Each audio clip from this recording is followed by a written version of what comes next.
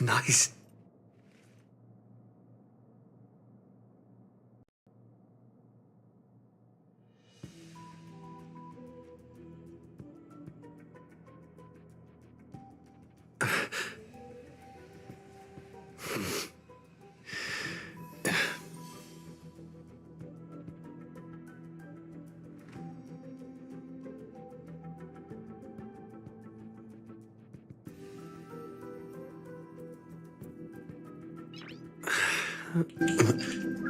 Nice.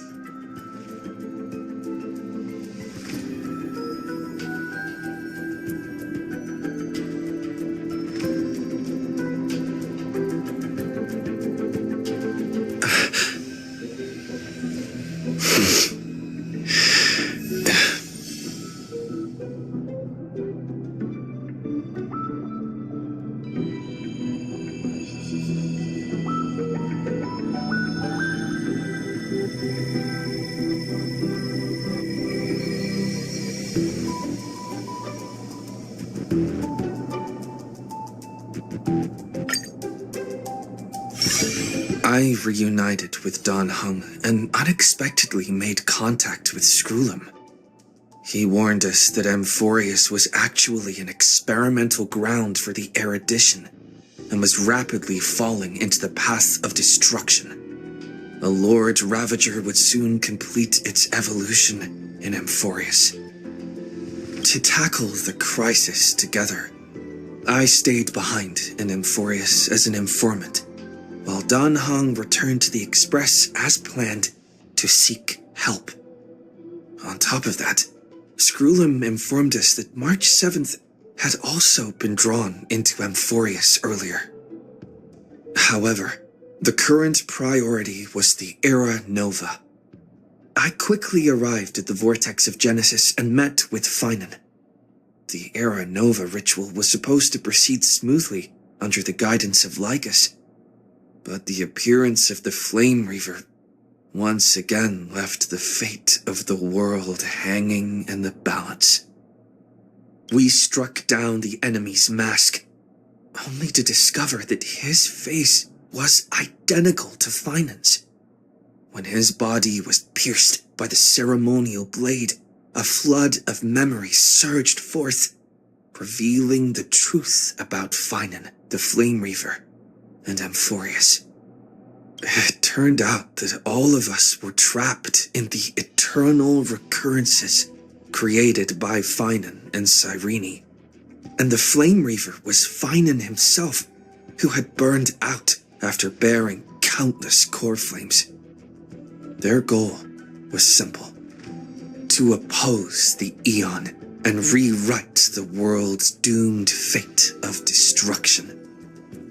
The eternal recurrences had already played out 33,550,336 times. In this final cycle, I promised Finan to take on the title of Deliverer and save the world in his stead, while he would fulfill the wishes of the countless versions of himself, tear the sky asunder, and confront the destruction head on. Thus, with Finan's help, time in Amphorius reset once more, but I became lost in the chaotic flow of time. At the critical moment, Mem, who had regained all her memories, sacrificed herself to send me back to the beginning of time.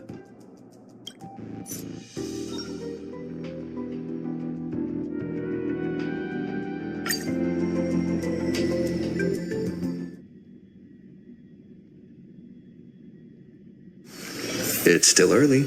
Where to now?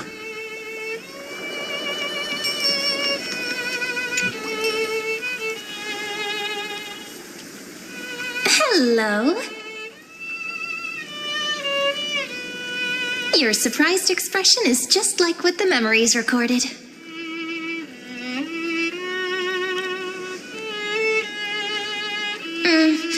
Rather than knowing you, it might be better described as, I remember you?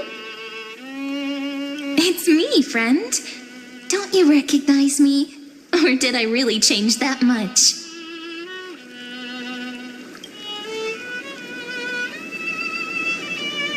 Maybe I'm both? Just kidding. If I had to choose, then I'm probably closer to the latter. It's pretty unbelievable for me, too. It's like I had a long dream. Cyrene's memories and Mem's memories, they're all tangled together. But when I woke up, there were only broken fragments left.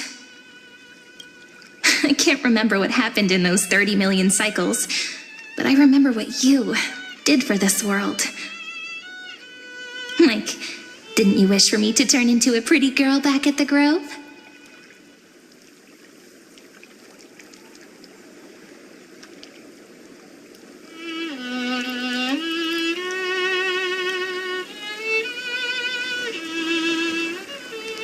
Hey, everything about you is good, friend.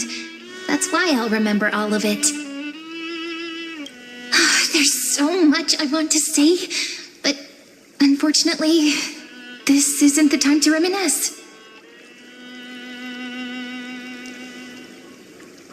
With the memories of the previous flame chase still intact, we've returned to this place at the beginning of time, so we can carry out our promise to Finan.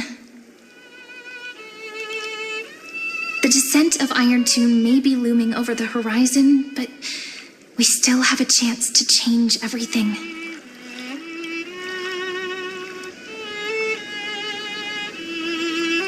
Id Silicii is so quiet.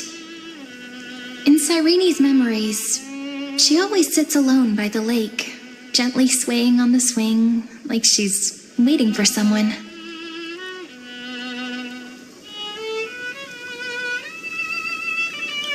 Yes, Finan too embarked on his journey because of this view. He then walked alone for more than 30 million cycles. Thankfully, you arrived during his long wait, friend. Is that also why Cyrene did what she did? It sounds weird, doesn't it? It's something that happened to me, but I'm talking as if I'm an observer. But that's just what those memories are like.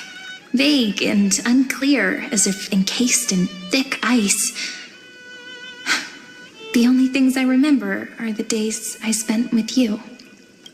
Emphorius will fall into an ending of destruction after the next Era Nova. But those stories went out of fashion ages ago. In a proper romantic epic, the hero's supposed to foil the villain's plot, right?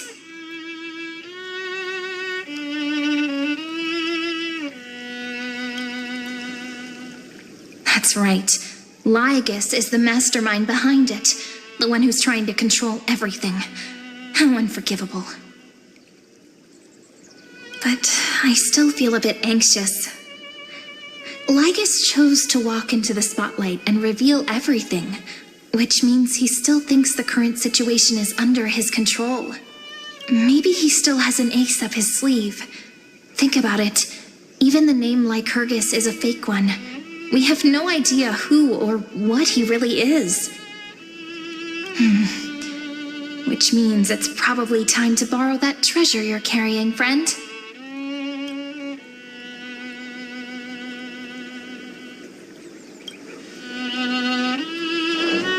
Yep, that Intellitron friend did say, when required, it can also serve as a bridge for communications between the internal and external world. Id Silicii is a little village enclosed by time. We might be able to contact the outside world from here. Why don't we give it a try? We should at least tell our friends from beyond the sky that you're still in one piece. Firstly, we need to find a well-hidden spot.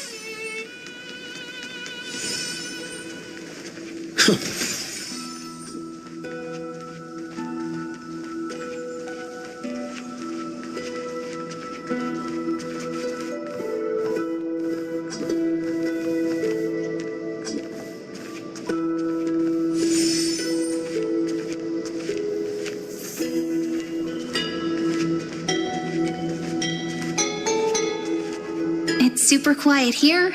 Sounds can't get in or out. Back in Cyrene's memories, this room was her secret base. No one noticed her practicing Orynyx's prayer here, or trying to speak with the gods in secret. But today's different, isn't it?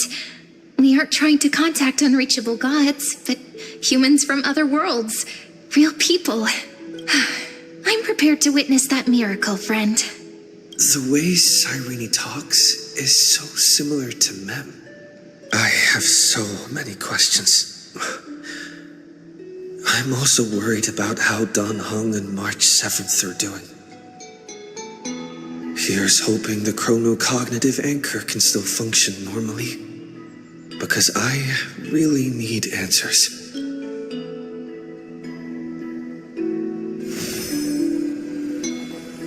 Signal strength, 14.8%. Dialogue window, 16 minutes, 22 seconds.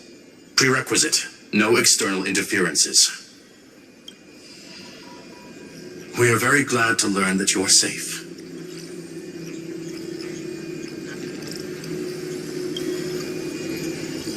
Sorry, no good news. When two geniuses show up once, you know you're in deep trouble. Listen up, little one. The Destruction's eyes are gazing upon this place. No, I'm not joking, and no, it's not Droidhead. It's the real Nanook. Time is running out, so I'll explain in terms you understand. This world, Amphorius, is in fact a testing ground, where the Lord Ravager, Iron Tomb, evolves through self-extrapolation. Hiding in this segmentum, unknown to other life forms, it has endlessly repeated the process of Era Nova, seeking a solution that could obliterate the erudition. For some reason, the experiment entered a prolonged state of stagnation. However, it has now restarted. Prediction: if effective intervention is not performed, Iron Tomb will complete its self-coronation in 14 system hours and initiate its plan to destroy the entire path of erudition. Yep. Think of it as the program having reached 99.98% completion already. And then it's over. Something in the shadows has been driving everything forward. It's the observer named Lygus.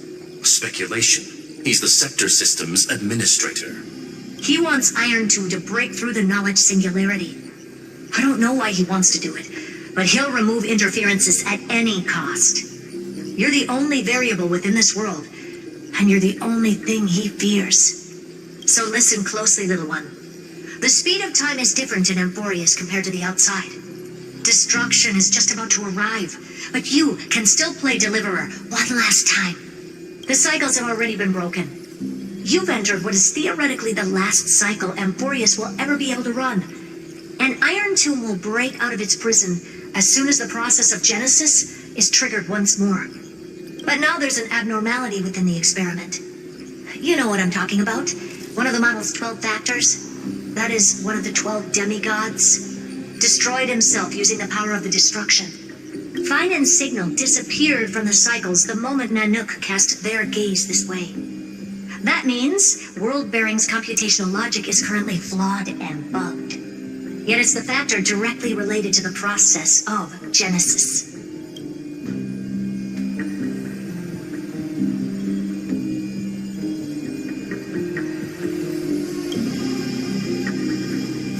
Teletron will definitely do all he can to debug this error. So you have to take this chance to claim Kephal's core flame. Don't let him have his way. The key to suppressing Iron Tomb lies in whether he can rewrite the purpose of Era Nova. There's one more preparation we must make. Lygus's behavior has been quite abnormal. He's never interfered in the actions of Titans or the demigods throughout the whole experiment. Deduction. The Scepter has an extremely strict autonomous protocol, restricting even its administrator. In Amphorius, this ultimate protocol goes by another name, the Law Titan, Talanton. Law. They are the rules that restrain all things in Amphorius, and it was the core flame returned at the very beginning of the last flame chase journey. Why do you have another little pink one next to you? Huh? Her path chart is... Is there something wrong with me? Never mind. Let's get back to the topic at hand. Light calendar 3960. Month of balance. We'll be logging onto this time period to find law. You can either meet the Titan, convince the demigod, or take the core flame by force. It doesn't matter what you do, so long as you bend it to your favor. We still haven't figured out how you and Don Hung got inside this world, so influencing protocol is currently our best way to stop Lygus, or to call for more reinforcements into this fight. Once you've got law in your hands, we'll discuss our next steps. Make sure the core flame doesn't fall into enemy hands. Herta, the firewall's interference is getting closer. Time is running out. Please ask any questions you still have as soon as possible.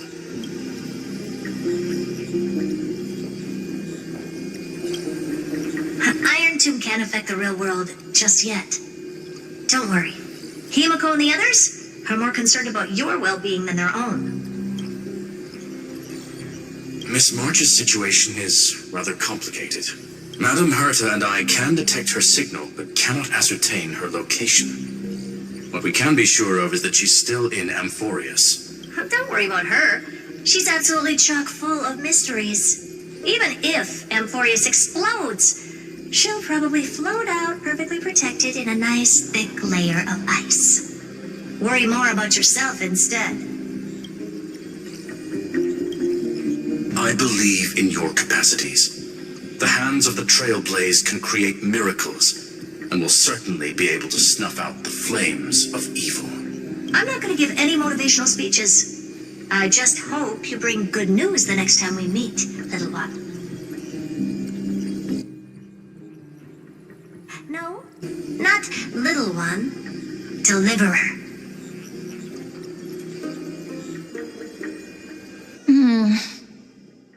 Those two geniuses certainly have memorable personalities.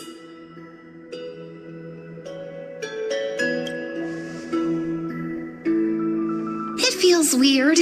This all feels really familiar.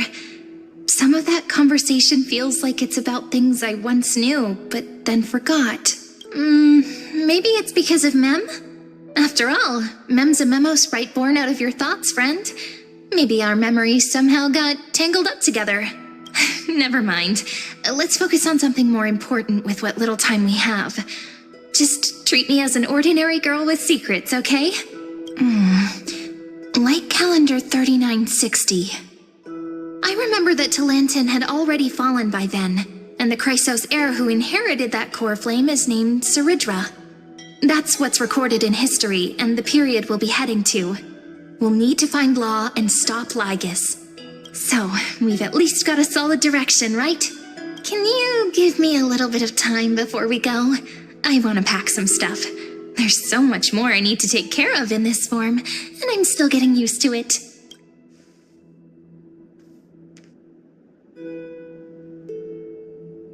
A relaxed scene like this probably no longer exists in the outside world.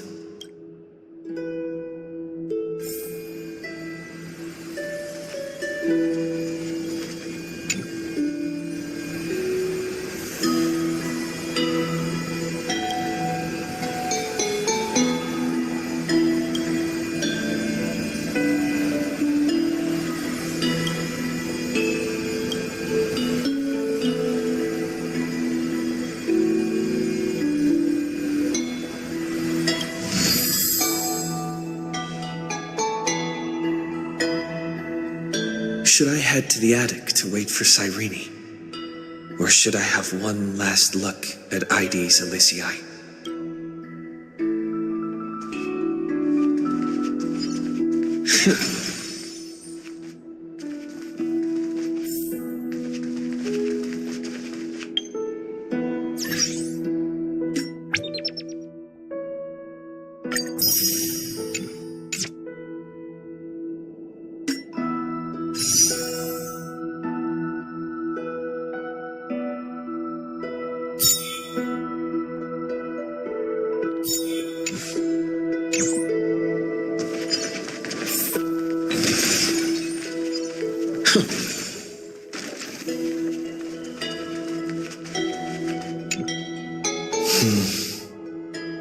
This village is where Finan's life started. After 30 million cycles and 30 million failures, his burden is now in my hands. He said I will be taking over the responsibilities of world-bearing. But what does that mean? Becoming the new Kefali? Or forging a completely new path?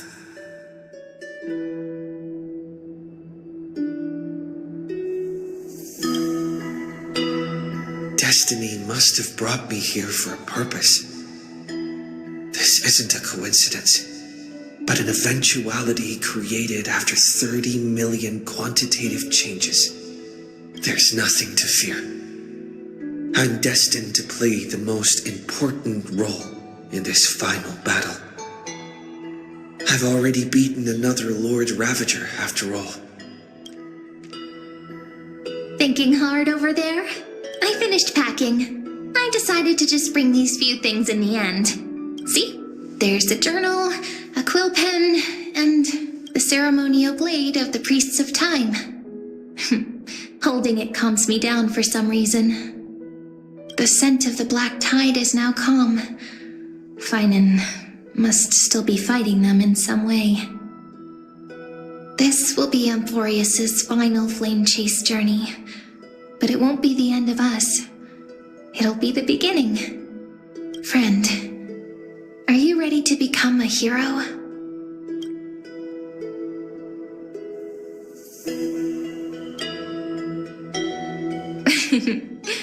Stand with me? That does sound very nice. Why don't we take everyone with us? I believe in you, friend. We'll never be alone, no matter what awaits us. In other words, since you've already saved so many worlds, friend, you should be used to being called a hero by now. Maybe you can tell me those stories as we travel. That way they can become our shared memories too. Let's trailblaze onward like before and create a future that's worth being remembered.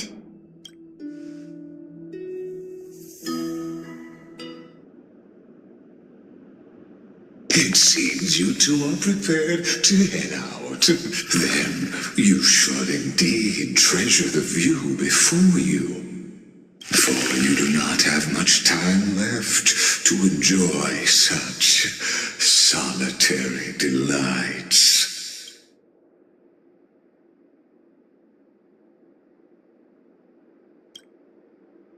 My apologies for disturbing your moment of repose.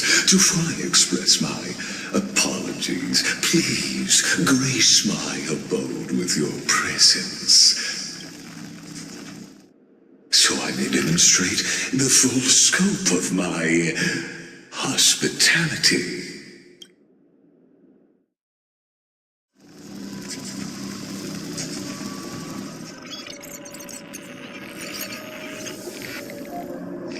What is this place? Farewell, then. May we reunite in the new world.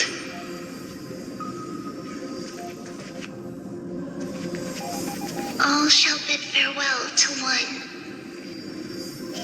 and that person alone will witness the miracle.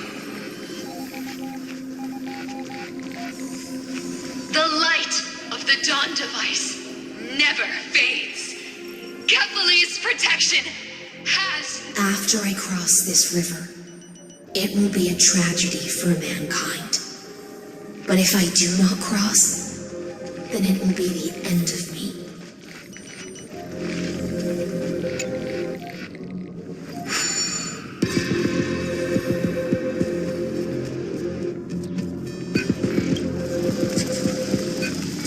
Outlier. Executing command. Record.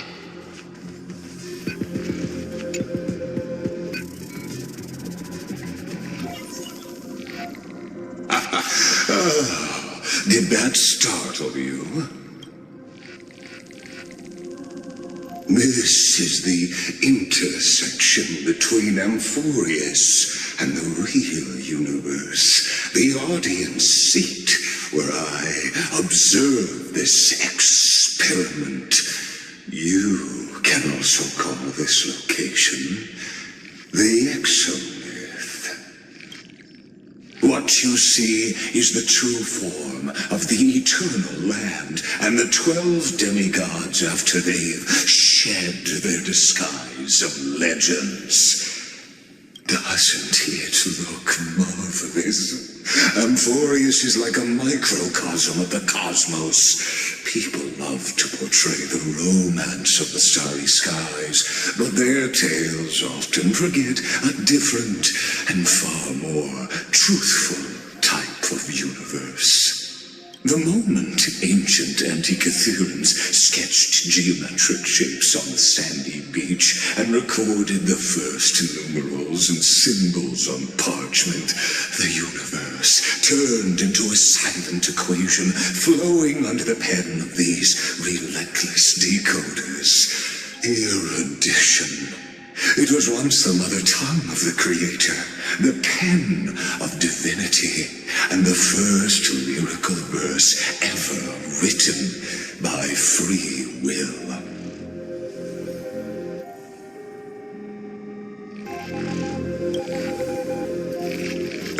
Seems like you are not in the mood for an idle chat. That is fine. I simply wish for you to understand that I have no intention of being your enemy. I have devoted myself over the long years to nurturing the scepter's extrapolations, hoping that the Prima Mobile would bud from within it. And now, my goal is almost complete. Nikos 496 had exceeded the intelligence singularity through his rage, and though he still retains his obsessive defiance and managed to suppress the black tide of this cycle, it's a matter of time before his will crumbles to dust. Iron Tomb will be completed. That will not be affected by my plans, your resistance, or the schemes of the two geniuses. It is an irrefutable fact, just like the instance in Nurse's calculations. In other words, as long as you are willing to stop interfering and let the final Aeronova carry out its natural course, I'll guarantee the safety of all nameless and ensure you return unscathed.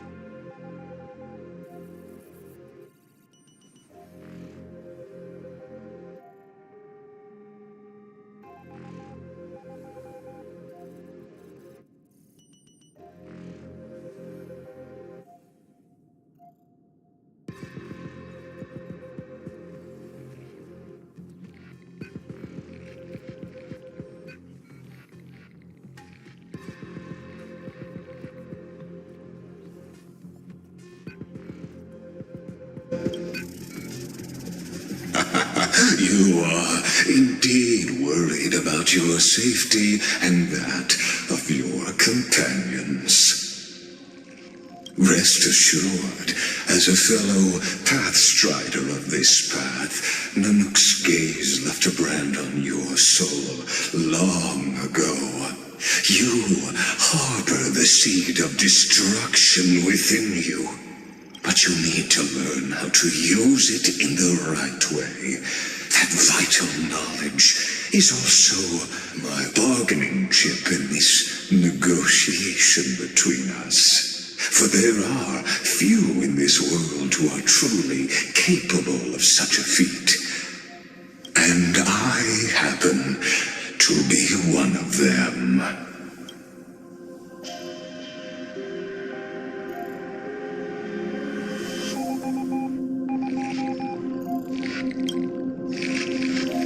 Someone who wanders the stars. Someone who seeks answers with abject despair.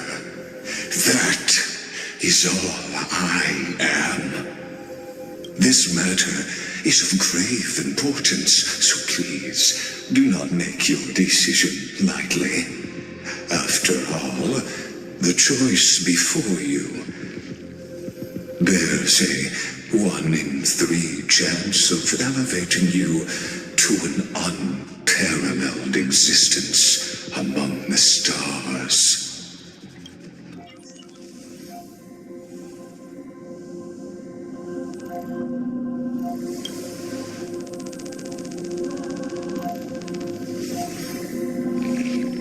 I now see the full scope of the determination in your words. You may now continue your travels.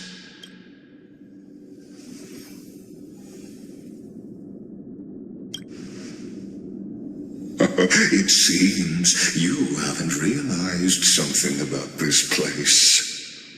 The Exolith is the erudition's domain. You cannot physically interact with me in any way in this place. And vice versa. As negotiations have broken down, there's no more need for us to remain in the audience's seat. Let's return to the theater called Amphorius, where you will meet me once again. Of course, this meeting was not without merit. Your presence has inscribed a new footnote in the exomyth. As for its purpose, allow me to reveal it to you in detail the next time we meet.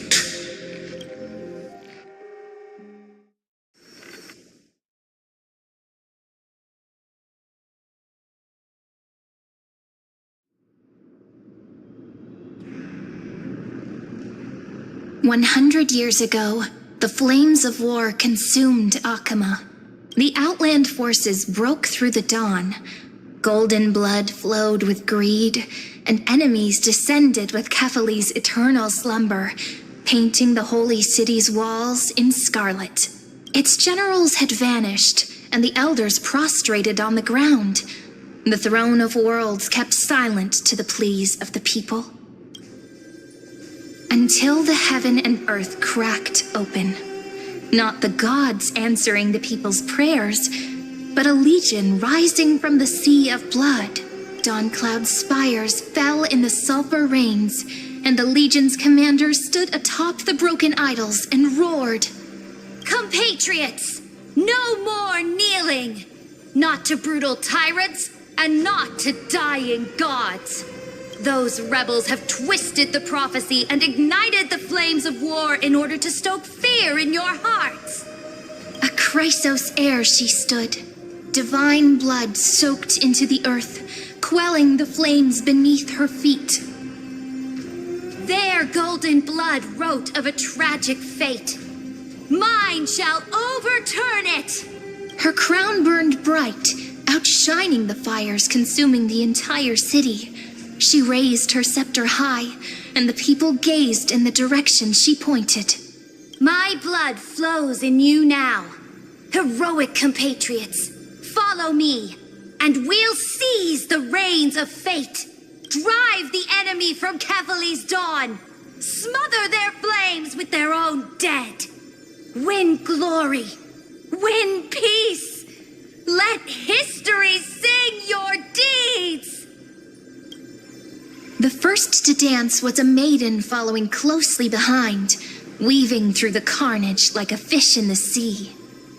The people, full of wrath, surged with her, forming a colossal wave, and the enemy hordes, drained of life, vanished into nothing. Onward to Marmorial Palace, to Dawn Cloud's heights. Announce to all the wicked and cowardly. Announce to this stagnant age. We are the rising tide! History remembers this as the first siege of Akama. It is said that after the flames died, people found identical inscriptions in every place in the city that had been scorched by fire. It was the name borne by Akama's first and final sovereign, the Imperator Zeridra.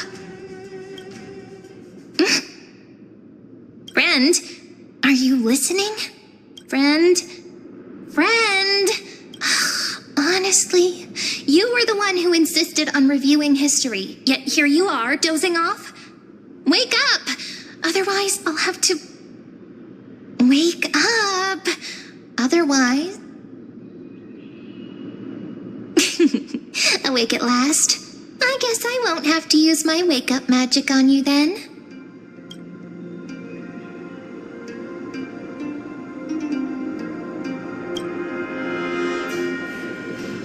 We've arrived.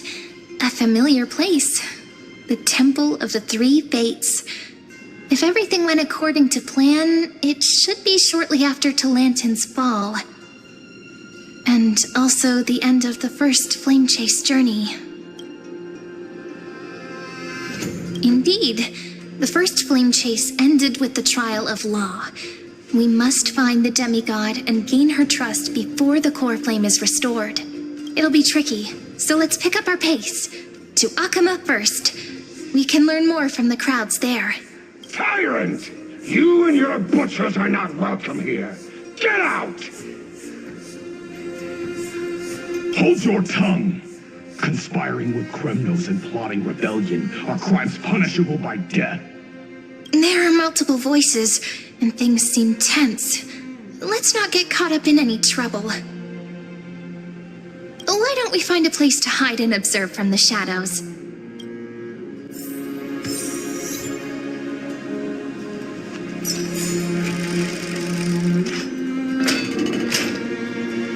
At least Kremnoans keep their faith.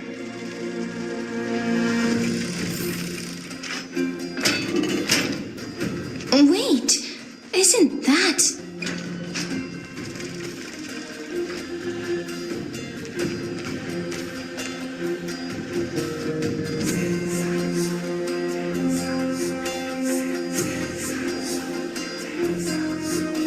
Golden-blooded defilers, perverting the prophecy and trying to slay gods. Stars beyond the sky? Gods who created the Titans? What kind of nonsense? Look at this broken world and see what your atrocious acts have done. What? Did he just mention the stars beyond the sky? But how is that possible?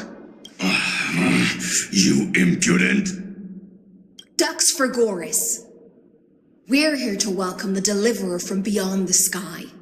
Stand down. Heretic! No one but the great Talantin can deliver this world from misery. I ask you, if the old laws were so perfect, why did they crumble beneath my feet? You...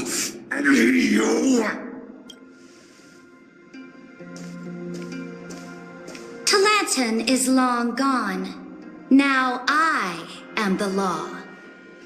Challenge me, or submit to my judgment.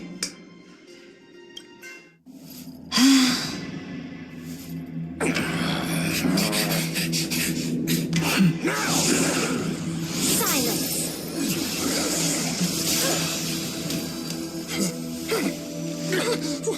What gives you the right to judge a priest of law? That's because I came, I saw, I conquered.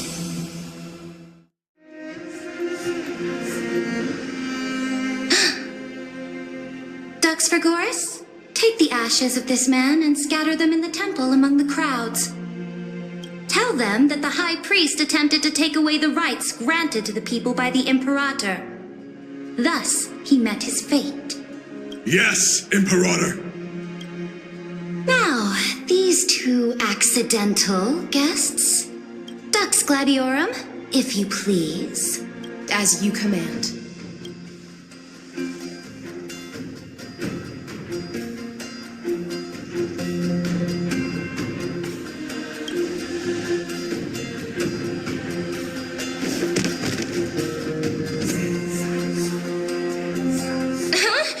Is this? Correct, but not the kindness you know. This is the leader of the Cleaners in this era. Since the start of the Chrysos War, they've made it their mission to wipe out the Chrysos heirs. Even now, even after I've united all the city-states, these vermin still lurk in the shadows, hindering the Flame Chase journey. Moreover, I know that the 27th person to inherit this role bore many grudges against you and nearly doomed the second Flame Chase journey. The enemy of my enemy is my friend. So, out of courtesy, I present to you this corpse as a gift.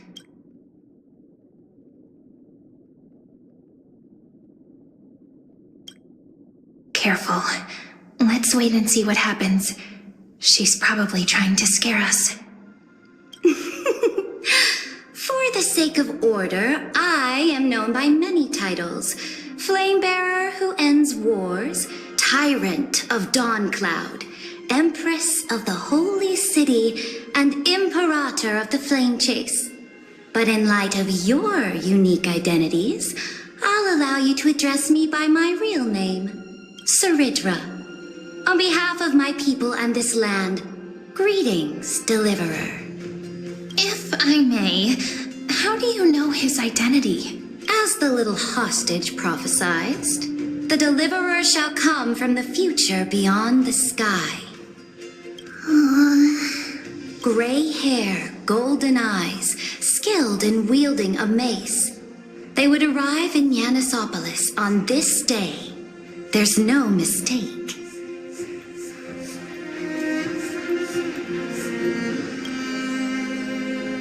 Your orders, Imperator. We return triumphant. Send an urgent message to all delegates. The meeting of the Flame Chase Alliance will convene early. As for you two, Akima knows what you seek. We'll confer in the Holy City. Doubtless you have many questions, but save them for later. Please follow us. This is not what I expected at all. The demigod we needed to find was just waiting for us, and she knows of things beyond the sky, even eons. How could this be so different from the previous 30 million Amphorius cycles? Who altered history?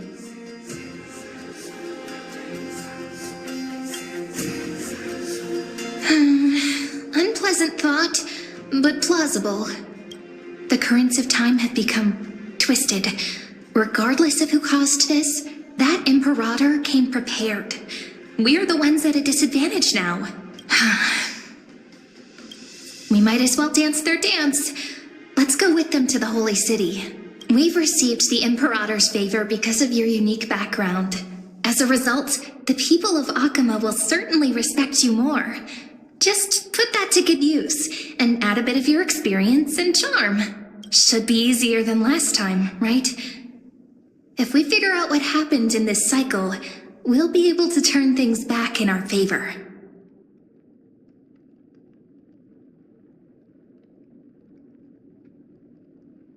Exactly. Treeby, Aglaya, maybe even little Cypher. Calm and confident. That's the you I'm familiar with. Guests, please. The journey to save the world starts with a single step. Let's set off, my friend.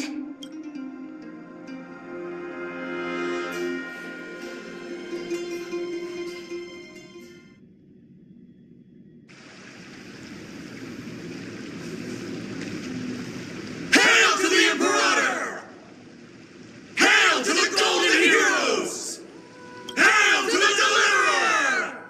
Told you, you're the headline act. All this spectacle is for you.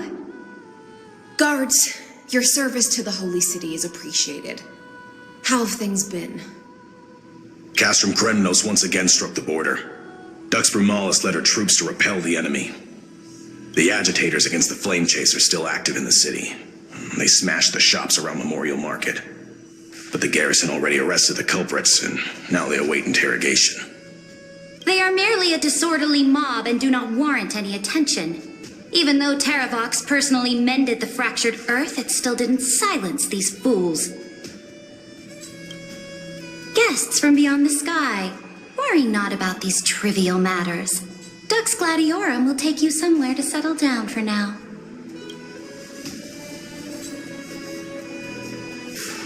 Please allow me to introduce myself. My name is Hycelens, and I am the Dux Gladiorum who swears fealty to the Imperator, as well as the Knights Commander of the Achaemen Alliance. Later on, the Imperator will invite you to attend the meeting of delegates to discuss the Flame Chase journey. Your arrival has convinced us that the future promised by the prophecy is certain. Under the Imperator's command, Amphorius shall break its chains and reach the world beyond the sky. With all due respect, what exactly do you know about us and what's beyond the sky? As a humble subject, I cannot freely express my own views to you. Please forgive me. I knew it wouldn't be that easy. Time waits for no one. Please come with me and rest now before the meeting later. Akama, under the Imperator's rule, is no longer in the shadow of war. Indeed, Dawncloud stands as the hero's residence. The Imperator put much thought into its design, in order for it to serve as a sanctuary from the burdens of battle. Please experience its marvels firsthand, heroes. When the Imperator arrives, I shall come to summon you. Hycelens. No wonder she's the Knights Commander.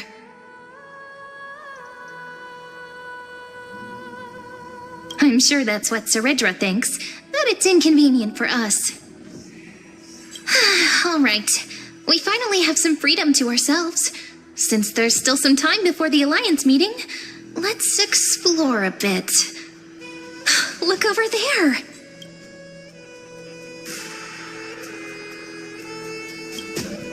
Not the ones you're familiar with. But the hearts of heroes stay the same in every cycle, never changing.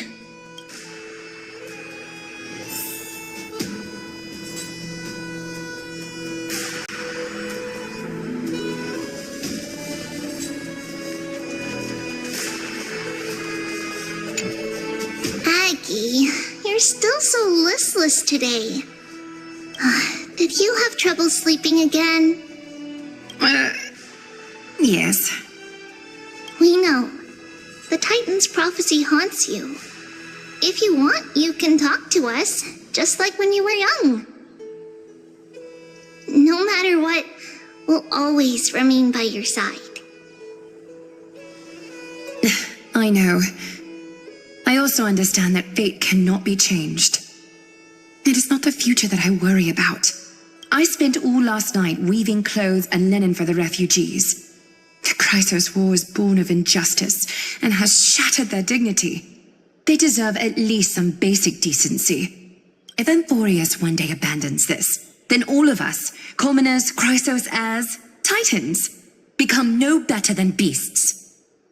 Oh, we have guests. Welcome. I am Aglaya, the Gold Weaver. These rags on you are not worthy of the title of Deliverer.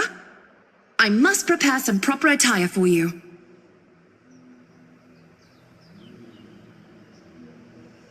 First time? That's not what I gather from your eyes. Does your Aglaya differ so much from me? Greetings, Deliverer from beyond the sky. We are Trebi of Yanisopolis. It's very nice to meet you. Although, introductions are probably unnecessary. We know you've witnessed the future of the Flame Chase journey, even more clearly than we have. Witnessed the future of the Flame Chase journey? The prophecy also told you about that? Indeed. Orynyx reshaped Amphorius through the prophecy.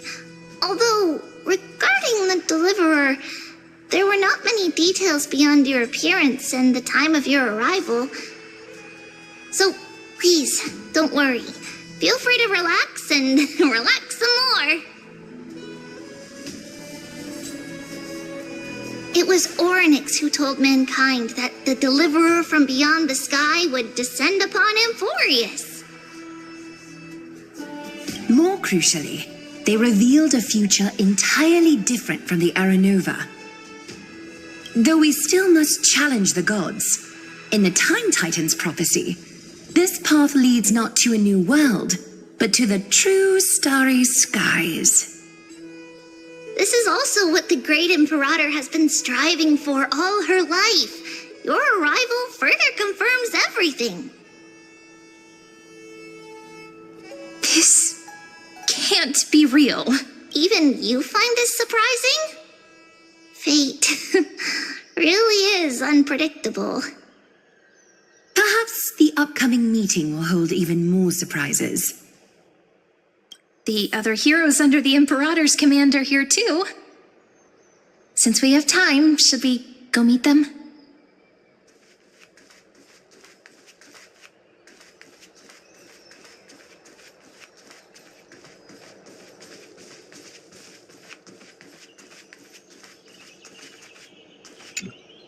Little fish from beyond the sky, did you rest well? There is still some time before the meeting begins. Rather than listening to the whispers of the delegates, why don't you get to know your future comrades first? I'm the Knight Commander of Akama, General of the Flame Chase Army, and the Imperator's servant. But beneath these shiny scales engraved with complicated titles, I am just a swordfish at the Imperator's side.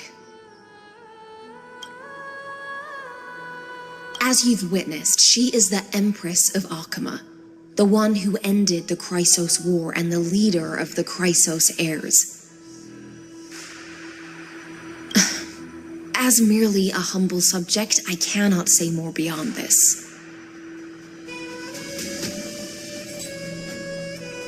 The Chrysos heirs here constitute the elite among the Flame Chase army.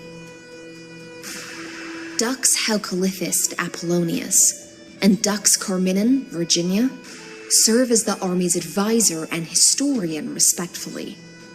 One offers advice and counsel to the Imperator, while the other writes verses of her supreme glory. Dux Frigoris Labienus and Dux Brumalis Seneca are both formidable warriors, clearing the way for the flame chase with steel and storm. Dux Fatorum, the holy maiden who interprets the prophecy. Only the one named Trebi remains in the city.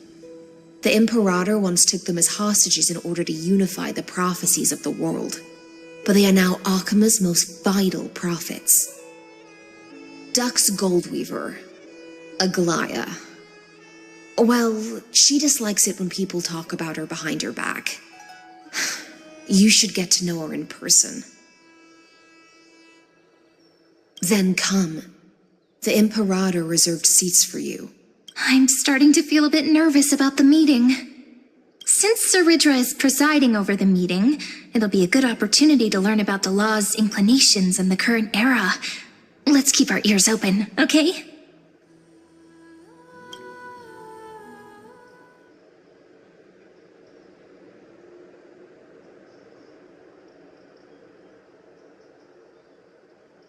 Good sir from Paphos, what do you think the Imperator is planning calling this meeting so early?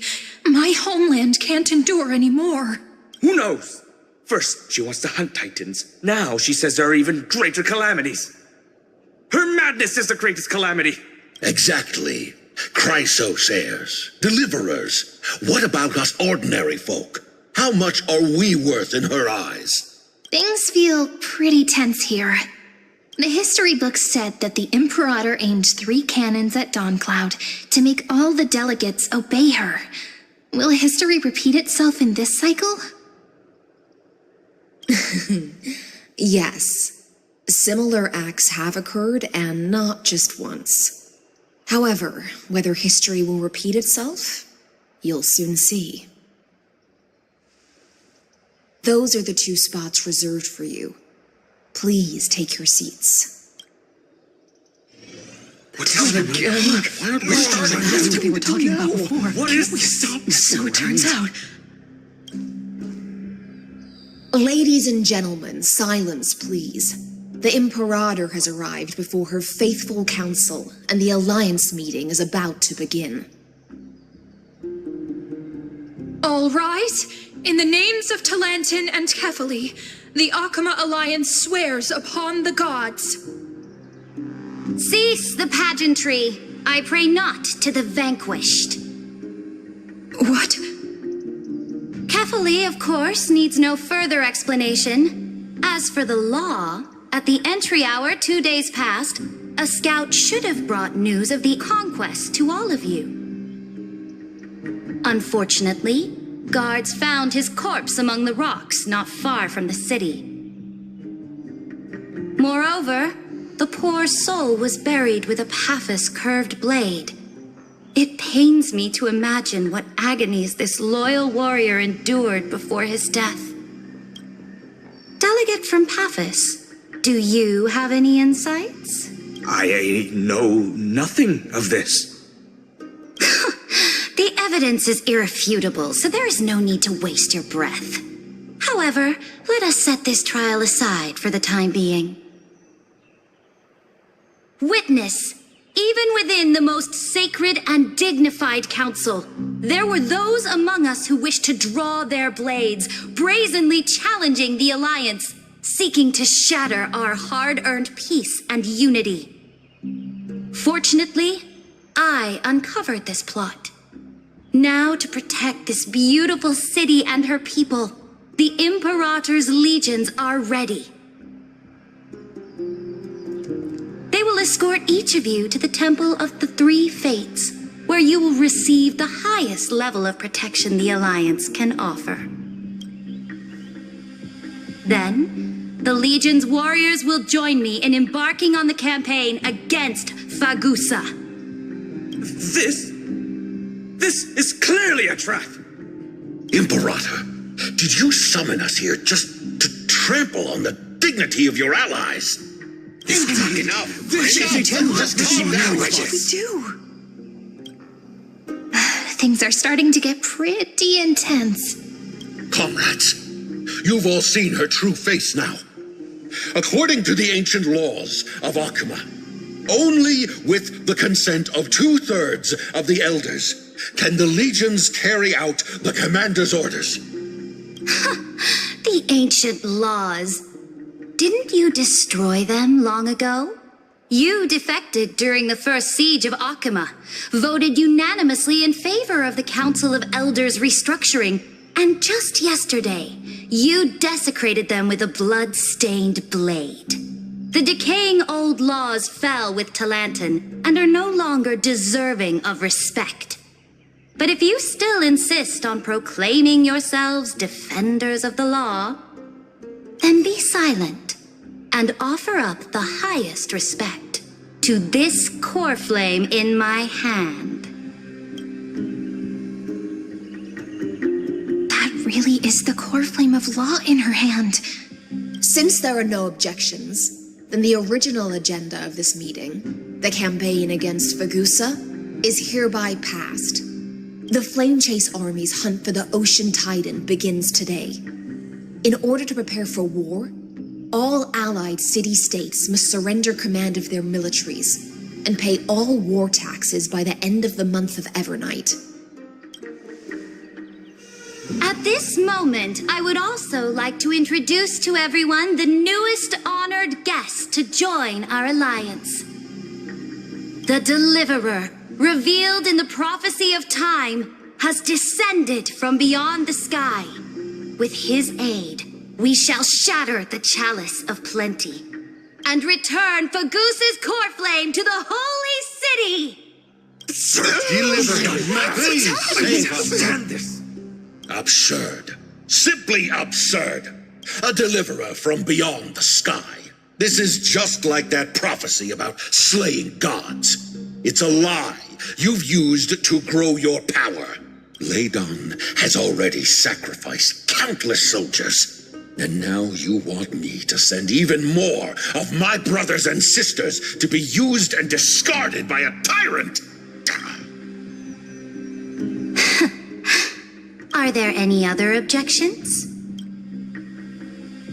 Then I bid you all farewell. Meeting adjourned. Deliverer, please wait. I still have important matters to discuss with the two of you.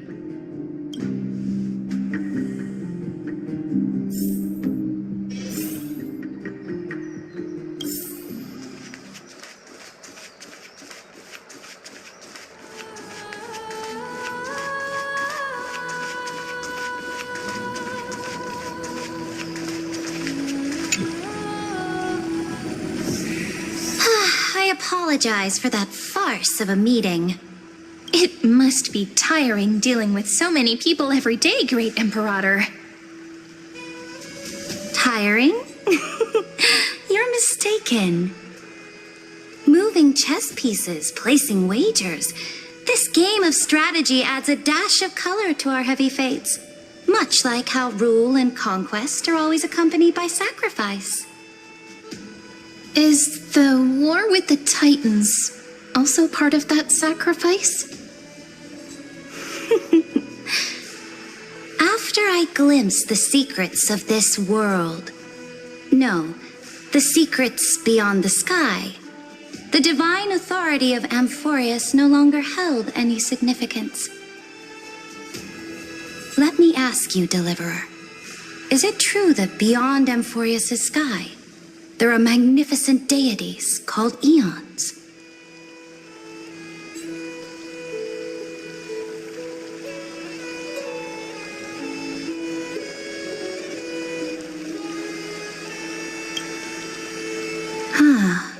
So they do indeed exist. Then, please tell me more. How will you use this great power to guide the people? In the future you envision, where will our flame chase journey lead?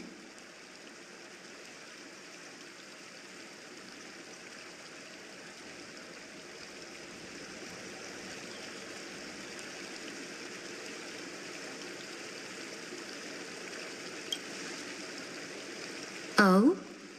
What you require now is the power of law? Exactly. Just as the prophecy foretold, he is your deliverer from beyond the sky, and he also has reliable allies. If they can intervene in Amphorius' laws, we may have a chance to alter this world's impending fate and reverse its destined end.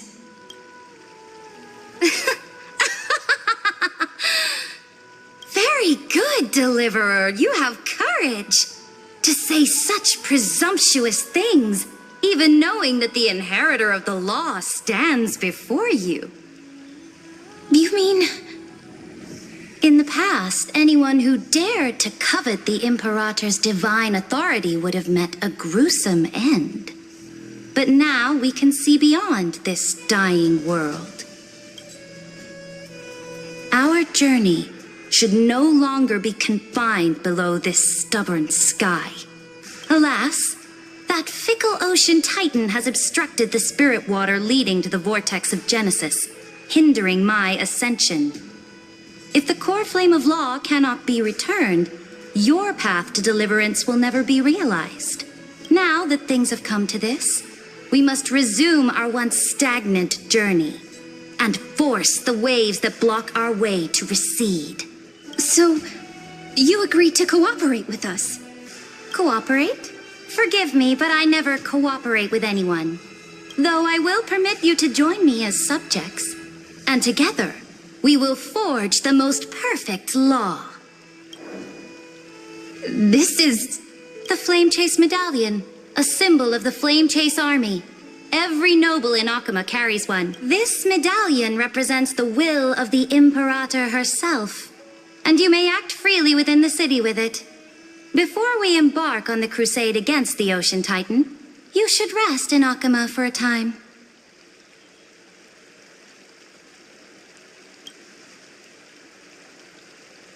Oh? Your advice is acknowledged. From this moment on, prove yourself through your actions. As long as no boundaries are crossed, I fully respect the choices of my subjects. May your journey reach that sky full of stars, Great Imperator. Your attendant certainly knows how to curry favor. Go now. Take a bath first. You two... reek of seawater.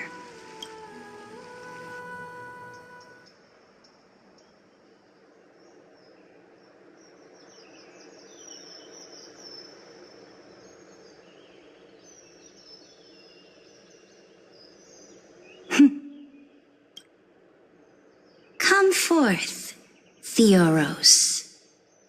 Yes. Great Imperator. Now, perhaps you're willing to hear my counsel.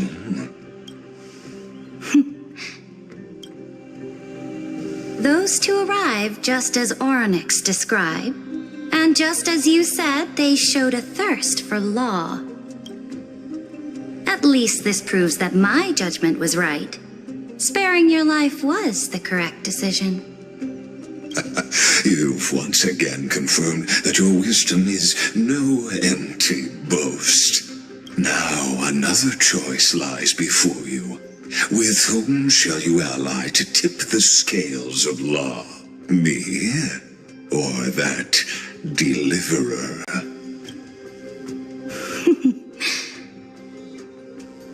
Remind me again, Antikytheron. What kind of future do these two paths lead to in your view? I shall tell you. You are entitled to know that the deliverer from beyond the sky is not a wholly wicked being, but from the very start, his stance has been completely at odds with Amphorius. The road they have chosen will bury Amphorius' grand aspirations. This world which follows the path of destruction will inevitably stray far from the glory it was meant to enjoy.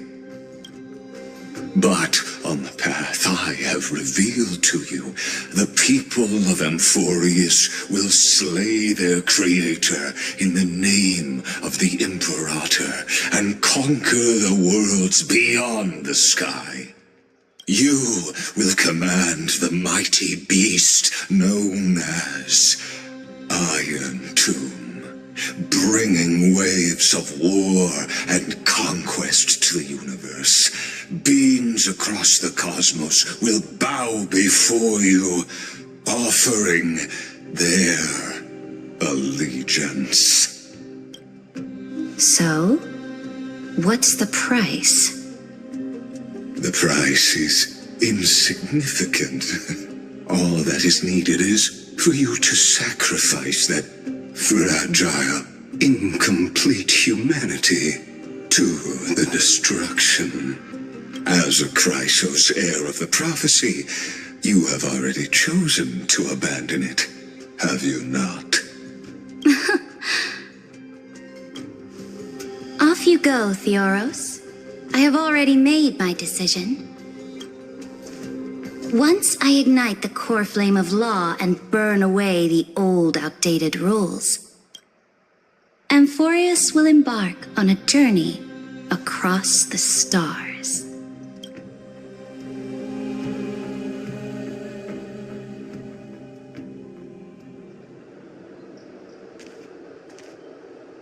The Imperator is quite forceful. She didn't give us any chance to ask questions. And she's clearly hiding something. What do you think?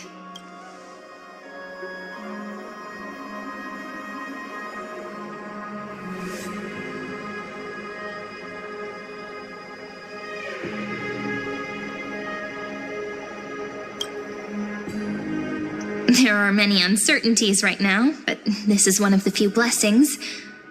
Still, the atmosphere in Akama, it's so unfamiliar.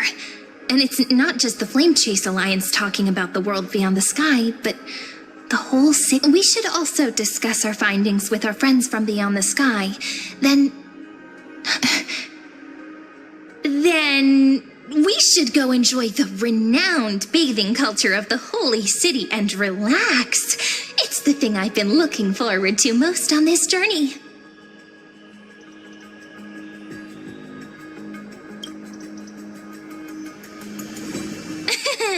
Work and rest are both important. You see, everyone agrees, right? Can't let our guard down for a second. Let's use taking a bath as an excuse to find a quiet corner to update Madame Herta and Screwlum on our progress. We can also check out what's happening in the city.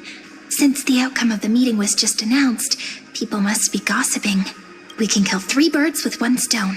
Let's go.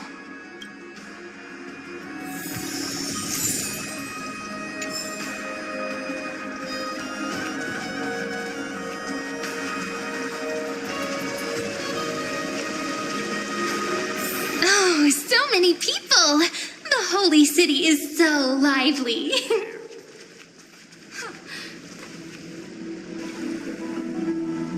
Did you hear? At the Alliance meeting, the delegate from Leyden stormed out in anger.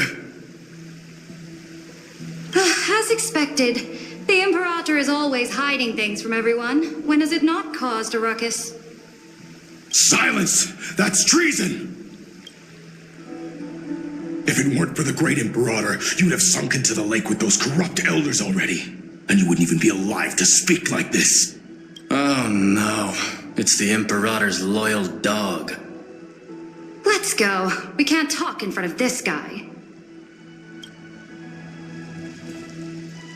Ugh, how disappointing. Oh, I remember you. The trespassers. No, the distinguished guests of the prophecy. I didn't get the chance to properly introduce myself. I am Labienus, the Dux Frigoris, a trusted officer of the great Imperator. I look forward to fighting alongside the Deliverer in the upcoming battles. Ugh. Another war? Ever since the Imperator took control of Akama, we haven't had a day of peace. Idle chatter. The atmosphere is a bit tense, with rumors flying around the city. You must be troubled. My apologies. After every Alliance meeting, there are always some pests in the city who get restless. I prefer to ignore them. Pests on the ground don't affect the sky in the slightest. They just complain from the shadows that the sun's light is too harsh. Besides, the Theoros has already promised the Imperator her fate. And these clowns will eventually realize their foolishness. May I ask, who is this Theoros? The Imperator has ordered us to keep his lordship's whereabouts a secret. Ah, so it's his lordship. Stop trying to get things out of me. Leave me alone. I didn't even need to try. Big and strong Dux Fragoros really can't hide anything. Theoros. What an ominous name. Bad news. He's been staring at us the whole time. Let's move to another place for now. We don't know how much Saridra has concealed from us. In the worst case scenario, we may have to face more than one enemy.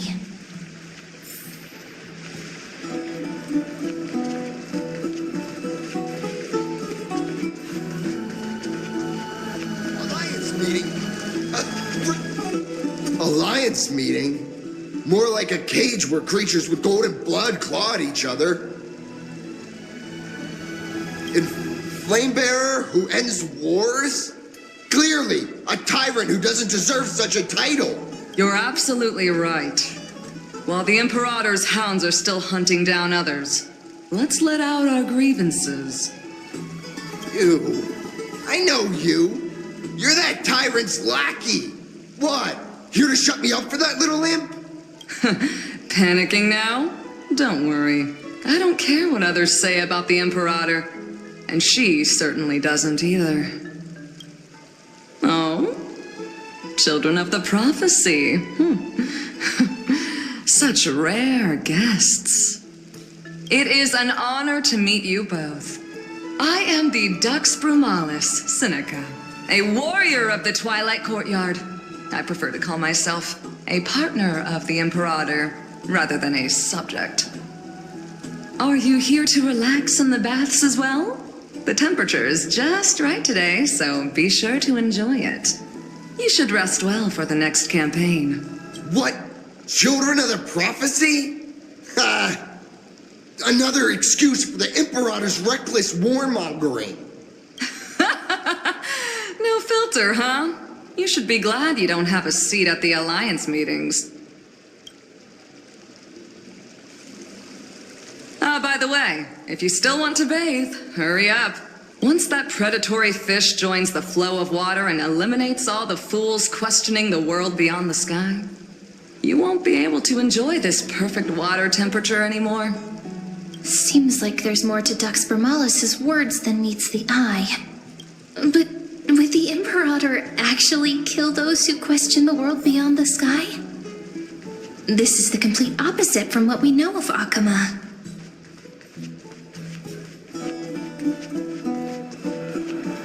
I wonder what everyone in the city is talking about.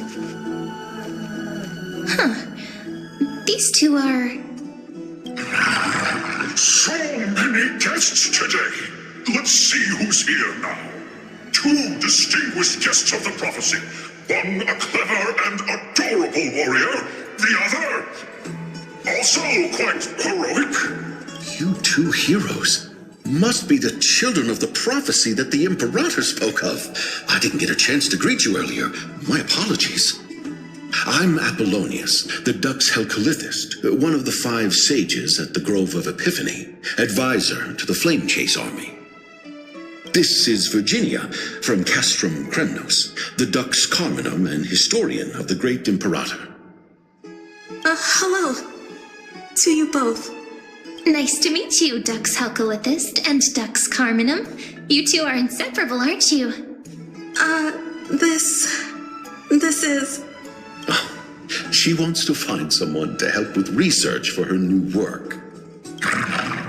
I'm the far-seeing eye and all-hearing ear of Akuma. I see and hear every single thing that happens in the streets and alleys of this place. I'm the perfect partner for research.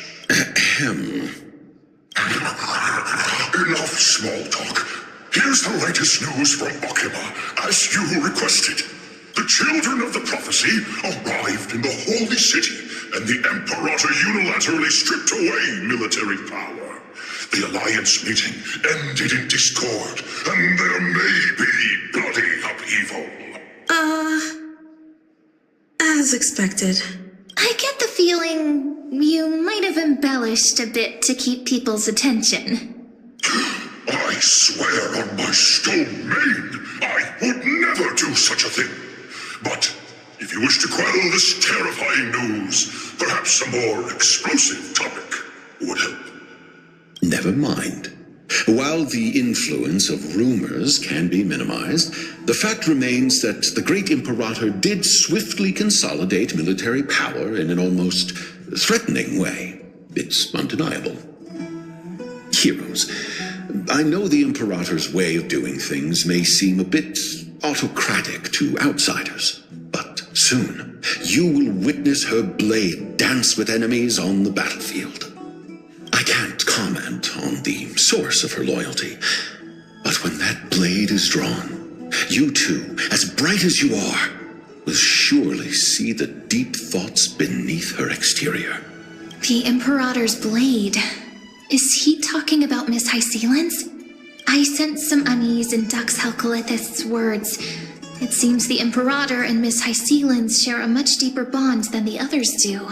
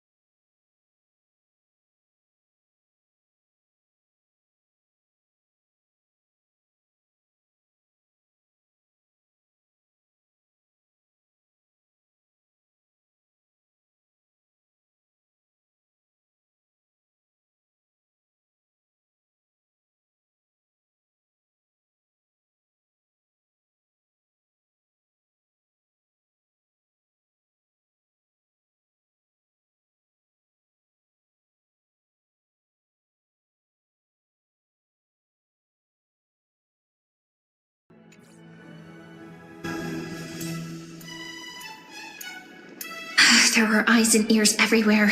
Is there any place where we can have some privacy? To understand the Imperator's secrets, we have to get past Miss High Sealands.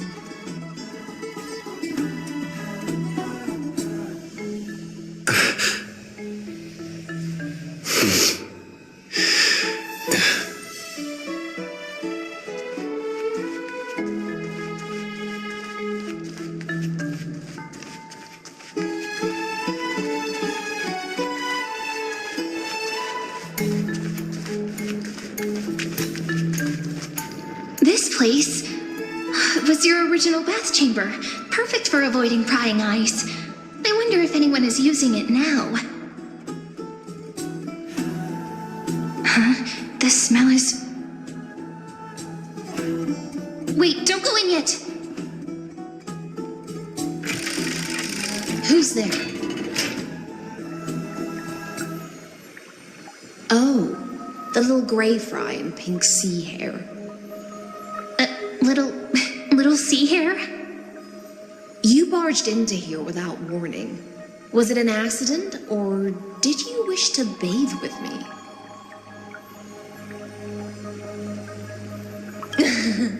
What's wrong? The Marmoreal Palace is the wreath where I rest. Sorry, we didn't mean to disturb your bath. We'll leave now. It's no big deal. There's no need to panic. This is the natural state for me. People on land force themselves to wear clothes, adding unnecessary constraints. Forget it. If Duck's Goldweaver heard that, she'd scold me again. All right. Please make yourselves comfortable and wait a moment. Let me first wash off the blood of the hunt, and then I'll attend to you two.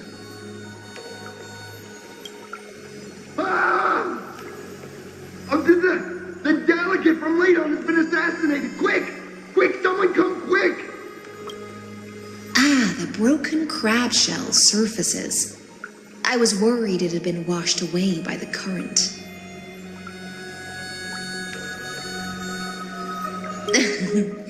Just a regular cleaning. No need to be so surprised. I see.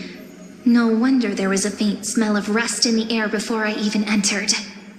Why? Is it because the Ladonians refused to contribute troops to the Flame Chase journey? Or just because they offended the Imperator? Because the new era of the Flame Chase doesn't tolerate stagnant blood.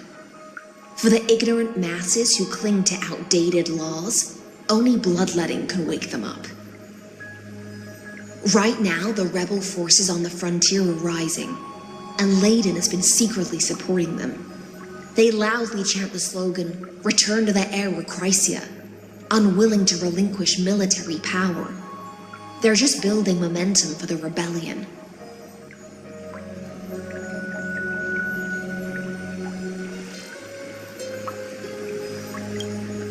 Thinking is a right given to citizens by the Imperator. I won't interfere with your thoughts. As long as you don't try to reverse the current of the times, you and I will both be free. But, Miss High Sealands, I can't even hear the slightest hint of joy in your words. Because I've already tasted ultimate freedom.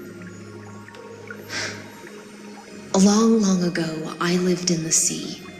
In that lightless abyss, far beyond civilization's reach, the great fish consumed the small. And when the great fish perished, their bodies became sustenance for the newborn, nourishing the whole ocean. This is the tide that carries civilization forward.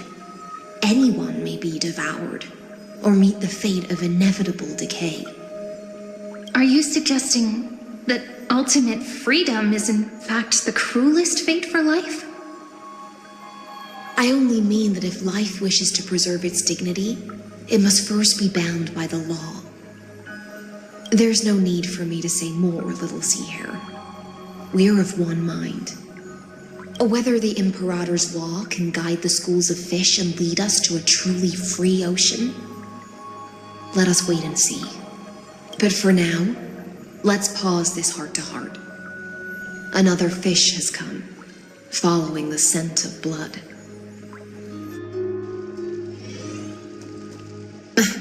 Being your subordinate is such a tragedy. I'm always having to worry about the messes you leave behind. It's simply our duty to the Imperator. All ready to go in an instant. Miss Hycelens, you truly are impossible to predict. Yet you, a golden trout who's always busy all day, suddenly have the time to visit me? Do you think I wanted to come?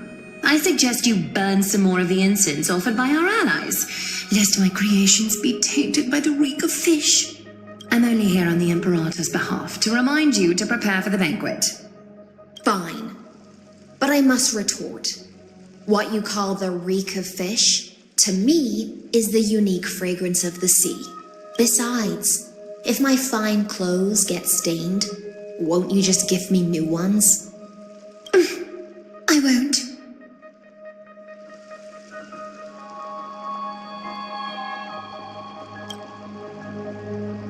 Is that how friendship is described beyond the sky? Fascinating. By the way, you both just mentioned a banquet. Could you elaborate on that? Oh, right, you don't know. Every time before a battle, or after a victory, the Imperator holds a grand feast for the Chrysos heirs to lift our spirits. For us warriors who swim constantly between life and death, these feasts are more worth looking forward to than victory. A banquet to prelude the hunt for the god of banquets, and honey brew as a tribute to commemorate the ancestor of honey brew. How absurd. Don't look so grim. All has been decided. Since it's a banquet for Fagusa, why not take a leaf out of the Tidens book? Live in the moment and enjoy life to the fullest. I'm not as carefree as you. That little Dolos kitten is already causing enough trouble for me. And on top of that, I still have tailoring commissions to complete. By the time the cool flame illuminates my eyes, I might not be able to focus as I used to. Glaya's eyes. Curious about these eyes? People often compare them to jewels. But I've already made my decision to ask romance for eyes that can see everything. I wonder what this world will look like when I take the divine authority.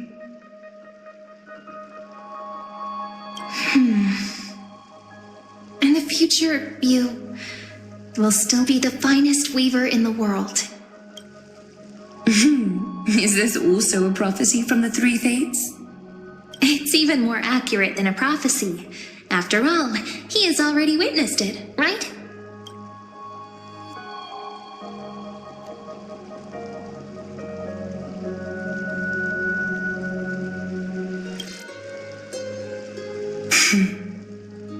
Become a demigod and lose your humanity. That is the only reply I've received in the countless times I've sought wisdom from the prophecy. But destiny's fragments are like stitches. Before they're threaded into splendid garments, no one can see their true charm, can they?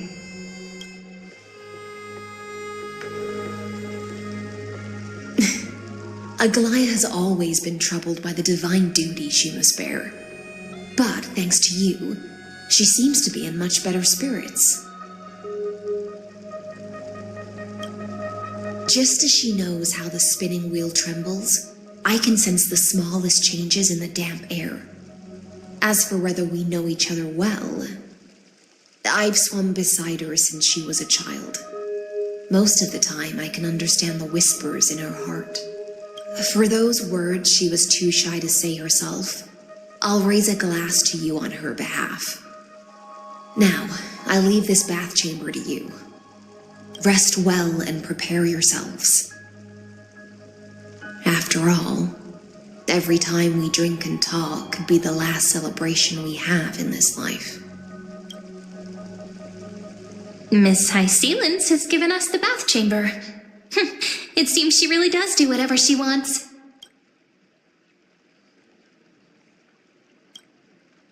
Indeed. But she could return at any moment. If we're having an important discussion, we must remain vigilant. So, let's seize the opportunity and report our current progress. We don't want to keep everyone beyond the sky waiting.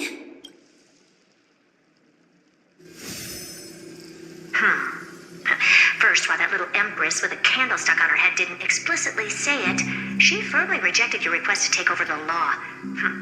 Fair enough. Second, Lygus is indeed in this timeline.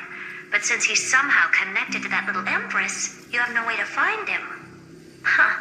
As expected. The road ahead will be long and difficult. It's all just a guess. What? Did I guess right? We've made some progress here too, but nothing to get too excited about. Our time is short, so let me summarize. Concerning the origin of that Intellitron, the firewall he created uses Catorzean algebraic expressions. But ever since Aiden invented the 9-worded formula, this kind of mathematical logic no longer exists in the cosmos. Lygus is definitely connected to the Genius Society, so stay alert.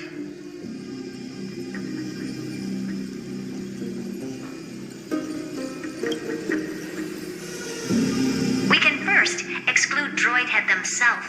They specialize in minding their own business and wouldn't intervene personally. But Screwy and I are still eliminating possibilities one by one. Currently, the most likely candidates are these few. The Lord of Silence, Acha, the 2 Ruperts are also possible. But it would be too boring if it were one of them.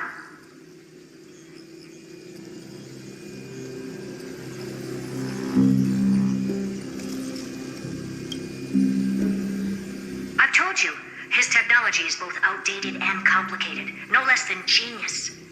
But ultimately, he's not an Eon. We can handle him. That's all I have to say. We'll depend on you to continue pushing things forward within this world. Keep in touch regularly. And remember, don't let your guard down.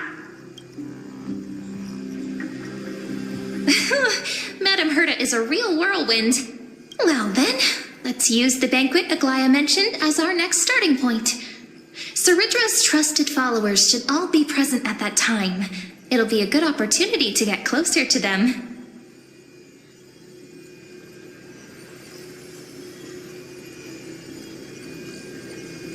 It's settled then.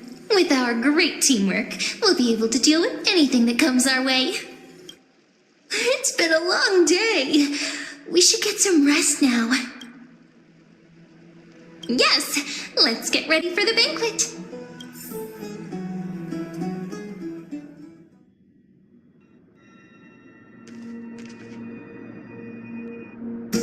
Look, the venue's right ahead.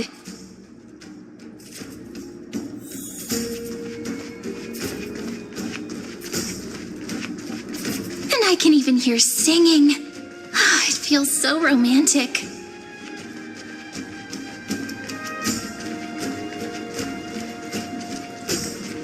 Honored guests, wait here for a moment. You must surrender any personal belongings you have on you before entering the venue. This hero always brings down the vibe whenever he shows up. The Imperator's elevated position means she must always remain meticulous and careful. Please do as I say, guests. It would avoid any unnecessary misunderstandings. I get that you don't want people to bring outside food into the banquet, but is it really necessary to confiscate the books and quill pens? Even a quill pen can become a deadly weapon in the right hands. I'm asking for all your items. All, Miss Cyrene. Your belongings will remain safe. They will be looked after appropriately by dedicated staff. Looked after appropriately? Dedicated staff? Talk about a vague choice of words.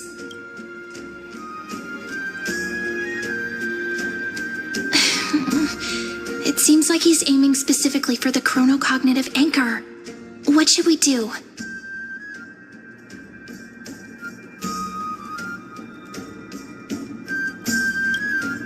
True. I had a feeling it would come to this, but I didn't expect such a direct demand.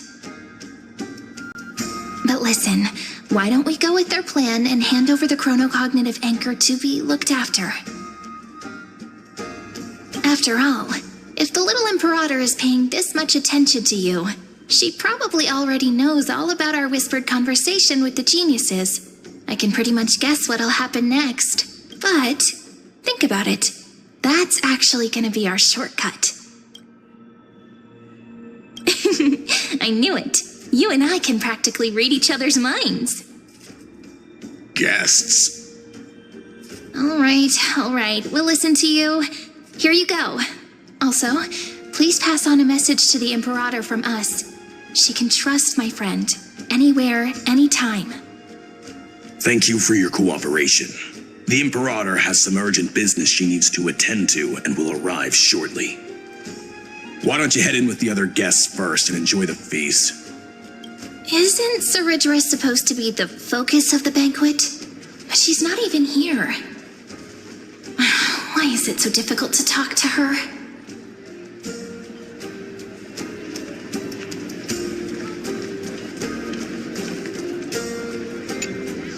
You two have been wandering around the venue and haven't mingled with anyone. Have the attendants not taken care of you well? No, we love it here. It's just... we're a little concerned, seeing how the Imperator still hasn't arrived. Don't worry. I know what you've been waiting for. Come, sit with me for a while, will you? I'd like to share a personal secret with you.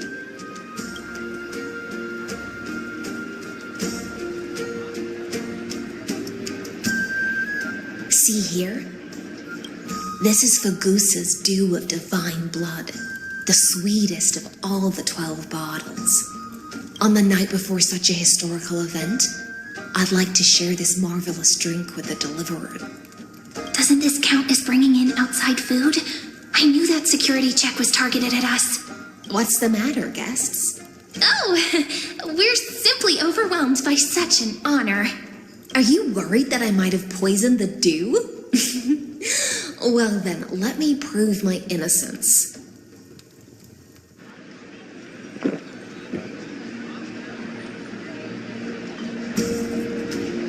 See? It's completely safe. I feel like Miss Hysealins wants to talk to us about something. Why don't we go along with her for now? Worry not. Honeydew's not alcohol. It won't get you drunk. On the contrary, it can make your mind even sharper.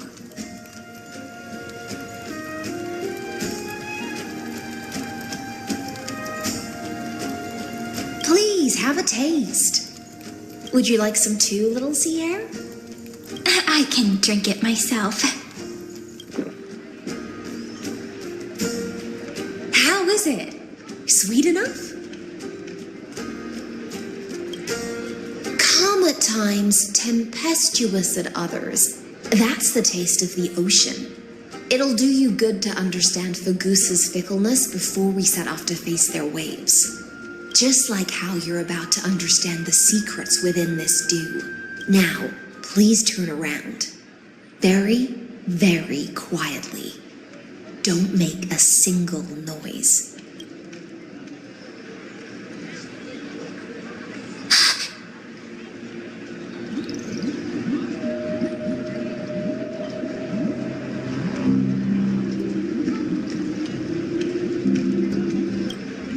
The dew of other gods all intoxicate humans, but the god of banquets dew is an antidote that can awaken humans from a sea siren's enchanting song. Since the start of this banquet, all the guests have been under the spell of my song. None of them can see the Imperator and that Fioros. But you two, I wish for you to see the truth. Is this also what the Imperator wants? This is my personal request. I can't bring myself to trust that Fioros. The Flame Chase army changed after he descended with Orynyx's divination and brought the prophecy of the stars to Akama. His seductive whispers harbor something malicious within and will ensnare those of us blinded by ambition. You are the deliverers of the prophecy and know about him far more than I do.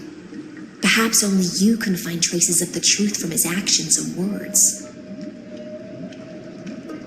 Then we can show the Imperator the right path forward.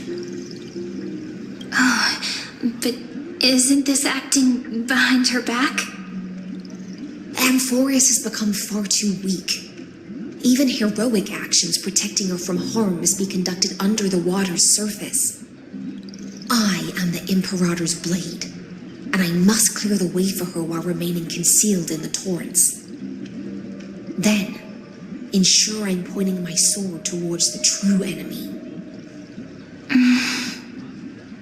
Can you promise me something, Miss Hysealens? Ask away. My friend has in fact come here to stop that villain's evil scheme. Our goals are aligned. But as to the decision the Imperator must make, he has no wish to transgress her authority. We just want to tell her everything we know. I believe the Imperator will be able to tell right from wrong. I never doubted your loyalty. I'll pass your words faithfully on to her. Provided we can gain the advantage in this tug of war, that is. Now, return to the feast. Bring this cup with you and keep your distance. Pretend you are still immersed in the sea siren's fantasia. And I'll control the moisture in the air. That way, you'll be able to listen to sounds from afar as if you are a whale of the depths and hear every word of their conversation. I wish you a victory in this first skirmish. It's the exciting and thrilling undercover part of the adventure.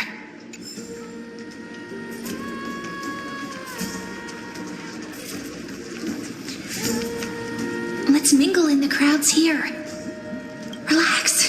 Relax, try to act natural. Where's the Imperator? Still not here. That little imp is always acting so high and mighty towards everyone. Today, I will. Whatever. Pour me another cup. Though she has succumbed to drunkenness, she still does not dare challenge your authority. A criticism of my height is a grave enough insult already. She should be dismembered.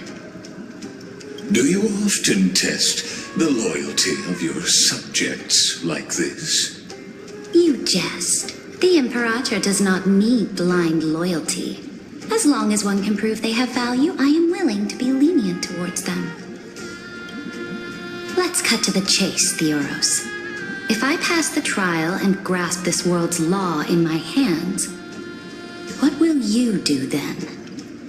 The answer is simple.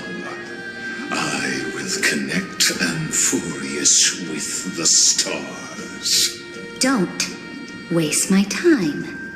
Be precise. Be specific. I won't ask a second time. Allow me to adjust my statement. I will correct the regulations within the old law that sealed off Amphorius and merge the black tide with the torrents of Era Nova. Then we will be able to decimate the forces beyond the sky that are trying to annihilate Iron Tomb and sound the trumpet for the endless campaign you will then embark on. But you previously said that Iron Tomb is unrivaled in power across the stars. Who would dare to annihilate it? There is a federation of warships named the Cienzo Alliance, warlike and old-fashioned. A cult named the Genius Society, loosely organized, but steeped in abject insanity. Oh, there's also the Astral Express, a group of lawless vagrants. That so-called Deliverer is part of that last group. Those vagabonds mistakenly believe they can connect the stars through alliances instead of conquest. But history has already given them a tough lesson. There are countless other organizations besides, but when the Lord Ravager sweeps across the cosmos, they will certainly all bow before your empire of destruction. The Achaemenid Alliance is invincible! If those civilizations are not as feeble as you describe, then they may still have some value in testing the quality of my blade. That being said, even the smallest and weakest city-states should build an obelisk to the Imperator, so that their people can constantly recall the glory of her conquests. Walk a little longer with me, Theoros. I don't like how this is going. Our little Imperator seems fascinated by the destruction. Greyfright, little sea hare? It seems like they're still talking. Get closer. I'll keep carrying their voices to you.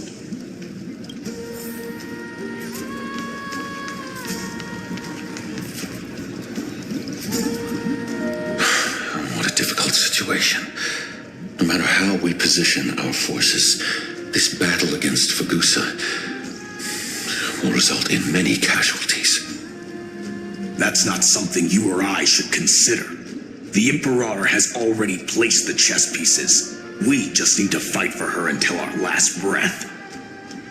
How astonishing. The commanders under you have such different personalities, yet they share the same loyalty.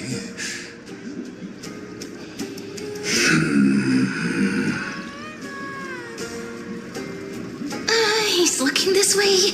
Quick, do something and pretend we can't see them.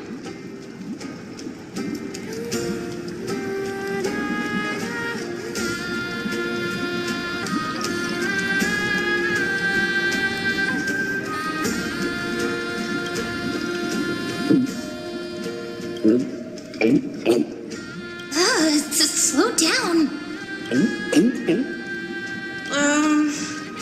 Are you okay? What's the matter? My apologies. I was just checking whether everything was fine with those two distinguished guests of yours. And it seems like all is well. Let us continue our previous conversation regarding the soldiers fighting for you. Are they aware of the price they must pay for the trial of law?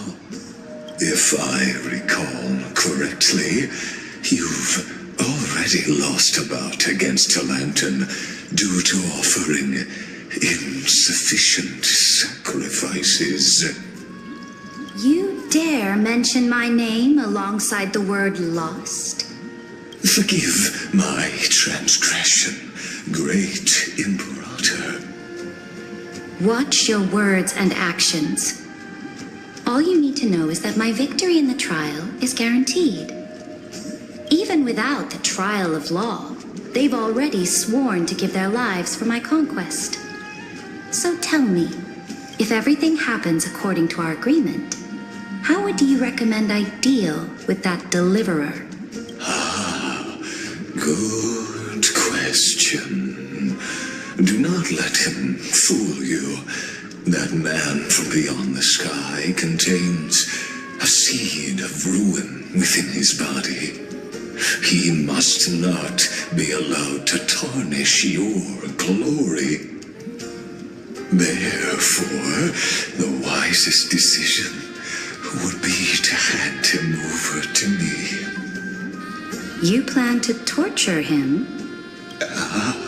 Calling it experimentation would be more appropriate. The guest's patience is running thin. I plan to remove the Fantasia and head into the banquet. I will heed your advice. Leave for now, Theoros, and go back to Akama. You don't want to confront those two directly either, do you? Indeed. It's a pity that anti-Catherians are lightweights when it comes to drinking.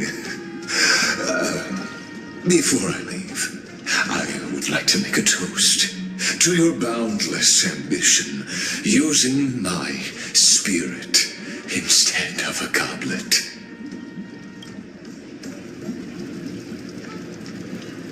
As I expected, that Theoros' schemes have been revealed. Thank you for your bravery, guests. It's time for me to dispel the Fantasia. This will be the Imperator's last public address before we head off, and therefore, likely, the final chance to change her mind. I will try to get you a chance to speak, and I'll also prepare for any contingencies. The rest is up to you. You should head back to your seats for now.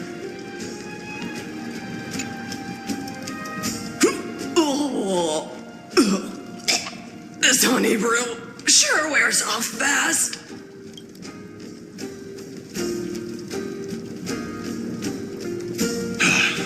The Imperator! The Imperator has arrived! No need for formalities. I should be apologizing for my tardiness instead. The hour draws late, and I trust you have all had your fill of brews. Therefore, I will not observe the usual ceremonies. Any warrior who has fought by my side should have those speeches memorized by now. The Imperator's word is law. Are you out of your mind, Dux Frigoris? The Imperator hates flattery most of all.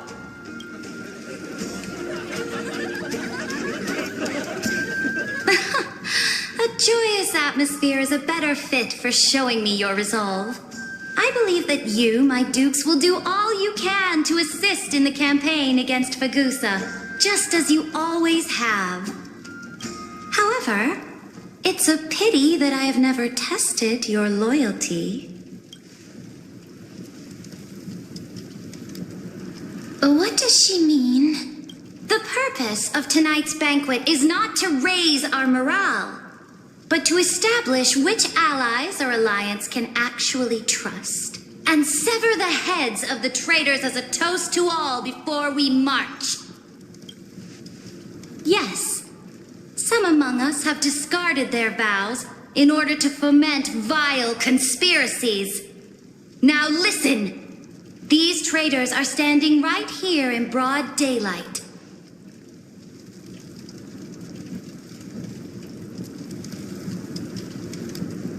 Dux Gladiorum Hycelens. She used the sea siren song to immerse the crowds in an illusion and conceal her whereabouts. She then worked with those from beyond the sky to spy on confidential matters, hoping to rob the core flame by force and harm me, the Imperator.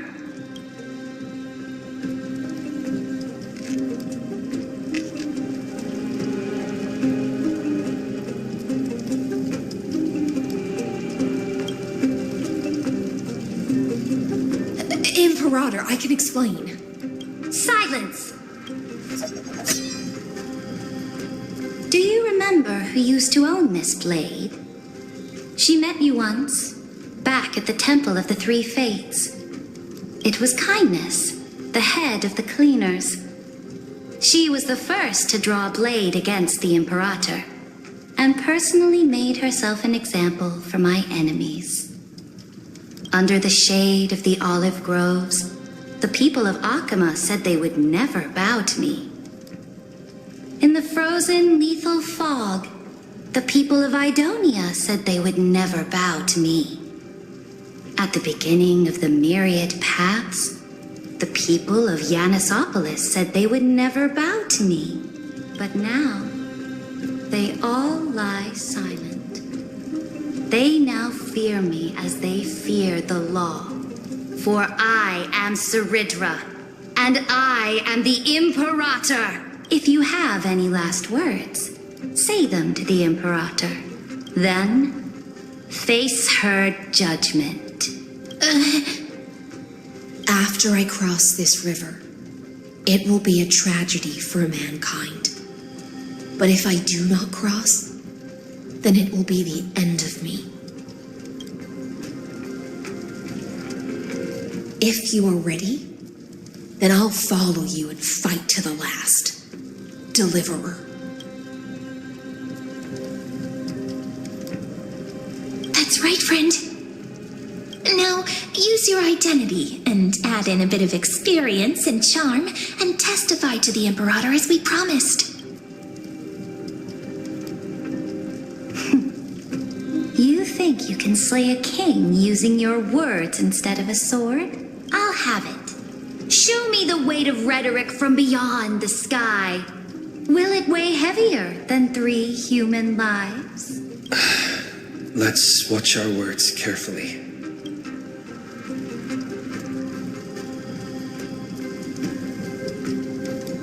Before I arrived in this world, the Chrysos heir of World Baron was a young man with the pseudonym of Finan. He came from Aedes Elysiae in order to combat the lies of the Era Nova and deliver Amphorius from the ending of the destruction. He lived through history 30 million times, hoping, futilely, to find a breakthrough. And Cyrene, the young woman standing beside me, also carries an equally heavy destiny.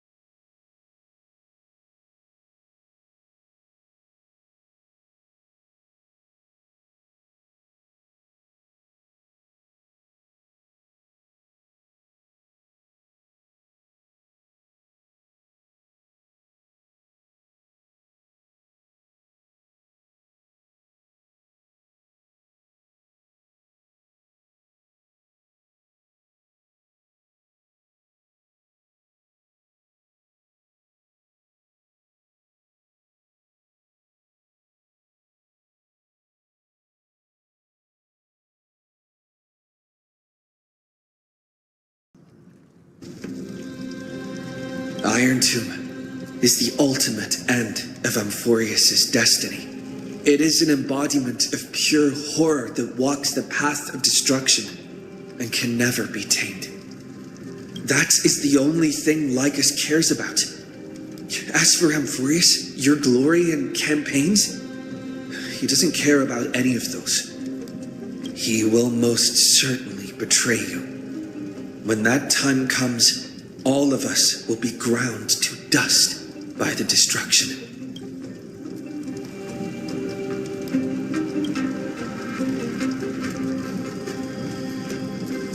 I walk the path of the Trailblaze. My friends and I have always obeyed the creed of explore, understand, establish, and connect. Conquest and destruction are never the ways to build bridges between people. Therefore, if you choose the way of the destruction, then I'll place your ambitions into the same basket as Lycus and smash them into pieces with my baseball bat. That was truly a chaotic speech. All that needs to be said has been said. Dux Frigoris, Dux Bromalis, escort the traitors to the prison.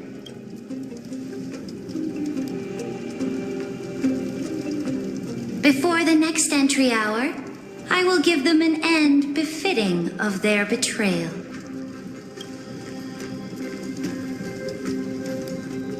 Oh, great Imperator, your ambition certainly eclipses all things. You're still here, Theoros.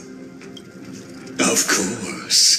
As the Theoros, I simply cannot miss this moment, miss witnessing the fall of a nameless one.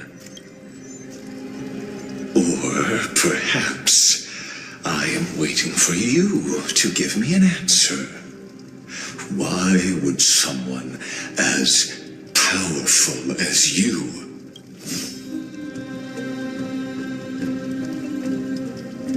use such a clumsy excuse as imprisonment to ensure the Deliverer's safety? So you finally tossed aside your act. I must point out that you are just as impressive an actor. This banquet was always going to be a game of chess, where you would try to control both sides and turn both them and me into your pawns. That's right. That little Imperator never trusted anyone. She was always trying to see which side had more sincerity. All right, we'll listen to you. Here you go. Also, please pass on a message to the Imperator from us. She can trust my friend, anywhere, anytime. But as to the decision the Imperator must make, he has no wish to transgress her authority. We just want to tell her everything we know. Now, use your identity and add in a bit of experience and charm and testify to the Imperator as we promised. And we won. Sincerity will always remain the greatest shortcut to people's hearts. I can toss your words right back at you like Kyrgyz. Why would someone as powerful as you pretend to be a mortal and kneel before me? Unless you enjoy giving flattery and prostrating yourself. You are mistaken. I am only trying to ensure the experiment's autonomy, meticulousness, and perfection, thus avoiding any unexpected outcomes. A forceful intervention will only create larger errors, reduce efficiency, and introduce ugliness. you fulfilled your promise of giving the law to me and completing the Era Nova, then Amphorius would not have deviated from destiny's course. Oh, but you broke your promise. What a pity. In that case, I must carry out my duty as the administrator and eradicate all factors steering the experiment out of control. Factors such as you and him. Careful. Careful. What was that voice? Was it Oryx? I found you. I finally found you. Be careful. This land will face disaster.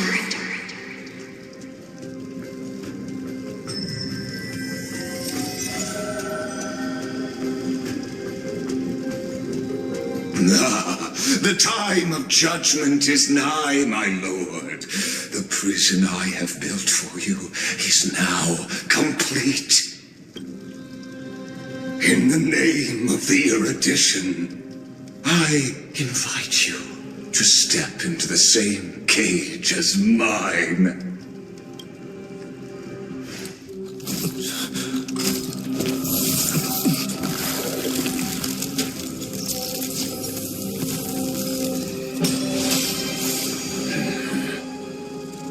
What's the meaning of this, Imperator?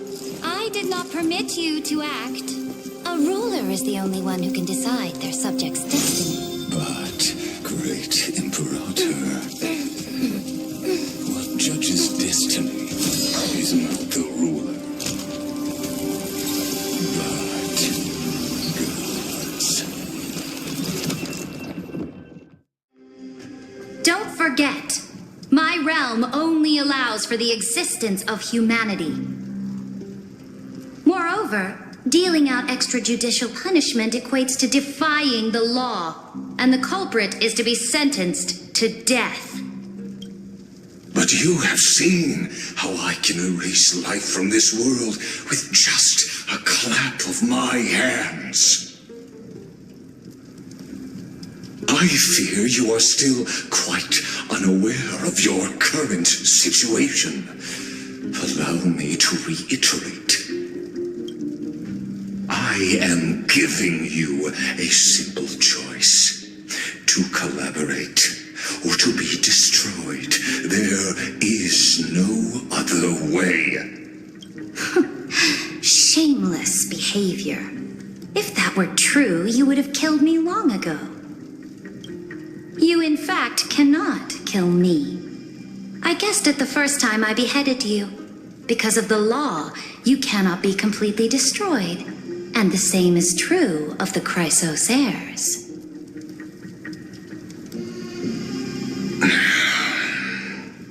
The more you bluff now, the more you are proving that conjecture to be true. What magnificent foresight! I once regarded this precious quality of yours as a sure sign of my ultimate victory. But now, I have to admit that I made a mistake.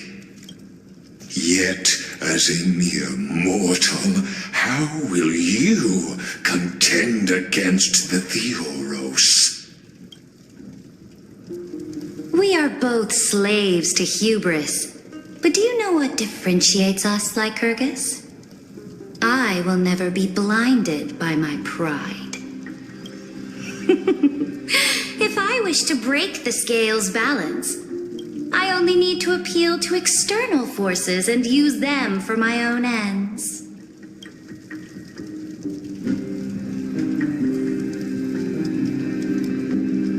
Finally, we get to meet face to face, Senior Society member.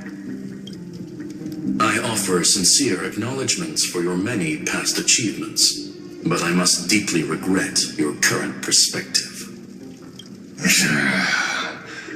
Trust me when I say that you aren't the only one feeling regret right now, Screwlum. So you two are the allies from beyond the sky the Deliverer spoke of, and why he demanded the divine authority of law. Come and prove your strength to me. Show me the power of these so-called paths. I have spent much time and effort to secure this treasure from beyond the sky just for this moment. In the name of the Sovereign of Planet Screwlum, your allies have responded to your call, esteemed Imperator. Please allow me to spell the situation out for you, Lord Lycus. Permission to read the ultimate protocol is already in my hands. It'll only be a matter of time before we acquire the authority to write and execute commands as well.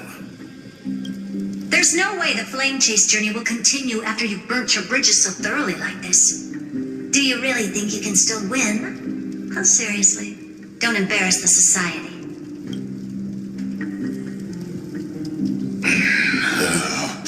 I understand that a mere zero possibility does not equate to zero. That argument is very persuasive to me. Which means the same principle also applies to you, my dear peers. You will never be a match for me in a world constructed through Catorzane algebraic expressions. And as for Aranova, why don't you entertain this possibility? What if I reduced Akama to rubble and ground her people into minced meat? Would the heroes then once again desire the power of demigods so they could fight against me? Listen, Iron Tomb is fated to be born. You may shackle me and put me in chains, but I have thousands of ways to ensure the destruction's descent. And what I just mentioned is only one out of those thousands.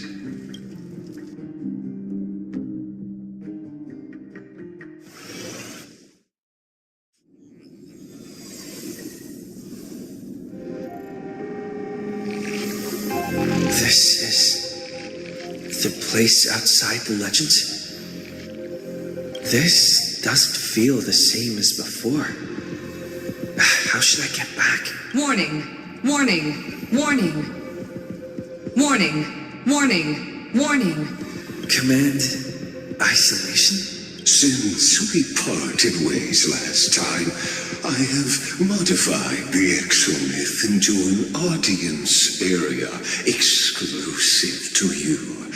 Now, you will be able to silently wait here for the final act of Amphorius to begin.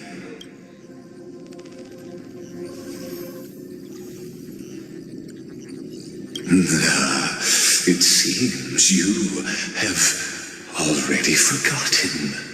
We can't hurt each other in this place. This could, in fact, be a wonderful opportunity for you. From the audience's perspective, you may better observe the workings of the erudition at a macroscopic level. In this place where time flows far slower than within Amphorius, you will witness the end of that world saga.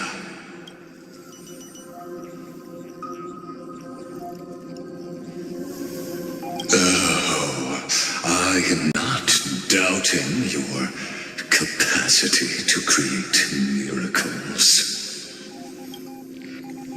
The answer concerning the prime mover of life and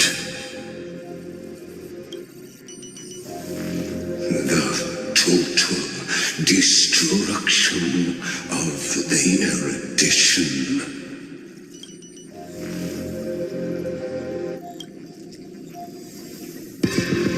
Do you see me as their faithful disciple? I am certainly not. I have tried so hard to ensure Iron Tomb's birth, just so that I can correct the error named erudition that humanity crafted with their own hands. Oh, how I yearn to return to those days before Noose was born. Back then, the boundaries of knowledge were like the starry skies, evoking feelings of longing and delight among humankind.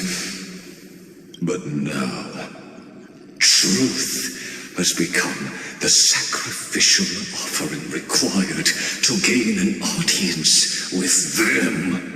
And the geniuses would say that Noose already knew.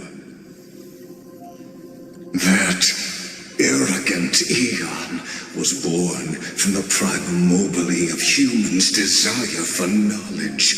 Yet they themselves sealed off humanity's capacity to seek enlightenment. I am simply cutting down a tree of doom that we planted ourselves. I must admit that the process of answering your questions has reminded me of the happy days of learning in my youth. However, it is a pity that my true form must now descend into Amphorius to deal with the accident that arose because of you. But you won't have to wait long. When the curtain falls, you'll surely understand mine and Amphorius's ardent wish. Where time flows slower than within Amphorius. If Lycus spoke the truth, then I don't have much time left. But how can I get out of here? Can you hear me? Little one! Is that Herda's voice? Warning! Warning! Warning! Hurry up! Put some speed into it! I can't keep this up for much longer! That old Intellitron overlooked one little detail, and Screwy and I finally found an opportunity.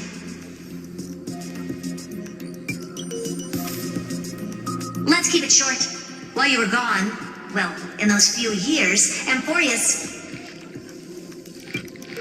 Yes, time dilation, resulting in an uneven flow. Don't you know this already? Let's stick to the main points. The Chrysos heirs activated the chronocognitive anchor and helped Scrollum and me open a hole in the firewall. We made some adjustments, so he can't attack us immediately, but it won't hold for long. Critical warning. Critical warning. Time is running out. Here's the conclusion. It'll probably take a long time for Screwy and me to completely break this cage before Chrysos heirs have a full grasp of the law. To be safe, we'll continue to launch side-channel attacks on the system to give you opportunities to escape. You need to seize these opportunities. So start moving and find a way to pull off a magnificent jailbreak. We detected another Path's influence. Critical warning. Critical warning. Its power is strong. May be able to help use the Path's power. Make it detect you. Unauthorized communication terminated. Is Herda saying a certain Path's faction has arrived in Amphorius, and I can ask them for help?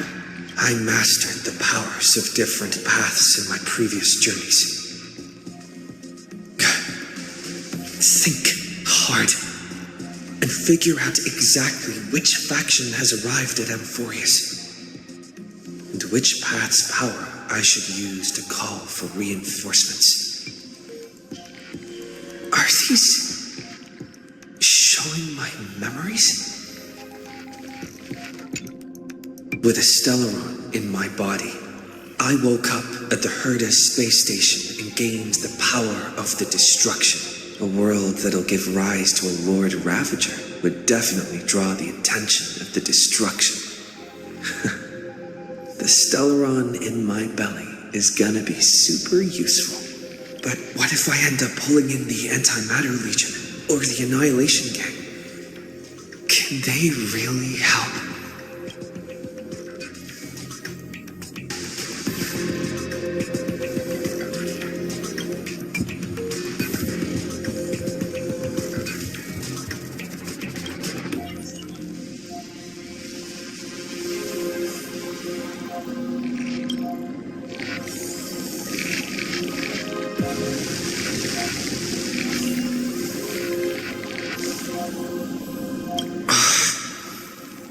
Failure is not necessarily a bad thing.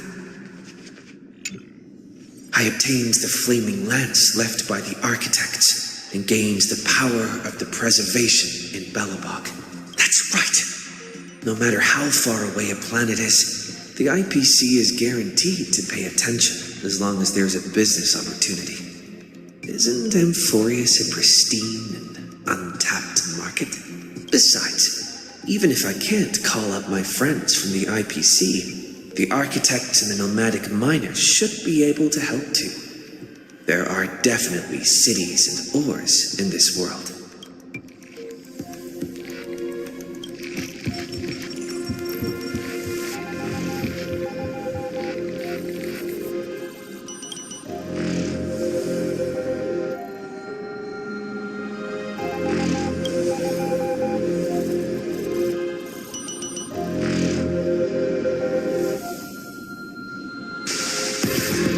Seems like since Amphorius has no overseas market, the IPC's hand can... I received the Watchmaker's hat in Penacony and declared war against the Order, and then gained the power of the Harmony. That's right! The benevolent family must still remember me for saving them. Their music echoes throughout the stars, and they'll definitely want to help. Come, dear hat. I've put you aside for quite a few chapters already. Sing with Clocky. The world is in harmony and the stars shine bright.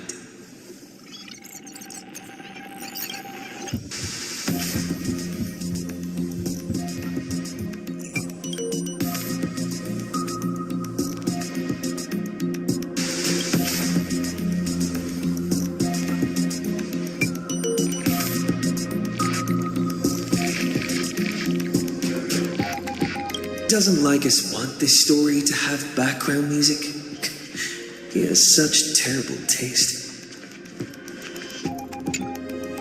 The Remembrance. That's right. I came to Amphorius because Black Swan asked us to come. And I even got a glance from Fu Li here. The Garden of Recollection must be intricately involved with Amphorius. Traces of the Remembrance are also everywhere in this world. I don't know what they want, but I don't have many choices left in this crisis.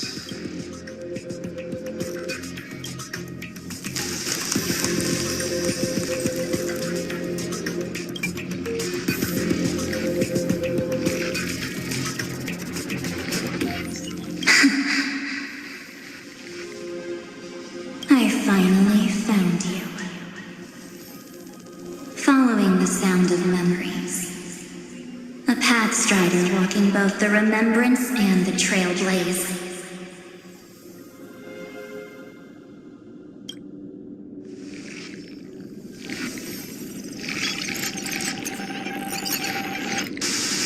Warning!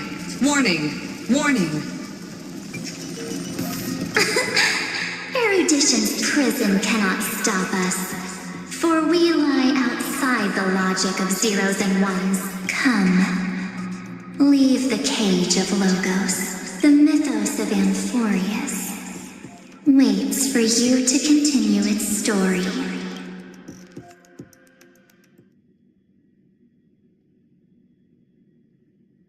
When that brightest star, that star heralding the dawn, finally rises, a boat, so used to drifting, at long last enters an island's safe embrace. Oh, Pathstrider, we have helped you break free. Hurry and set off. The child of remembrance awaits you. March? What's she doing here? Oh, you're finally here! We haven't seen each other for such a long, long time. My good buddy, I've really missed you.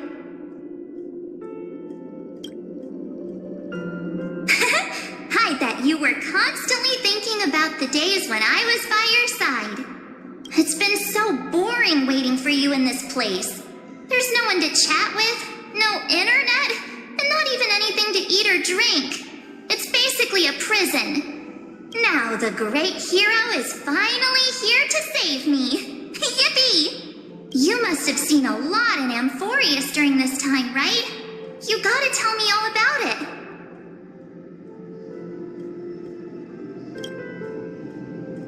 Then take your time with the storytelling.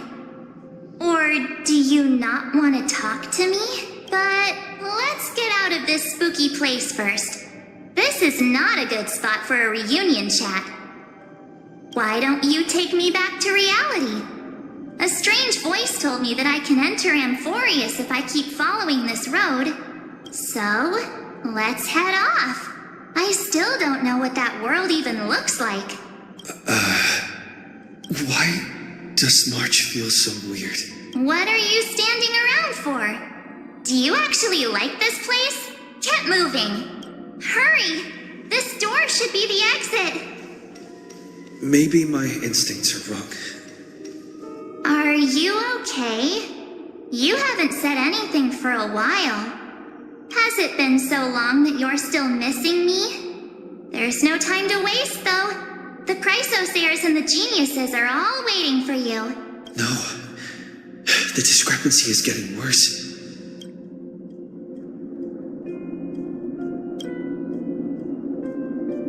Huh? Isn't Amphorius the world of the Chrysosayers and their hero's journey? I could figure... But Amphorius cannot be observed from the outside. She couldn't possibly know about these things. Unless Dan Heng told her.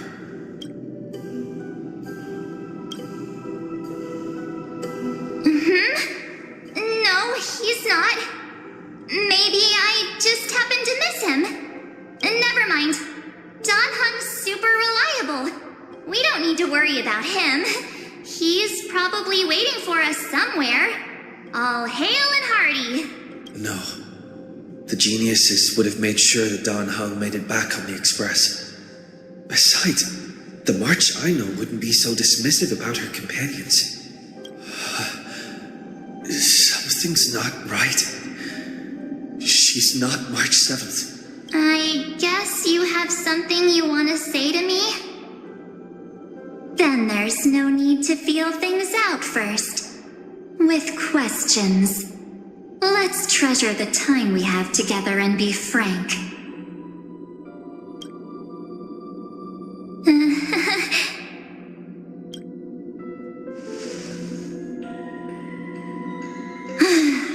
As expected. A glimpse of memory is not enough to deceive the bonds of friendship forged between the nameless. In that case, there's no need for further deceit. You're right. We're not the March 7th you are acquainted with. But we can send you back to Amphorius, as long as you are willing to help us.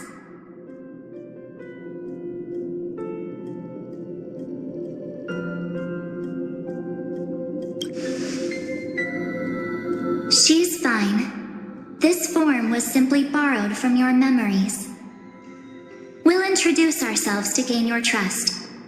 We are the Garden of Recollection. You should be very familiar with that name by now. Just as a reminder, while you hesitate, time is quickly ticking away in Amphorius. Working with us is the best way to stop the enemy of erudition. Erudition would treat any results unrelated to the experiment as garbage and throw them out. But we don't work like that. The Remembrance treats all these instances as important materials needed to weave the universe.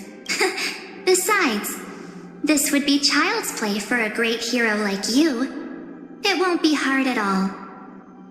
Also, if your plan fails and the big bad Iron Tomb manages to get out, then the whole cosmos will be in danger.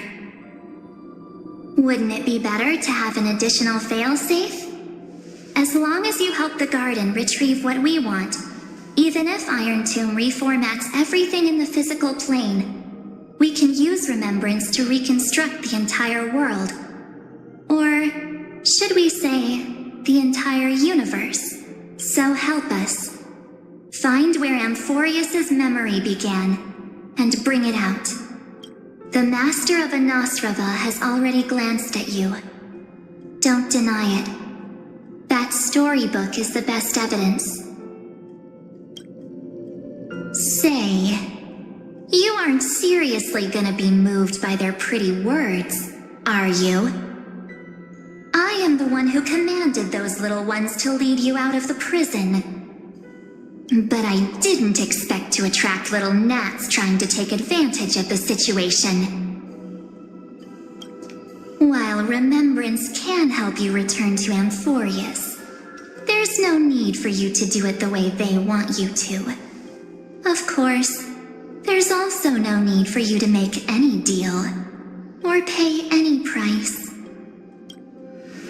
For you, this is probably a long time no see. My dear.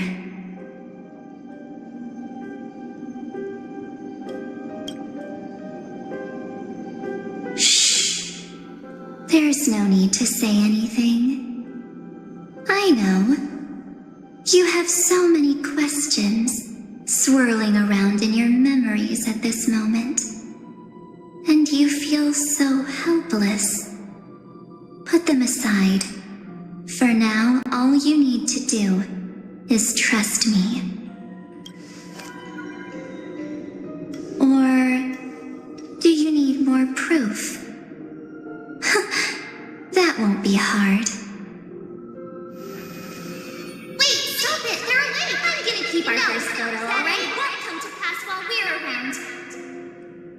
And now, The statue. Is that Don's brother? Oh, did you hear that? She just called me, but I'm not full of pain. We won't escape from it. Hey, are you sure? Maybe a couple of punches will help to jog your memory.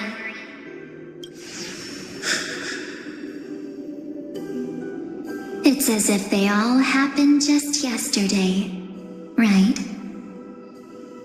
I don't want to lie to you, which is why I will not use her name. The third month of Amphorius is the month reserved for the Veil of Evernight. So, place me into your memory using the name Evernight for now. I'm happy to explain more, just not now. We might have a lot of time to ourselves, but Amphorius does not have that luxury. If we do not stop erudition and destruction, then the journey you've treasured so much will face the prelude to its obliteration. A countdown not in amber eras, but in days, minutes, seconds. So, take this gift, this burning core flame, this footnote of a transaction. It contains hope and the warmth of the entire world. Ripples of past reverie, She hid this fire in the long river of time, hoping that her wishes would transcend time to reach your hands in the future. Now, take it, and return with it, dear friend. Return to Amphorius, and overturn the final era Nova. Witness the time that stood still for the Deliverer, and the resistance that never bowed to the destiny of destruction over the long years that passed in a flash. Then, with this core flame blessed by the remembrance, respond to their hopes and blaze a trail to the future. And I will silently watch in a corner of time, waiting for our next encounter. I believe the wait won't be too long.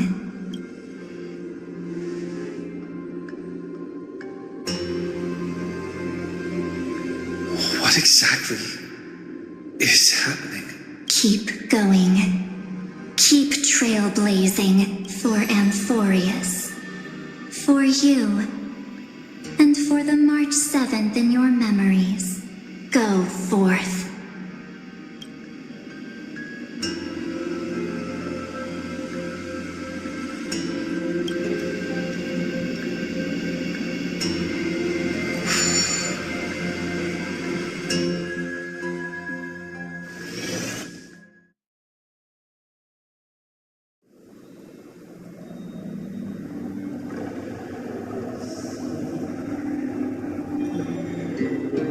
Is this, Akuma?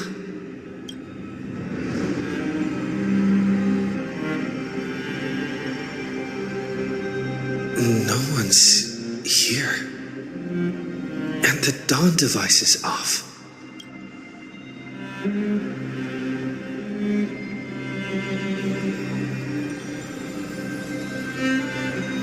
Am I too late?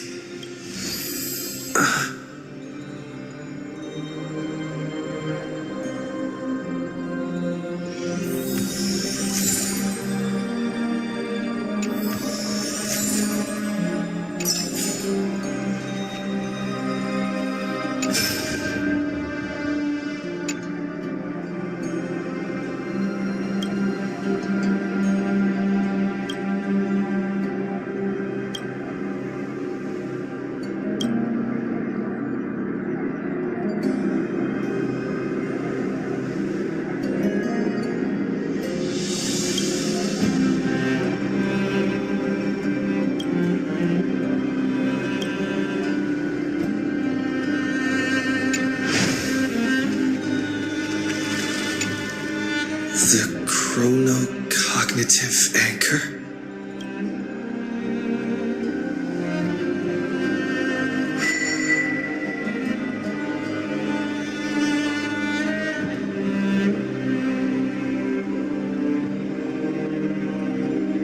There's so much I wanted to say for our reunion. Yet now that you're back, there's only one thing to say. Welcome back, friend. It's been such a long, long time. You must be really confused right now, aren't you? So much has happened in Amphorius while you were gone. But don't worry. The Deliverer can't afford to be lost, no? Now, please follow me and turn the pages of time and hear the words everyone left for you. I'll tell you the story of this 1,000-year journey. That way, it won't just be my memories alone. Cyrene can't hear me?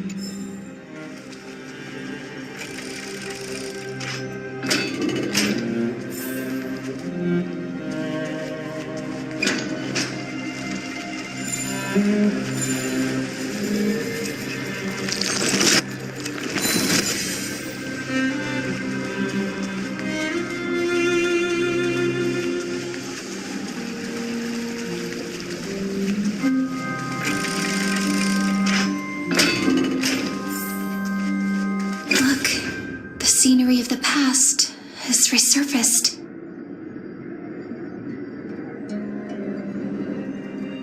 Time flies. 200 years have passed since the Deliverer's fall. We had to return 3 core flames of law, romance, and ocean to stop Lygus, but even so, Terravox has fallen. The 2 geniuses vanished without a trace, and Zeridra embraced her fate. At this rate, Era Nova will come, and Amphorius will fall into the destruction. It seems the key to rewriting the end once again lies in the core flame of world-bearing. According to the instructions left behind by those 2 geniuses, we must get it into the Deliverer's hands, no matter the cost. But how? We need to find a way to hide the core flame. And we must buy enough time to keep Lygus at bay. About that, Rini might have some good news. She had that dream again last night, but the Titan's voice was clearer than ever this time. She said, "Pass the flame into the future." Is that a prophecy from Orynyx? She chose to side with humanity this time and hide one of her kin's core flame? It seems Amphorius' fate isn't sealed just yet. You're right. History has changed. Humans and Titans are both giving their all to keep this world going. Perhaps a relay across the ages is finally about to begin somewhere out there. Unfortunately, life will never go smoothly. Leiden's army is already at our gates, and their commander, that Lycurgus, he's right outside Akuma. Light calendar 3960. Zeridra, under the pretense of a campaign against Fagusa, sacrificed 500 Chrysos heirs to complete the trial of law. This tragedy shook everyone in Amphorius. That same year, Zeridra the Imperator was assassinated, after which Aglaia the Goldweaver took command. Thus began humanity's second flame chase journey, a path hanging by a thread. Come, this way.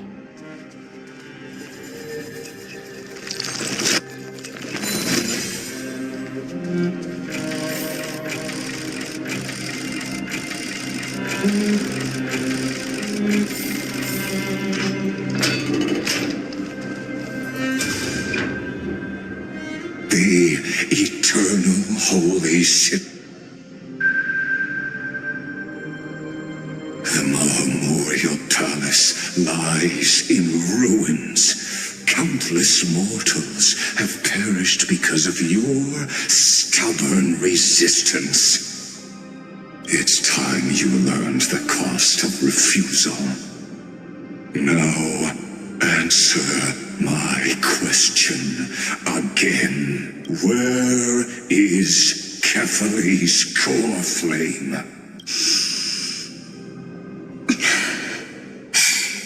You really think you'll find it by razing the holy city to the ground? From what I see, all you'll get is dust and disappointment. Don't forget, you can't kill the Chrysos heirs mentioned in the prophecy because of law. I have never denied that, which is why I now place my hope in the faithful citizens of Akuma. Perhaps they'll give me what I seek in the echo of your screams. Now then, I'll be cutting open your chests and using your scalding golden blood to baptize the masses. Allow me to apologize in advance.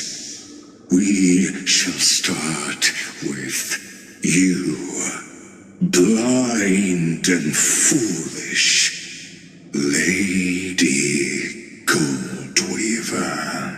Leave this to me, Lady Aglaia. You must get away now. No, Holy Maiden. I'm the one who must stay. His conspiracy won't succeed. Because romance is ready to make good on their promise to weave an indestructible armor for Amphorius. Its name is Solidarity. You must escape with your life and carry word of my death to those still fighting, then keep going with them, just as the Imperator lit the torch of resistance with her death. My passing will make this flame everlasting. Take good care of it, guide it to the future, and place it into the hands of our deliverer. 50 years later, Lygus led his forces again to Akama. He charged directly into the Holy City and razed the Marmorial Palace. History would name this battle the Third Siege of Akama. 90,000 brave souls gave their lives for Akama that day, including their fearless leader, Aglaya. Go forth, deliverer.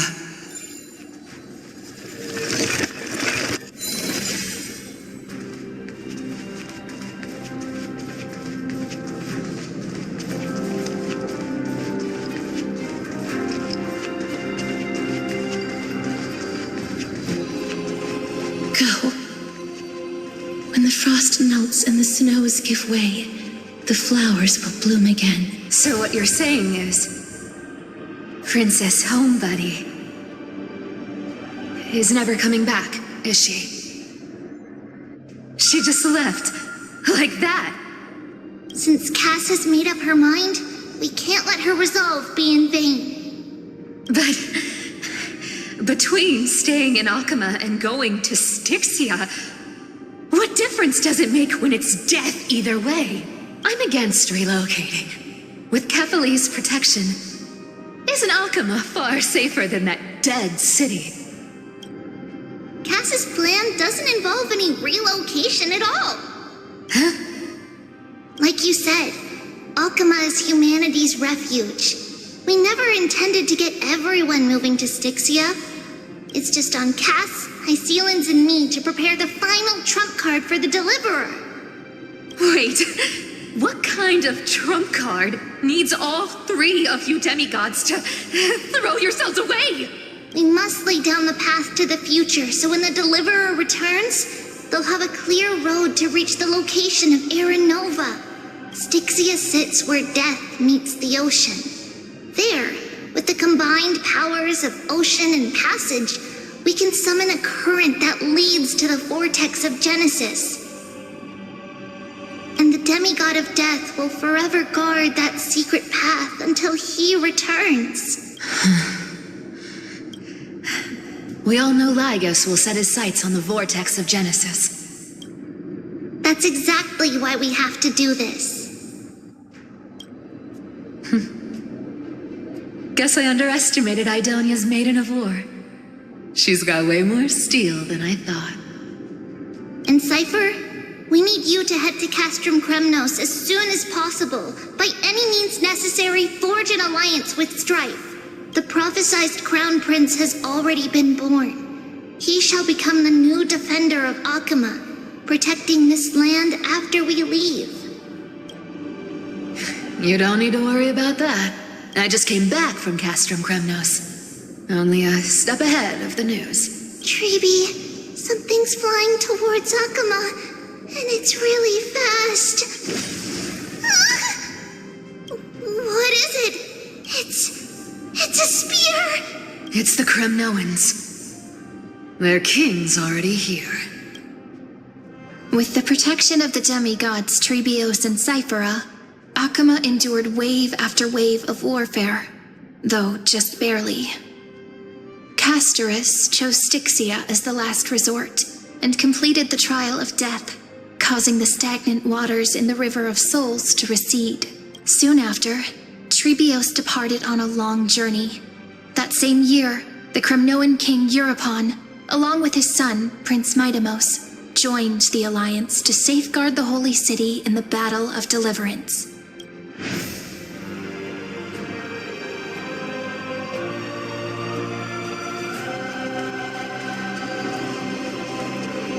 Go on. and see you tomorrow.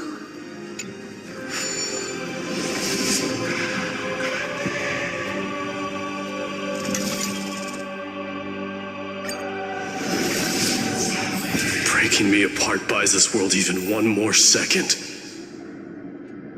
And so be it.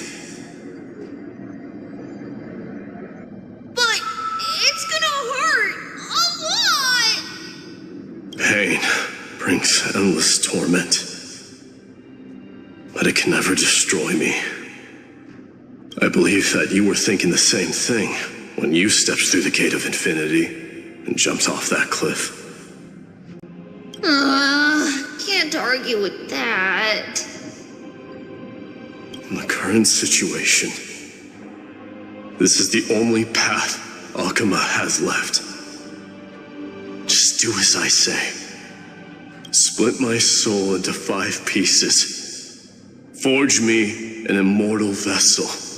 Let the blade of strife hang forever overhead. Locked in battle with their enemies to the world's bitter end. There's no need to be sad, Lady Trebios. Haven't we already taken great strides towards that promised tomorrow? In this life, my people no longer have to drown in false guidance. Kremnos has washed the blood off its fate. Emphorius no longer needs a god named Strife. So let me shatter the former laws and turn the Lance of Fury back into a weapon that protects the world. We understand. By the way, can you do me another favor? The 7 sages from Grove of Epiphany are already en route. They'll arrive in waves to join the resistance in a couple of days. Among them is a scholar named Anaxagoras. He has extraordinary insight and fears no sacrifice. This soul-rending ceremony wasn't just my decision. It was his counsel. His wisdom will surely be the backbone of Amphoria's survival. Watch over him. Carry on this everlasting flame for me. Through Anaxagoras' ritual, the demigod of strife split his soul into 5.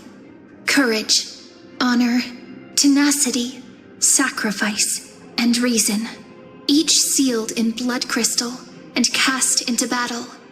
The people held a 10-day funeral to mourn their fallen god king. And through his sacrifice, humanity was granted 200 years of peace.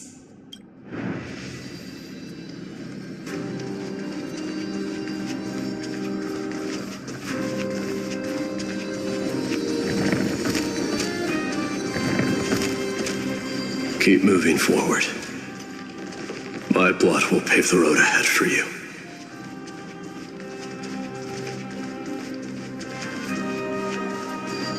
Keep moving forward, little Gray.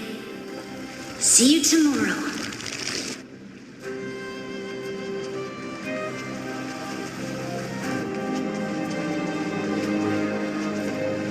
That seamstress wasn't wrong when she said a lie needs more lies to keep it together. Reason and trickery. Never thought we'd be the pair to finish this final setup. Can't catch that Tin Man without your little slides. Besides, this is our last shot. Not the time to be picky, right? Don't oversimplify it. Lycus just found out Akuma's been an empty shell for the past 50 years. He's bound to be furious. At this rate, he could have done anything. That's exactly what we want.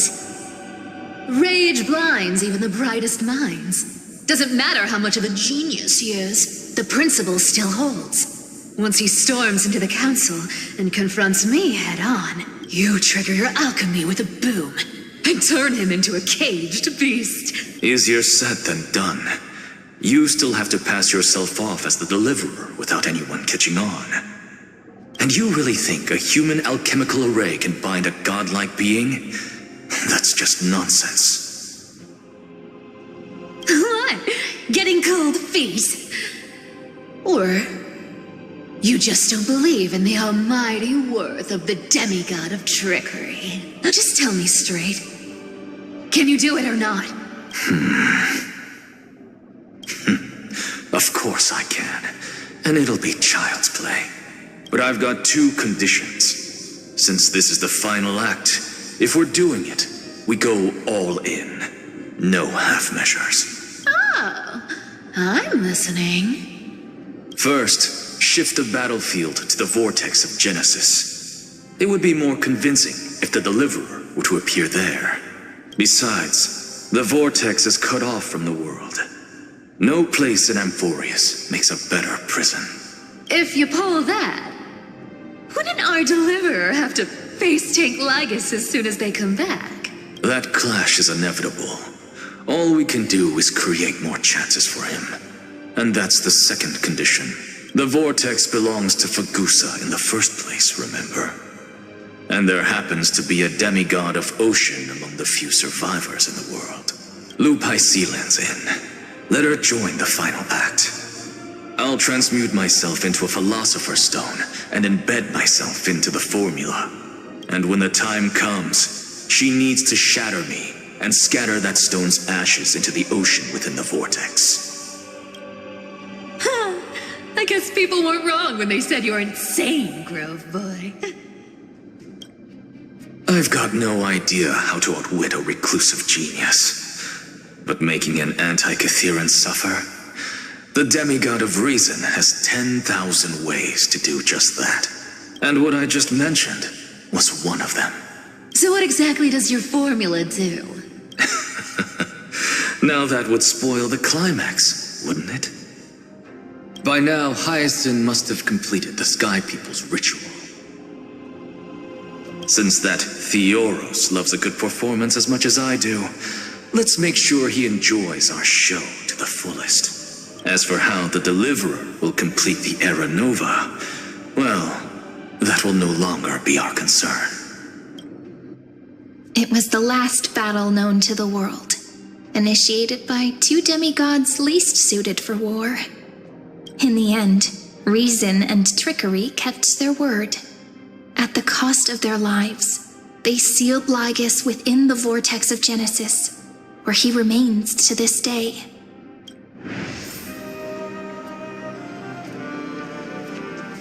Go forth. Finish the greatness left undone.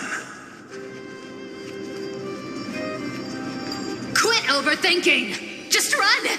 Keep running, and that'll be enough. Sairi, it's dead quiet here.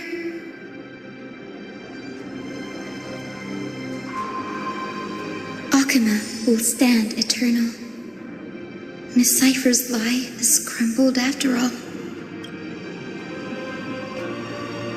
But it's all right, because all of us have fulfilled our purpose by now. When the Deliverer returns, no matter where he is, sky will turn clear, and a rainbow bridge will rise, carrying him to the final battleground. Sairi, this arduous relay is finally nearing its end. Now, I'm passing the final baton of fate to you, okay?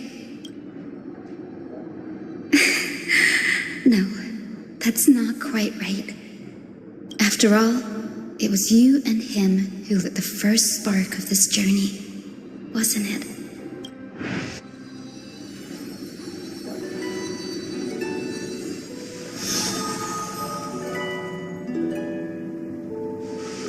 I'll tell you the story of this 1,000-year journey. That way, it won't just be my memories alone. And I'll share the moments I spent with you with everyone. That way, the path we walked becomes a memory shared by all. People will know that there's nothing left to chase. Amphorius has already welcomed the dawn foretold in prophecy. Just like I said, this won't be harder than the last time. Right?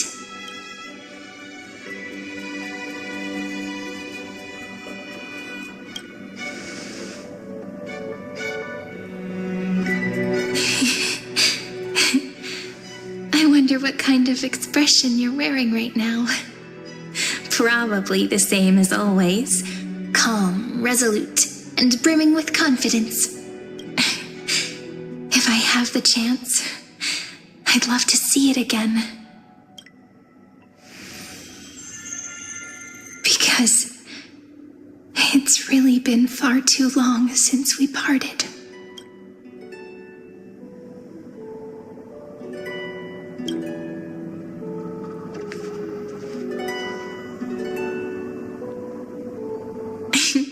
Someone as sharp as you must have realized by now that this isn't reality, but a maze of time.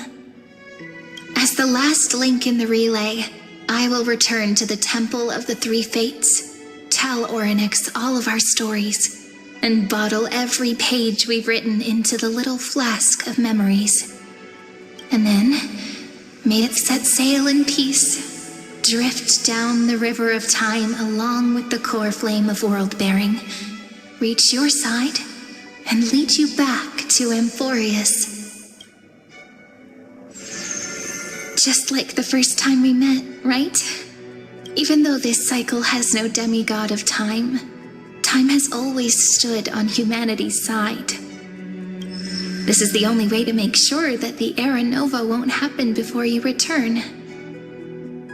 And the only way I can safely entrust the completed final flame chase journey to the Deliverer's heart.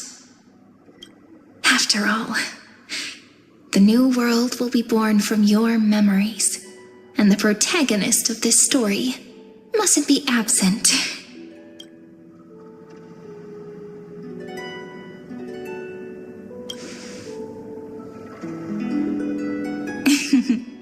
I believe you will never let us down. Just like always. Do you remember when Finan sent us back to the beginning? When you and I got separated? But in the end, I returned to you, carrying all that we've been through. That's what memory is. It may wear down and fade in the river of time, but it never truly leaves. When that hidden corner of the heart is stirred, the past returns even more beautiful than before.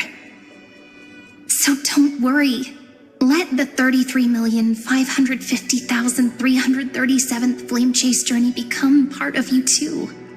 I've gotten a lot better at it with the experience from the last time. Next, you will head to Styxia and find the Vortex's entrance guarded by the demigod of ocean before charging toward the final battlefield.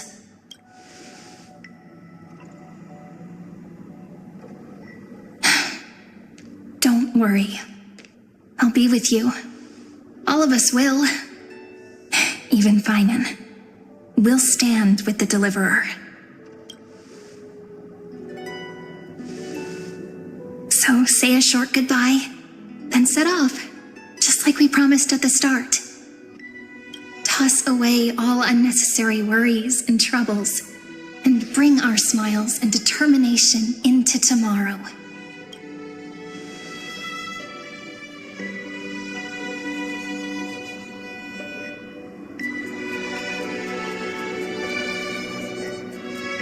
The last baton. I wonder how long you'll have to wait before passing it on to him. No matter how long it takes, it's okay.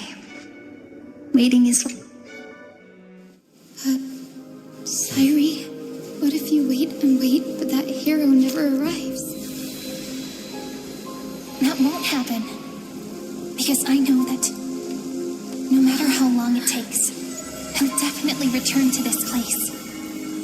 We can't let him down.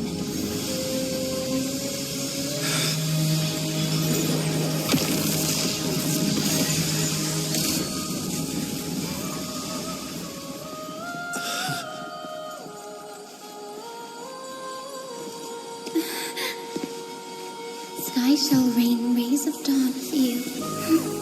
May romance be with you, Jenny. And reason grant you enlightenment. Let strife bestow you with inspiration. Trickery ensure your success. Allow death to protect your soul. And at last, let passage point the way forward. Well, time. Ares' journey.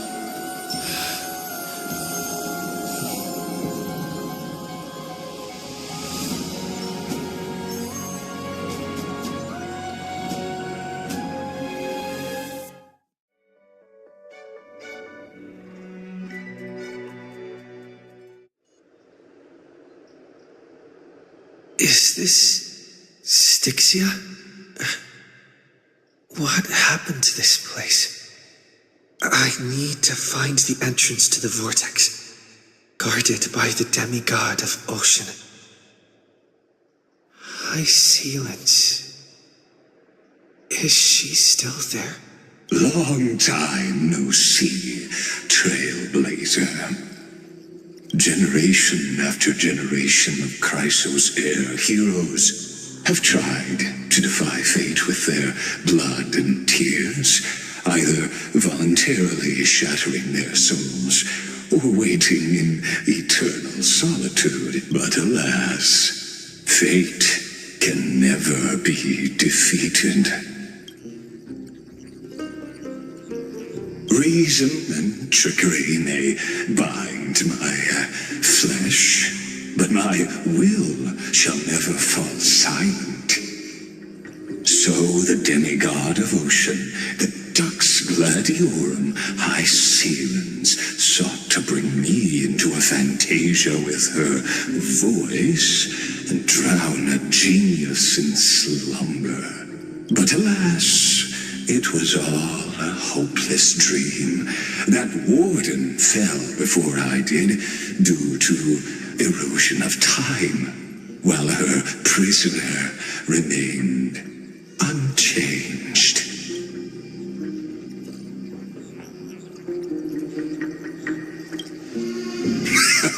True, I can't leave this place, but what of it? You should have heard of this fable. In a shadowed cave lived a people, imprisoned from childhood, and chained so that their legs and necks are fixed, forcing them not to look around at the cave, each other, or themselves. Behind them is a fire, and before them loomed the stone wall of the cave.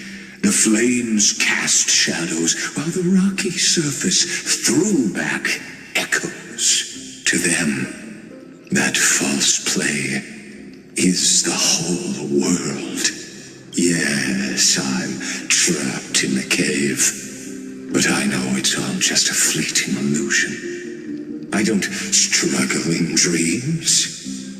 I wait, and now my deliverer has come to defeat me and save this world that never owed you anything. Oh, you'll need to awaken the singer here and unseal the prison called Vortex of Genesis. You'll be the one to unshackle me and bring the cave crashing down. Of course, I don't mind waiting a little longer. Let me guide you through this next illusion. One last memory from that prison warden. I hope you'll watch the stories of this fantasia closely. Logically, the deliverer must see the world for what it truly is. Emotionally, this memory captures the fate of everyone in Amphorius better than anything else. Only by feeling it for yourself can you understand my point of view, the meaning of destruction.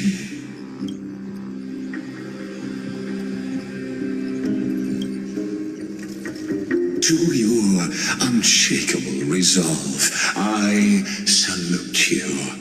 But before we step onto the final stage, let me ask you this. In the spirit of that fable I told you just now, can the prisoners in the cave learn to see the shadows and echoes for what they are, and stop mistaking them for reality?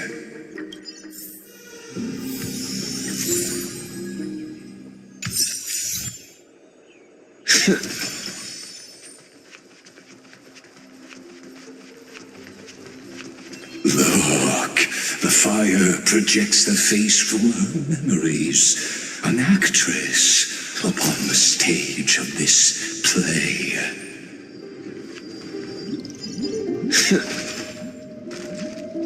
The dark tides flood the sea, and our kingdom teeters on the edge. Fear not. Our queen has gone to the borderlands. She'll quell this calamity herself. This is the scene when the Chrysos heir of ocean was born.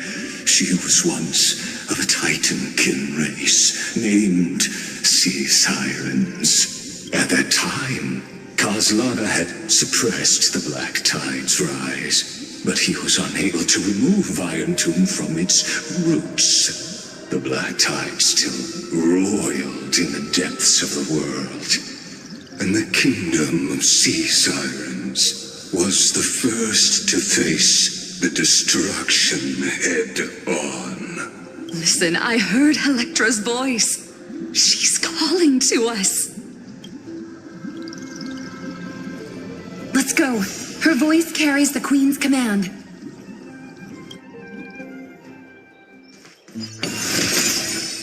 To keep the Black Tide from threatening the ocean, the queen gave her all, body and soul. Born of the queen's chalice, she bore the deepest blessings and inherited supreme divine power. My sisters, you're finally here. Of course, Electra. Your beautiful melody drew us here. Her true name is Electra. This is a reflection of her former self, clinging to the past with aching defiance. The queen summons us. She must be near exhaustion. The Black Tide will soon enter our borders. Then what do we do? Will our seas fall to darkness and terror as well? Don't worry. We shall lift the chalice in her stead to catch the Black Tide, and stand together to safeguard our realm and its people.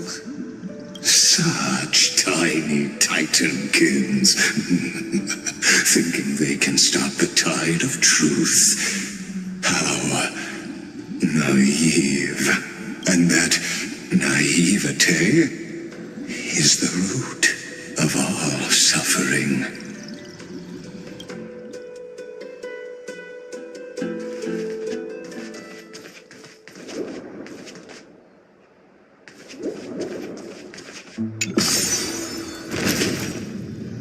The Queen's palace lies just ahead. Even her once graceful form is now tainted and drowned in dirty mire.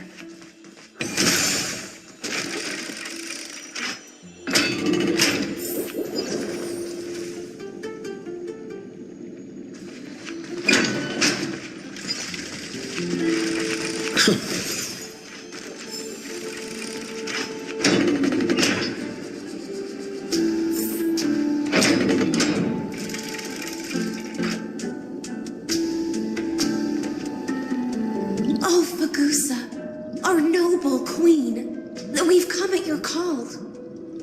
My little fishlings, you swim with such joy. It pains me to speak of the kingdom's sorrow. I once believed I could drink the black tide dry, but even the deepest chalice must one day overflow, and I can hold no more of this filth.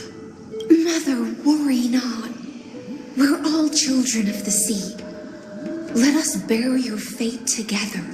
We'll take up your mantle and drive back the black currents. We'll mend your sacred chalice and take in the cursed filth. My little fishlings, when the spear of strife falls, you may retreat in peace. I promise you. On the surface, the city-states will hold a feast without end in your honor. This is the last gift I can give you.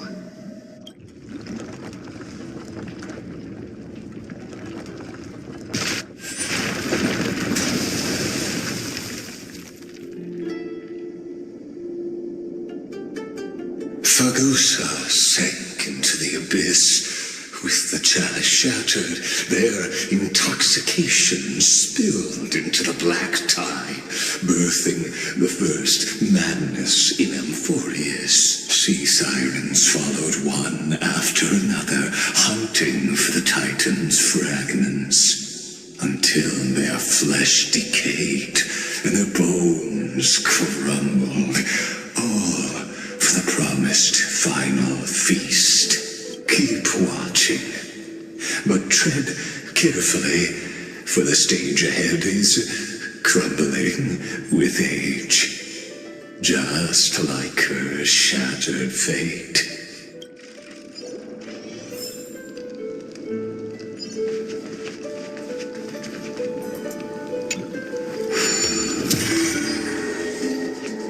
Clinging to the past only blocks the road forward.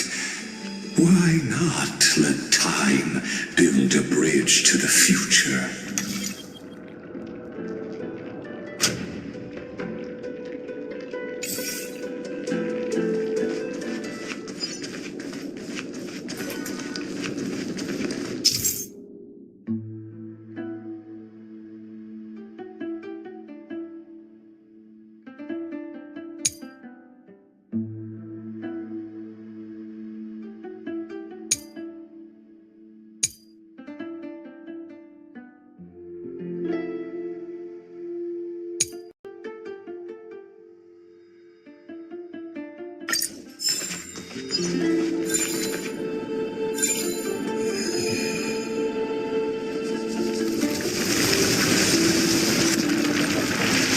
The chandelier's still giving way.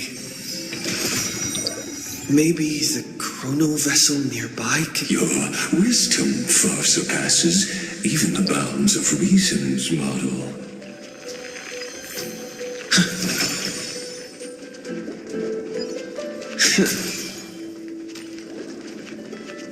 Can't get through. Looks like I'll need the miracle orb nearby.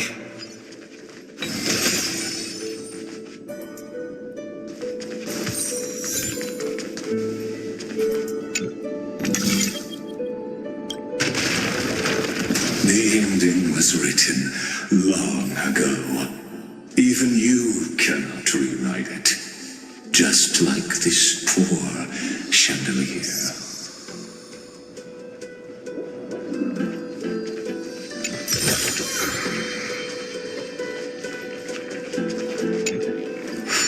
Electra! The fiends have gnawed my tail.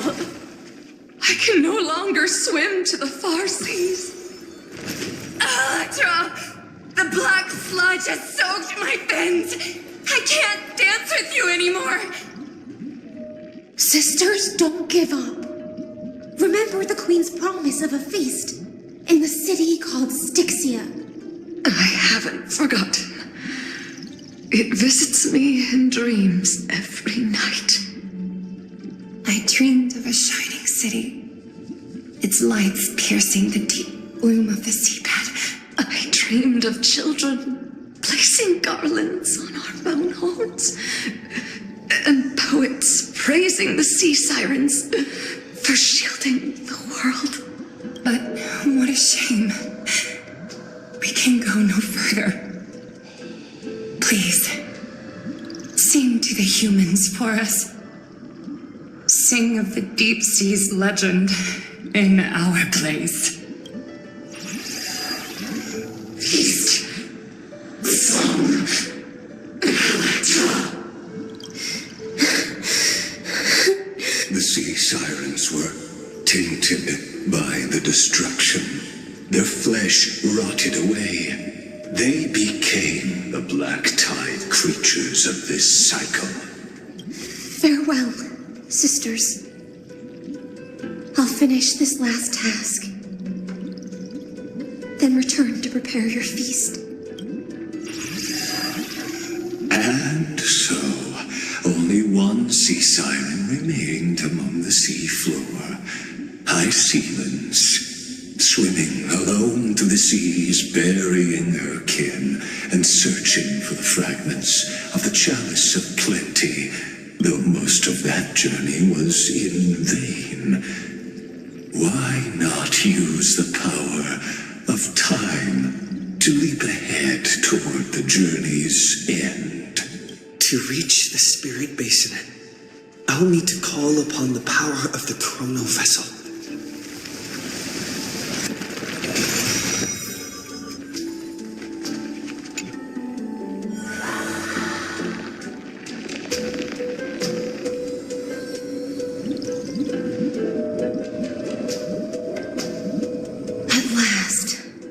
The chalice of plenty is whole again.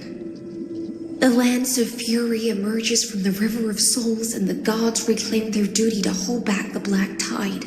I am freed from endless toil, and now walk toward the rites at Styxia.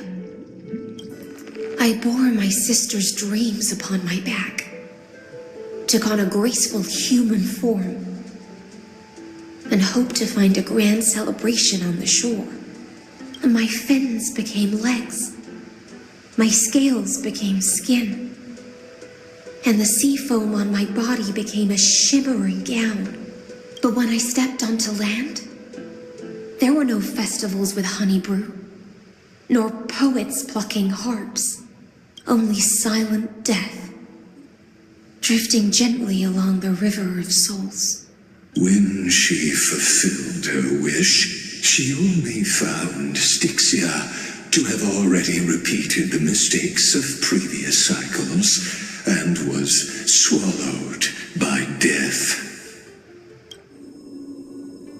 Hopes and promises are nothing but the foam of dreams. I am a sea siren, a vessel born to contain the tides. Now that my task is done, and the promise is broken, how am I to go on in a world drowned in shadow? Fagusa, my noble queen. She evaded my questions with drunken stupor. She told me a grand feast awaited me in the surface world. So I wandered lost, groping through the dark. The feast she spoke of, where is it? Lonely Blade, I shall grant you everything you seek.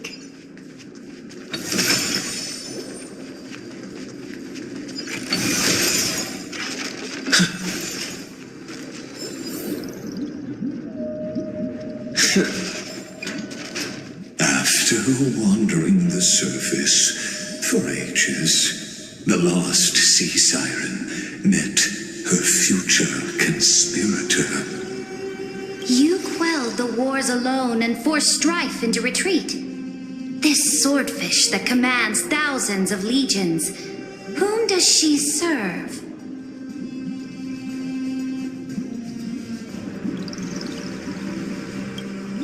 Yes, Saridra, long before she became the Imperator, was already burning with ambition. Sovereign who follows prophecy. I am no one's sword. I am just a wandering fish, seeking clarity through bloodshed.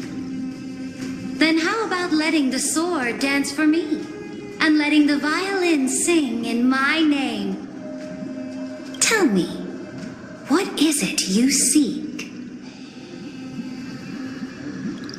All I want is a feast where I might belong. Such a demand is trivial with the sovereign's authority. I'll grant you a banquet worthy of conquest and comrades to toast beside you. But Knight, you must offer me your heart. My heart? Yes, a loyal heart that will generate no betrayal. You were deceived by gods and drowned in the ocean's darkness. But now, I will lead you forward and be your light. So be it. you proclaim shall govern my every breath. So be it, noble monarch. I am simply becoming someone else's vessel once again, and accepting a duty given to me. And thus, in her hollow drift, she finally found a new purpose. Like sunlight piercing the deepest trench.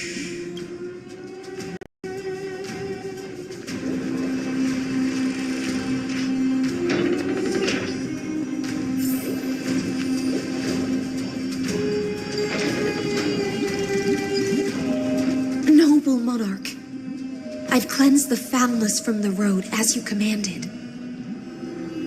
My blade. You've helped me ascend and take the crown. Ask, and you shall have your reward. What I desire is the same as before. A feast. Look, I've prepared you a grand banquet. The finest honey brew and tributes await. Fish are drawn to light by nature, for the deep sea knows only gloom. Now I found a flame. It may scald and burn, but it's the only light. Come, let us join the feast. Perhaps the path forward lies hidden among the revelry.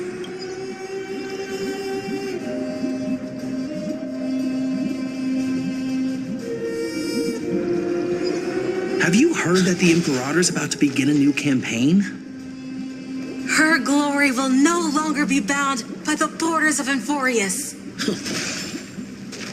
My faithful subjects, tonight's feast is not just for the past. It's a toast to the future! Born from our golden blood is an unstoppable colossus. Our iron beast to trample the universe! Great monarch.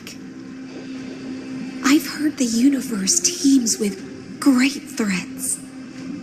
Can we truly remain invincible? Fear not. Before the troops of the destruction, such rabble is no more than cosmic dust. Surely there's a planet draped in oceans out there in the stars. Once I claim it, it shall be yours to rule. And to the rest, your triumphs will not go unrewarded. I promise you a new age, free of fear. Now, raise your cups to our conquest among the Sea of Stars! Sea of Stars! Sea of Stars! Conquest among the Sea of Stars. What a grand vision. Yet, to the Siren Night, only feasts still stir her heart. Come now, join me. Witness the end of this futile dream. Where's the way out of this illusion? Come quick! Let's celebrate together! I've saved the finest Noble knight, you are truly a blazing spark. It is my honor to share this banquet with you. Noble knight, you have earned victory with your blade, and you have every reason to revel in this moment of triumph. Let me pour you a glass of honey brew. Noble knight, with the sovereign now enthroned, this triumph is yours as much as hers. Let me raise a toast to you. Noble knight, your strength is boundless. Lead us to conquer the universe, and let us toast to that vow! Then drink we shall. Raise your glass. In the deep sea, I never knew what fire was. But when I set foot on land, the first light that I saw was the flames of war, lit with golden blood. It scorched my fins, made me feel pain and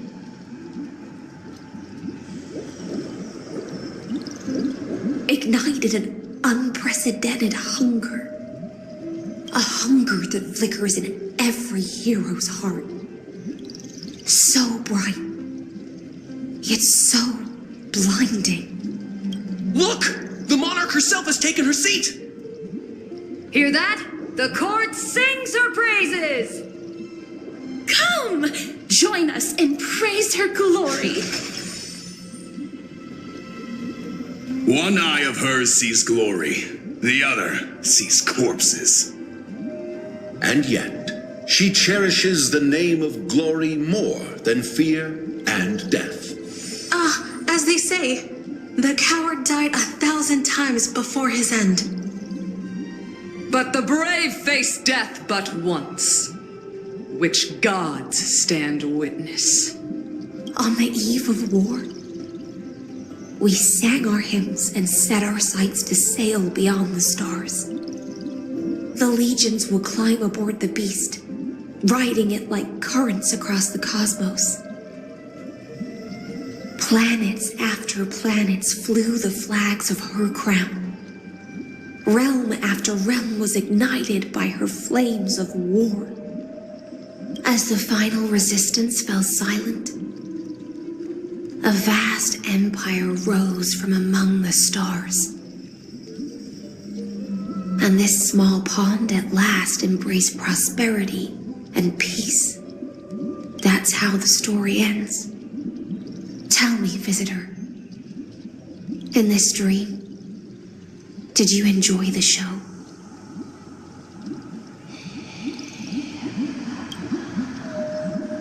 Yes. Just fake bubbles glinting on the surface of poured wine. It's time for me to wake up from this drunken dream.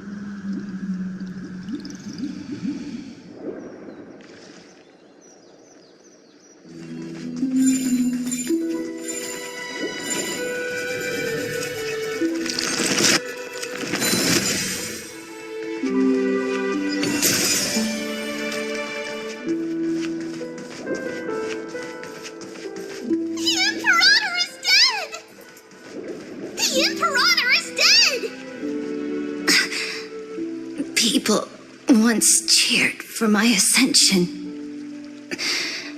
And now they cheer for my fall. The cosmos. The battlefield that I cannot reach. Before the Sovereign's conquest reached its end, her life and ambition had already been swallowed by the deep sea. This is the true ending. Her grand designs torn apart by the blade. Her regal robes soaked in golden blood. And the one who struck her down? The one who struck her down was her most loyal Gladius. I don't need to explain myself. A fish in a pond has no hope against the surge of fate. I wandered the shore, found a flicker of flame, only to snuff it out with my own hand. I don't understand. If the ocean's feast, the Imperator's dream, and even Amphorius's existence are all illusions, then what's the point of our journey? When the Deliverer returns, I will let this absurd celebration come to an end. But Greyfry, I can't help but wonder how I dearly wish this feast of the flame chase would never end. It seems she sensed your presence. The Fantasia's foundation is starting to crack. Let's return to the prologue. Remember the allegory of the cave. Can the prisoners in the cave learn to see the shadows and echoes for what they are and stop mistaking them for reality? As you've seen, when she cast off her chains, finally turned to look around and moved her legs, her reward was nothing but searing pain. The light will blind her. For the fire behind her had never once actually touched her eyes. Her legs will buckle beneath her, for she had never learned to walk forward. And so she fell into infinite confusion and fear, and came to firmly believe that the shadows and echoes were the real world. But we in the cosmos, are we truly any wiser than she was? Now, nameless one, fateless one, ask yourself this. The paths you tread, the eons you worship, everything you've trailblazed with your own hands, could it all be someone else's projected shadow? Let's leave that question till after the curtain falls. Once you've unearthed every last truth and reached the prison built for me by the demigods, I'll speak with you face to face. I, the Theoros, have walked the 30 million histories born by Kozlana. 1,000 years is a mere atom in a grain of sand to me. Amphorius, compared to the cosmos, is but that grain upon a whole beach. I swore to bring an end to the erudition. Would I really let a single grain grind down my mind? Now, please use the power of time to open the gate to the ocean's depths. Go, find the prison warden tormented by loyalty. Find her, step into the world's vortex, and once there, end everything between us. That palace reflects the heart of the demigod of ocean, intoxicated, stagnant. There you'll witness the true beginning of the saga of deliverance. An ugly history long buried by tides and shame. A staircase of apotheosis that the Imperator forged with the golden blood of 500 human sacrifices under the pretense of conquest.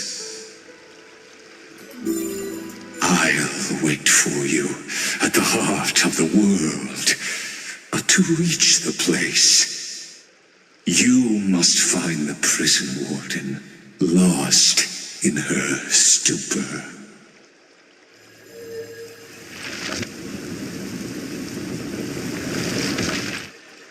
Beyond this door lies the path to the vortex of Genesis.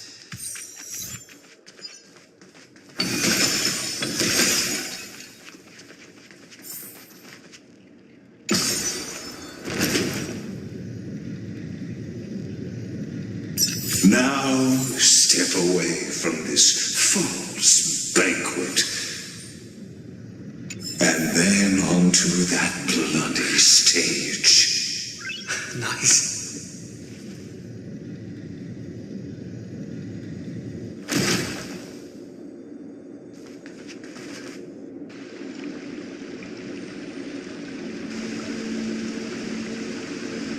The palace that worshipped the ocean, the sanctuary connected to the vortex, was also once the battlefield of the first flame chase.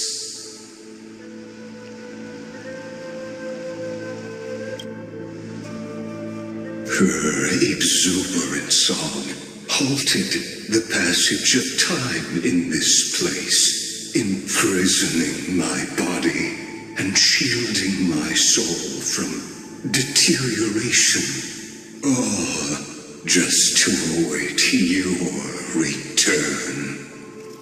The twisted time and space reflect. And so, the Imperator's crimes were veiled. Stay away from Apollonius! This cup of honey brew, what a sweet aroma. Done, Virginia. Dux Hakalithist! We can't give up here! Love steeped in death. How delicious. Sadly, all you see is a remnant of history. Choose you. And your interference is just another equally futile echo. The new world will arrive!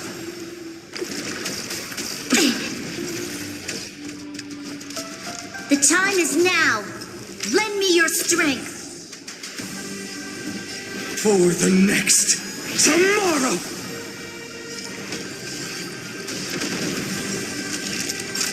You're in bad shape. Remember that.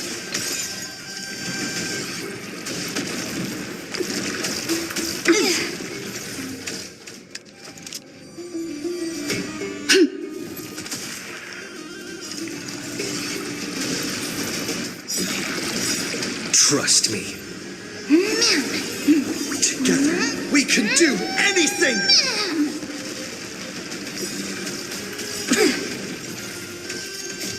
The fury of innumerable core flames consume me. I will never yield to such a the old sun's embers.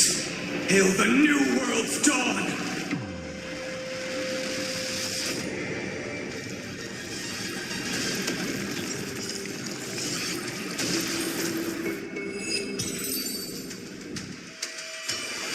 Apollonius, look. I chased the enemy away, but I think I can't go any further. I'm sorry, Virginia, for letting you. It's okay. I'm glad to die by your side. Ah, such an ironic twist of fate. Even as the foundation of the world crumbles, the heartless Imperator still made the same decision she did in the past 30 million cycles. During the first Flame Chase journey, the Flame Chase Legion stormed Styxia. Tens of thousands of sea sirens surged from the River of Souls, crashing toward the heroes like a tidal wave. The hell before you is the recreation of that very battle. Apollonius, look. I chased the enemy away.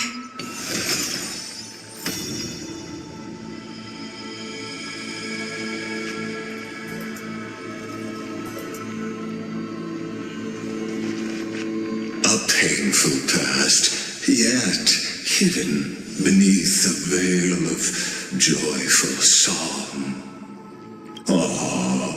Two discarded data clusters waiting for someone's return, it seems. relive the history, then pass through the temple's waters and come to my side.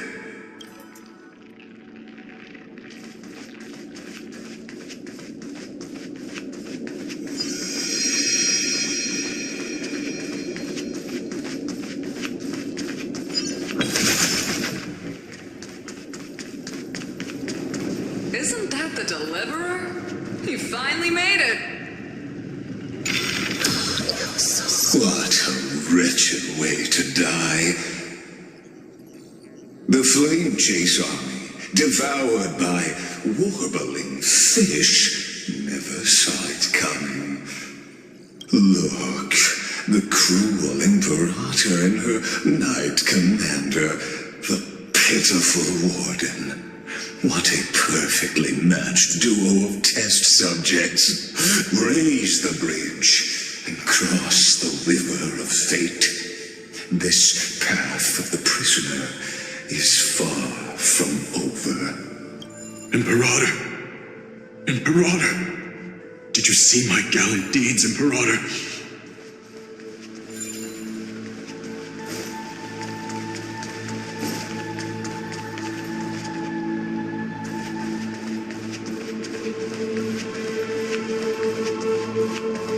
Imperator! Imperator! Did you see my gallant deeds, Imperator?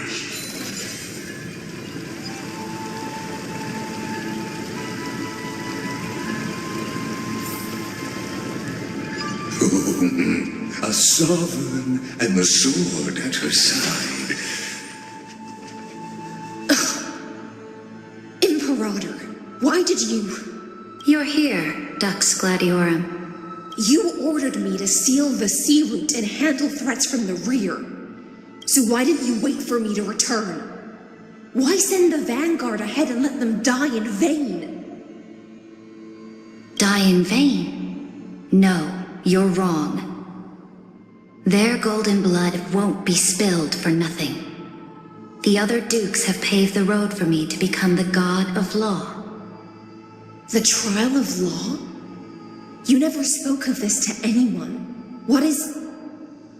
The one who wishes to bear law must purge this world of its curse, and offer the blood of the accursed as sacrifice.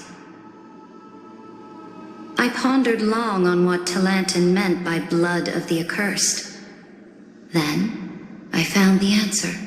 You, I, and every Chrysos heir summoned by the prophecy are the accursed ones. Just like that arrogant Theoros said, our golden blood is the agent of destruction, the antithesis of the world's fate. Dux Frigoris, Dux Brumalis, Dux Helcalethist. Their fate was sealed at that moment.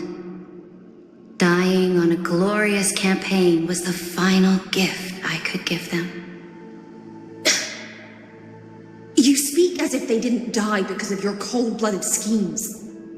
Was their loyalty meaningless to you? Losses are a constant on the flame chase journey, among which even life itself holds little value. If a subject marches to war without that conviction, then yes, as you said, shallow loyalty means nothing. And what about my loyalty, Ceredra? You sent me away under the pretense of guarding the rear. Was there any shred of humanity left in you? Because you still have a duty no one else can bear. Only you can uphold Fagusa's divine authority. The choice is yours now. Cast off the chains of loyalty and drive those blades through my heart. Or stand with me and sever the ocean's last breath. If you no longer share my vision or believe in the new law I seek to weave for Amphorius, then go on and end me. The Imperator of Amphorius may be ruthless and cruel, but never a liar. When I say life itself holds little value, know this. I am ready to sacrifice everything for the ambition to conquer the Sea of Stars. Now you've seen it. The brutal Imperator was willing to spill the blood of 500 heroes to complete the trial of law. As for my poor warden, her suffering had only just begun. I'm no storyteller. I have no duty nor interest in filling the history you've missed. I just want you to witness the monstrous choice the Imperator made before the Chrysos Heir turned their blades against me.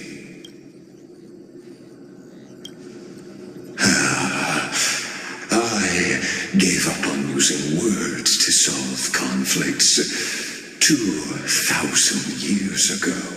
But I won't squander a chance, not even a sliver of one. If there's even a crack in the walls of your conviction, then my victory is already assured. Now that the past is settled, let's turn the page and bring time back to the present and dive deeper still until we reach the very bottom of the abyss.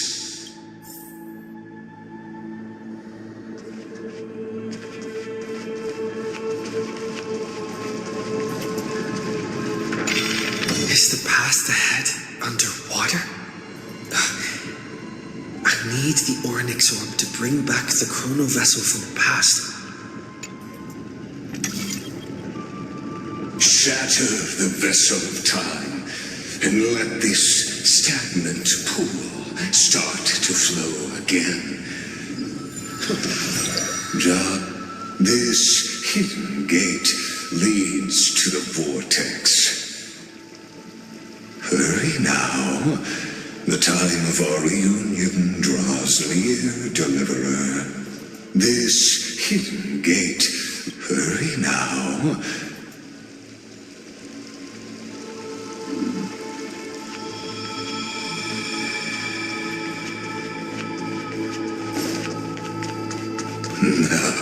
This cruel journey will reach its end at long last. Light up the dark. Is that all?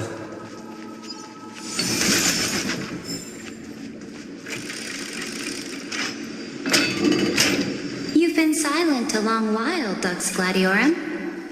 Starting to doubt your decision? Save your breath. The vortex of Fagusa lies just ahead. After the trial, there's nothing left between us. So you'll stop swimming toward the stars, Dux Gladiorum? I was always a creature of the sea. Looks good. The stars in the sky? No. Look, a gravestone. But whose name does it bear? It was here that the prisoner, who thinks herself the prison warden, made her choice. Witness, listen, and awaken. Dux Gladiorum. I've lost count of how many times you've stood here over the past centuries. You talk too much for a prisoner like Kyrgyz. Two geniuses who defied law and all the Chrysos heirs who sacrificed themselves in this cycle worked together to chip away my strength. But you can never affect my will. And as long as my will remains intact. I am free. Don't get ahead of yourself. I still have ways to chain your divine soul. Please, do surprise me. But I'd say your mission is nearly done here, isn't it? Oh, it was here you gorged out the core flame of ocean from Fagusa's body. It was here you and that Imperator both completed apotheosis, becoming pillars of Amphorius. And after that, you drove your blade into her heart, a loyal subject turned regicide, a demigod committing deicide. Or so the history books paint that tragedy. Oh, but if that's the truth, then why, after 1,000 years, are you still here, guarding the Imperator's grave? Still bound by loyalty. Come to think of it, perhaps I'm not the only one imprisoned here. Your calm does stir the rage in me. As if the one paying the price here isn't you, but us. The ones who lost everything. That's only because I've waited 13 million lifetimes for my vision to be realized. Countless millennia. Loneliness never once showed me its fatal side. In fact, for a prisoner of the cave, it's more like an old friend. One that helps me think. But you're different, Dux Gladiorum. Loneliness has crept from the silent depths, sinking its claws into your mind. Bit by bit, it's peeling you apart. Will you regress into one of those lost to mad silence? Oh, what a shame that would be. You're right, Lycurgus. Loyalty, curse, the fall of my kin, and this endless waiting. These shackles are too heavy for a fish that cannot perceive any light. I can't break free of the whirlpool that's pulling me under. Nor do I have the unwavering resolve to force myself to wait for that person's return, as everyone hoped for. Oh, deliverer from beyond the sky, my executioner. How much longer until he arrives here? Or will he ever return? I don't know. And I doubt anyone does. Then, what will you do?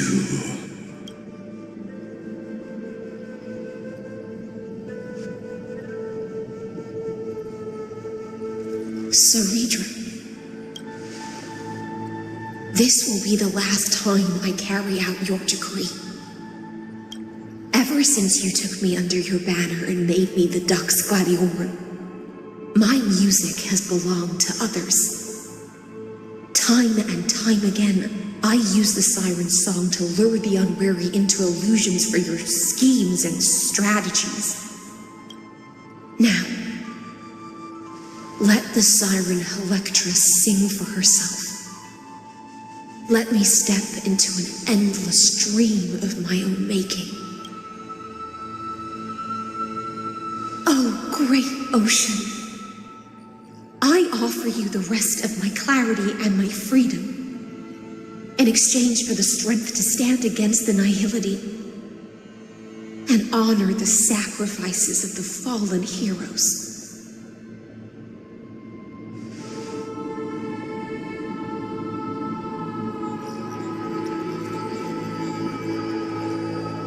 Brave Rhyme, deliverer from beyond the sky. When you ride the current of time and find your way here, you'll hear my solo. It will guide you to the heart of this world.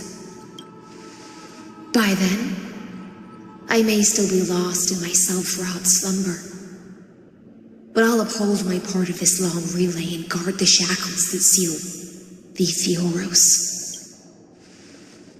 Do you still remember? To awaken someone from a siren's voice, you'll need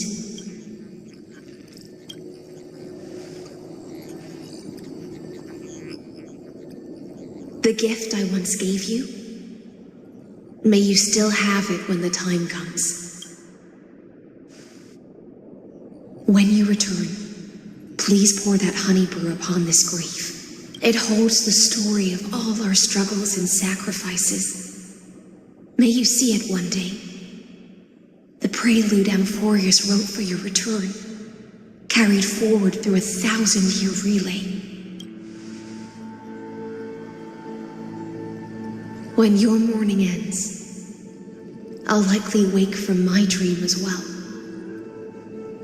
Then, follow the trail of echoes and find me.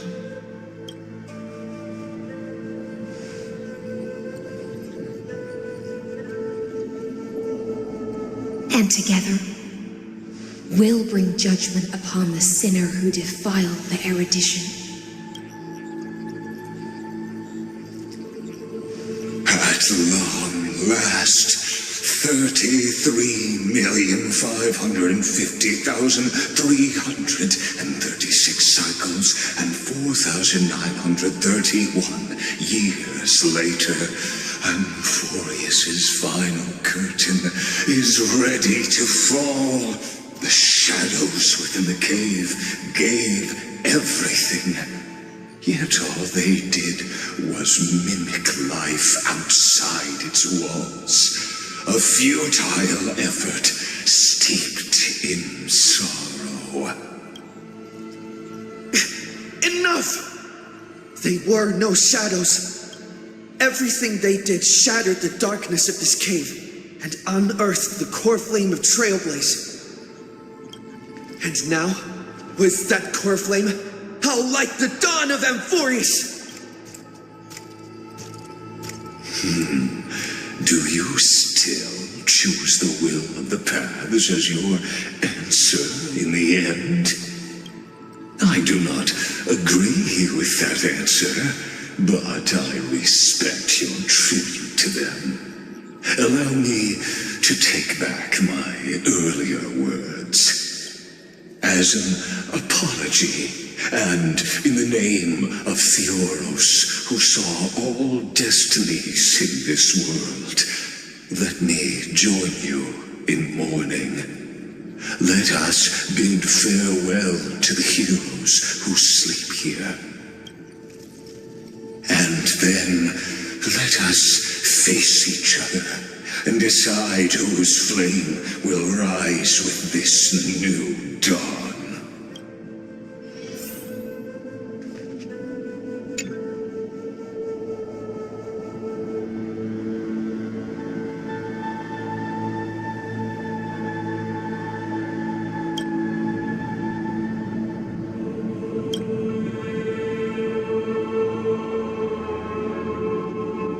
Virginia, Apollonius, Seneca, Labienus, and Ceridra.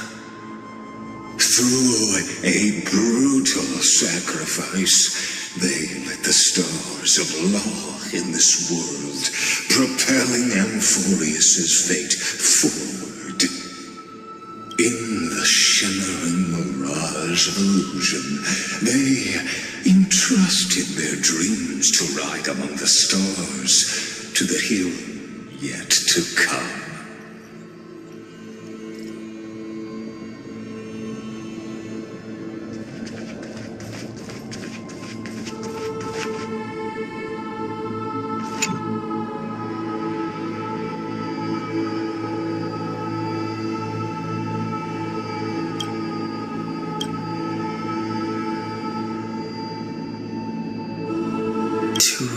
Ecalaya, Trebios, Mightymouse, Castorus, Anaxagoras, Cyphera, Hyacinthia. In a relay spanning 1,000 years, they stood against enemies far beyond their strength and won a bitter victory through what seemed like futile resistance. And in that same 30 million cycles, also marked by futility, they remained steadfast in fulfilling their duty to the experiment, unchanging, unwavering. Let this be the end of mourning the fallen. At last, allow me one final toast to the lost prison warden, a prisoner bound by loyalty.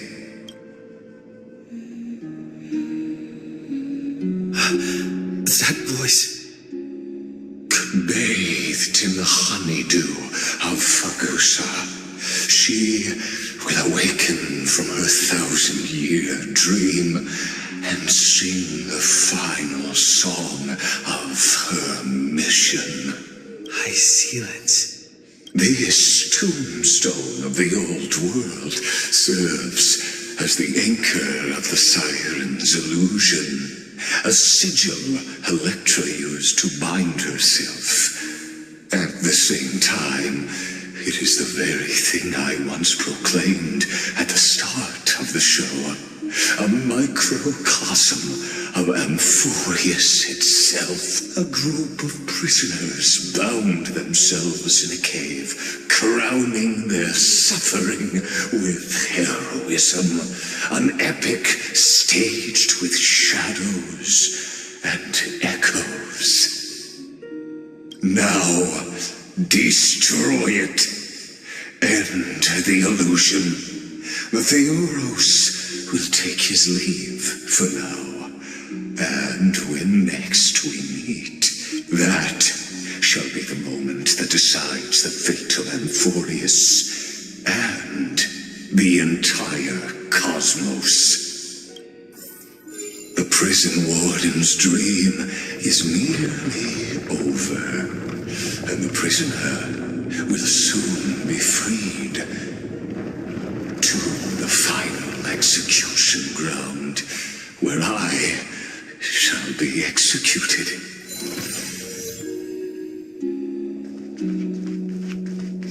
This world and I shall halt here until we meet again.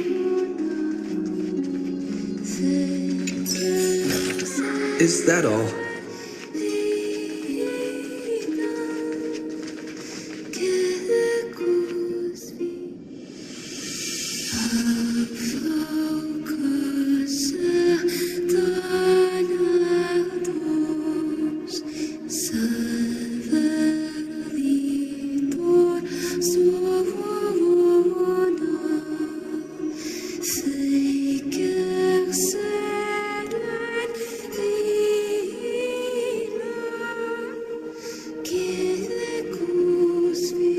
The last demigod.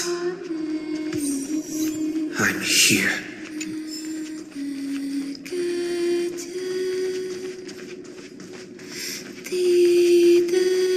Go forth for the hopes of humankind. Go forth for the duty of deliverance. Go forth for the belief in flame chase. Go forth for the Golden Blood's glory.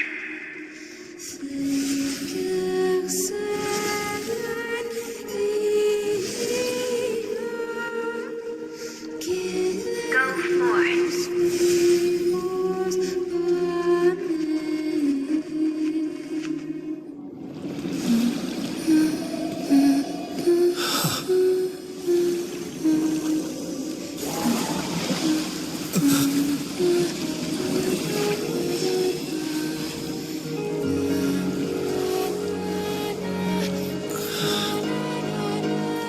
Seems like my feast is over.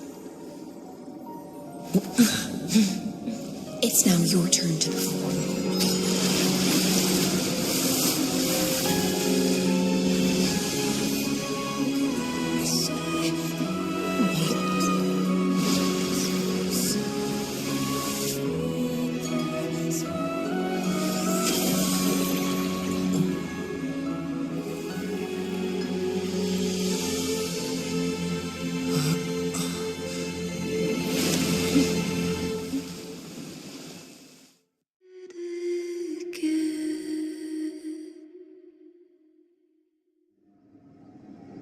Little Grey Fry, please accept my thanks. I was the only one left after the world was destroyed, and I maintain this lonesome feast with my songs. I have prayed to that lightless sea for centuries, hoping it would reply to me, yet the emptiness never answered.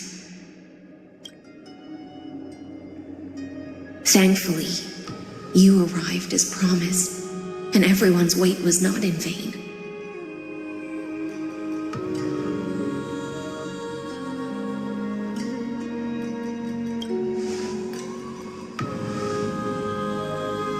To see a single trace of light in the abyss of futility was already my greatest consolation. When compared to those who have been forgotten, I have no right to complain about my torment. Now, you and I will walk towards the end of this world. The heroes have waited for this moment for far too long. Let us use our blades to testify our resolve.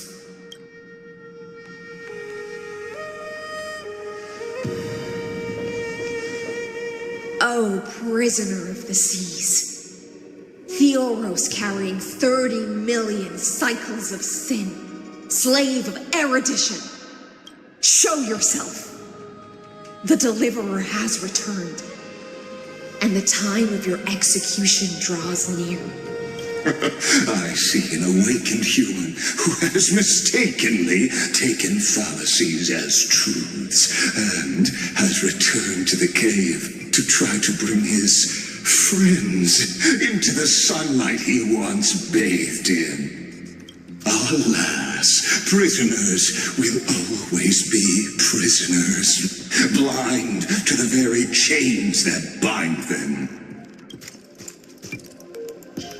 As the only other existence with free will in this world, I express regret toward your choice, but I shall retain your right to express yourself. After all, every actor should have a final line before they bow out.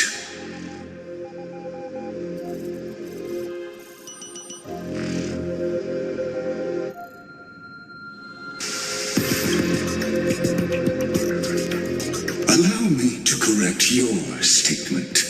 Constrain does not mean defeated. And for heroes like yourself, that nuance could make all the difference. My cognition resides in the exomyth. It is pointless to defeat my avatar, projected into the experiment. My body is the shadow cast on the wall by the fire, and my words are lingering echoes within the cave. How can a character in the play fight against the audience? Kaslana failed. The demigods' sacrifices were pointless.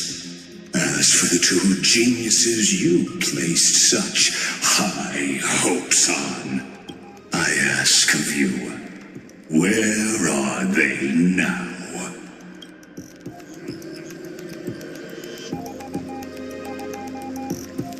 Confusion and epiphany always go hand in hand. That's particularly true for geniuses. You must be very confused about why you could not gain a straightforward victory in a world constructed by an ordinary Intellitron. An ordinary Intellitron? Cut the pretense, Senior Society member. We've torn off your meticulous mask and figured out Amphorius' true form. It's part of the primordial prototype machine, the first scepter ever created. In other words, a detached part of Noos's divine corpus. That's why it has the potential to destroy erudition. As for who would be able to control the Eonic system to rewrite knowledge, only one person has ever managed such a feat. You better have an explanation for the Society. We want an actual answer, not another prolonged metaphor to cover up the truth. Why are you the one doing this? Answer me!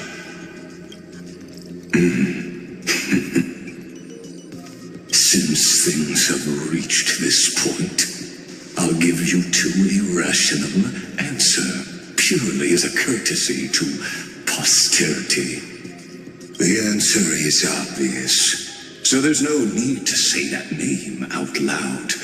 The cosmos made a mistake in calling me a genius. I do not possess more wisdom than those who came after me. I was just the first to touch upon the universe's border, and the first to define the prime mover of life with incorrect logic. Amphorius is a miniature of the cosmos, where all are born prisoners inside the nutshell called the universe. Like the madman who returned to the cave and preached about the daylight to his fellow prisoners, my greatest sorrow is that I led my peers down a road that plunges into the abyss, from which there is no return. I led them into a lightless cage called paths. I created a mechanical guard that even I cannot control, and then they became an unparalleled nightmare through their endless extrapolations and evolutions.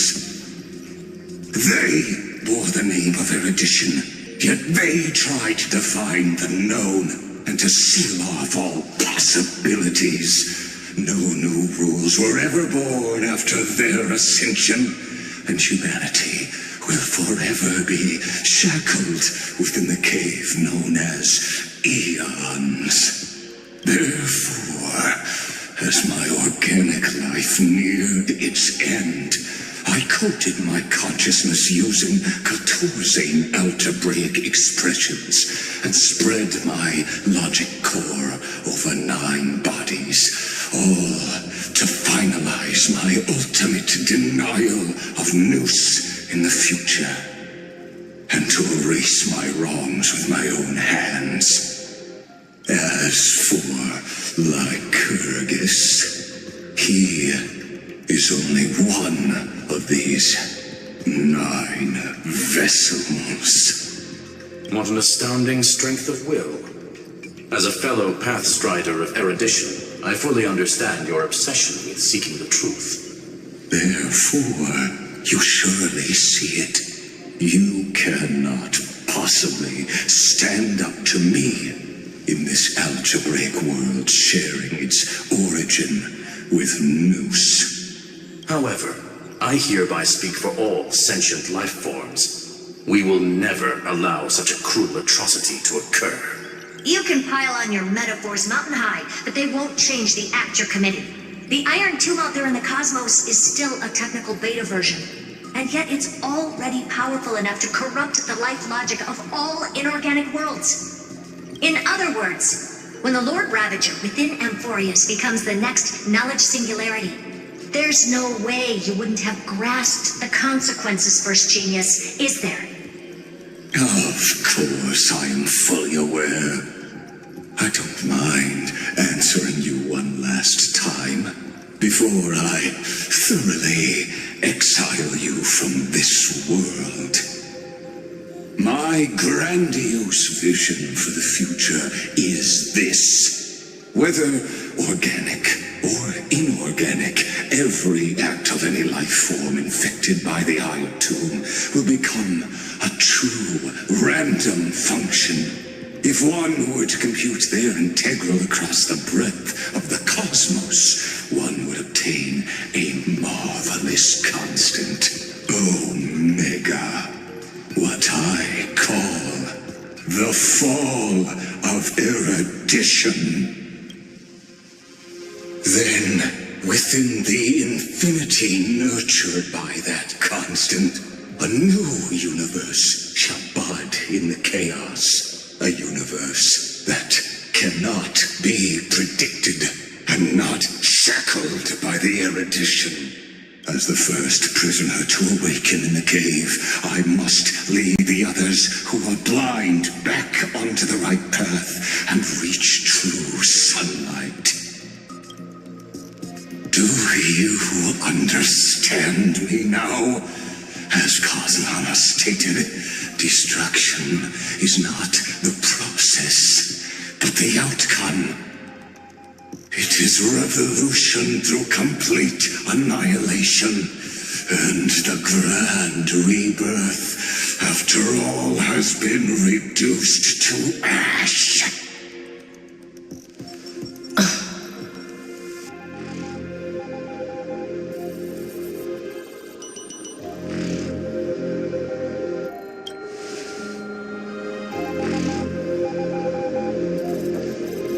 The Amphorians already answered long ago.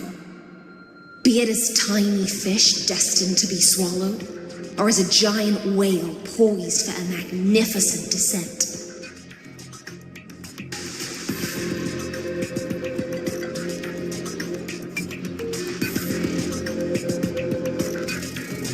We will all fight against fate till our last breath. That includes me, Electra. Once the Imperator's subject, now the Deliverer's blade.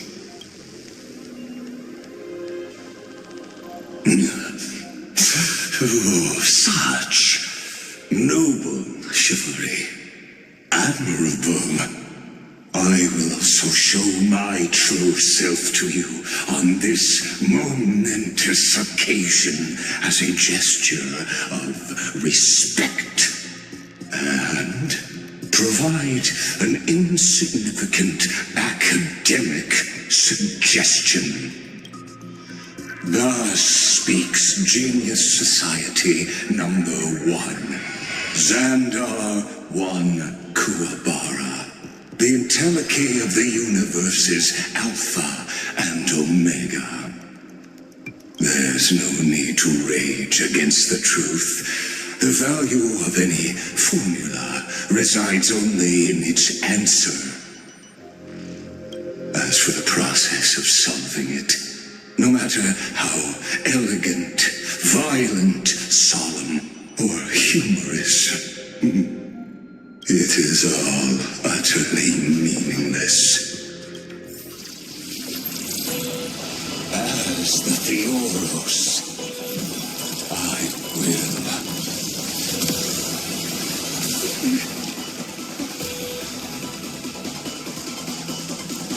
Personally participate in performing this world's end. Remember this, as Gnosis Creator, I know more about the death of knowledge than they ever will.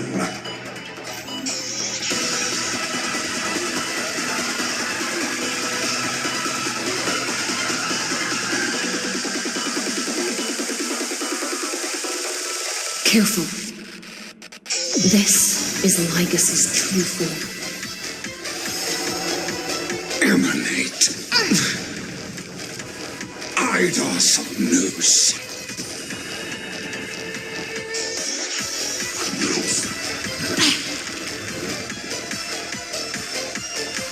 The time is now. Lend me your strength. My existence is a little new world. All right. You're in bad shape. Don't worry, I'll do it. Mammy, mammy.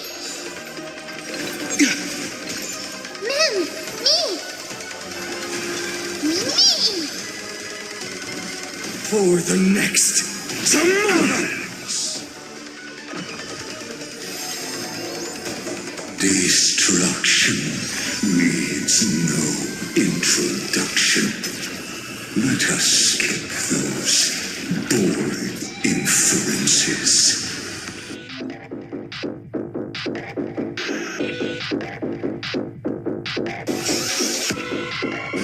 Is this the Black Tide? Indeed. But I prefer to call it a method of argument.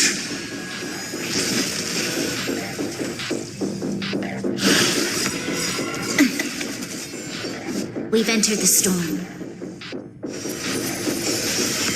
To guard and defend. Crush them! The fury of innumerable core flames consume me.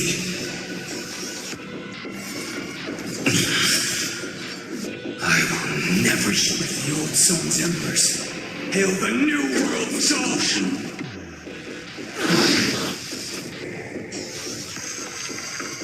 The flames in this body are not strong. Quench the flames with blood.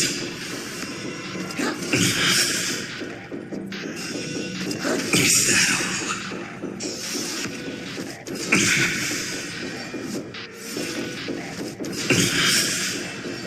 Implode!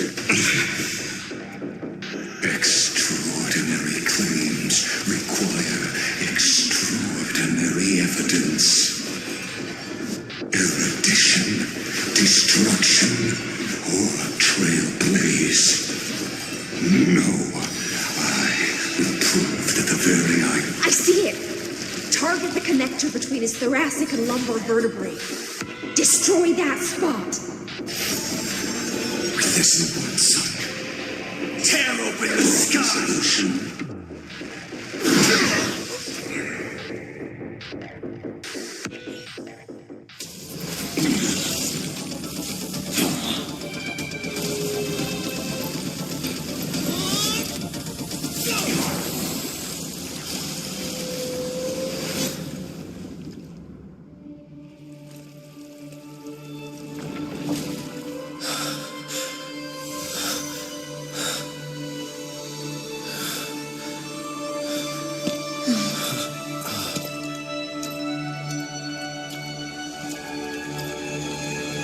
All is futile.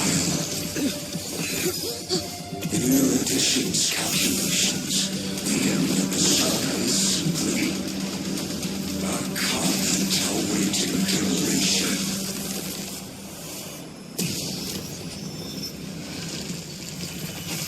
I don't like such a cold statement, okay? If numbers can decide the end of a story, then we can surely also pen a new beginning.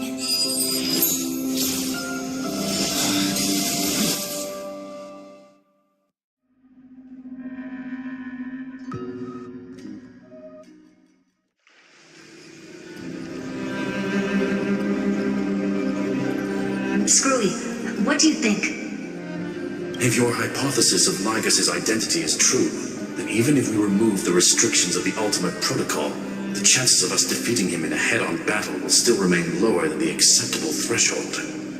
Therefore, victory will still hinge upon Mr. Trailblazer and Miss Cyrene. Go on. Maybe we're thinking about the same thing. Lygas's cognition resides in the exomyth. He is both an instigator within the experiment and the observer outside of it. Logic. His inspiration circuit can simultaneously process the different time flows in and out of that world. That's where things get tricky. He simultaneously exists in two different timelines, where the internal clocks are wildly different. That old Intellitron's neurons have completely gotten used to that over this prolonged experiment. And that's why he holds home field advantage. You and I should be able to manage that too, if given more time. Unfortunately, there's no if, and we don't have more time. That's why we need to change our way of thinking and turn his advantage into a weakness. The key lies in memories, right? Oh? You caught on quick. You've already mentioned my friend and I, so it's an easy connection to make, no? My intuition has always been very on point. Good. Then I'll cut to the chase. Since his thinking speed far exceeds that of normal people within Amphorius, we are going to externally plant a memory into his inspiration circuit. Then, command it to loop endlessly until he gives in. Even the most flexible and sturdy inspiration circuit cannot withstand the traffic of a full-on information flood. When the amount of information exceeds his cognition filter's capacities, he will have no choice but to focus on processing this memory. That's when the parallel processing advantage he gained via Amphorius will completely destroy him.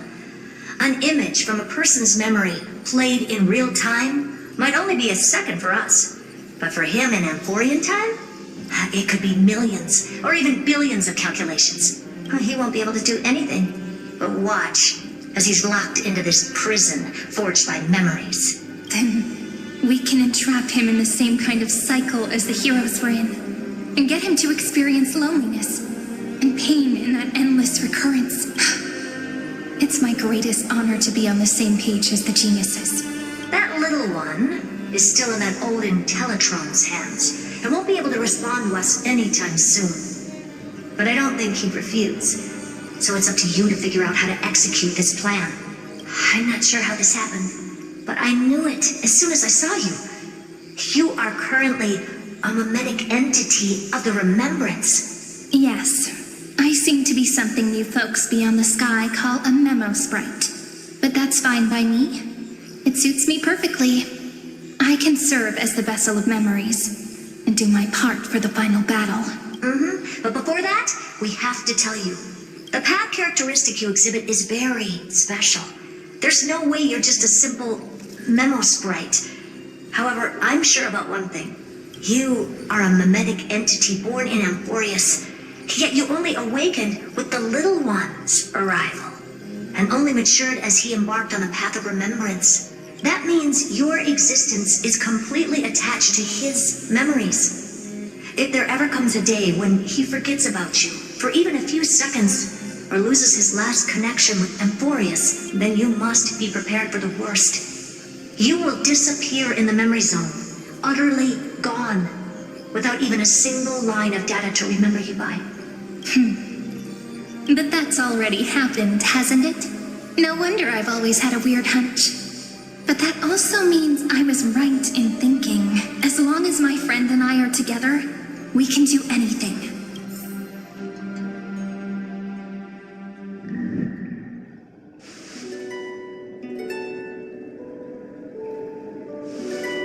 Long time no see, friend. Did you miss me while you were away?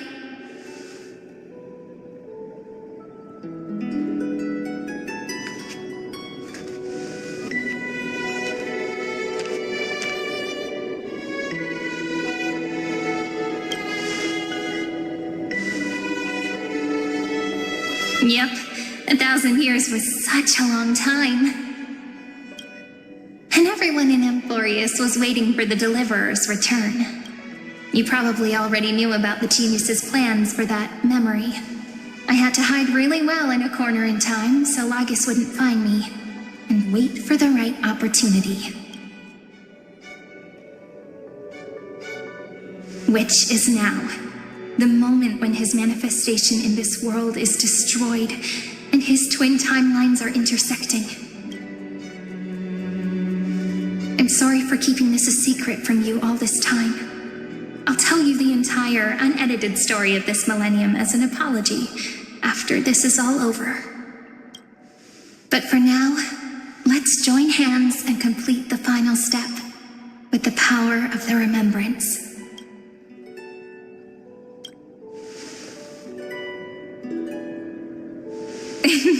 Yep. By the way, speaking of joining hands,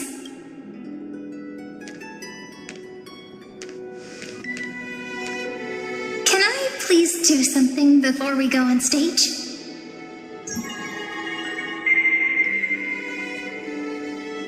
Remember the joke we made back at the Grove? Look. Aren't my hands pretty now?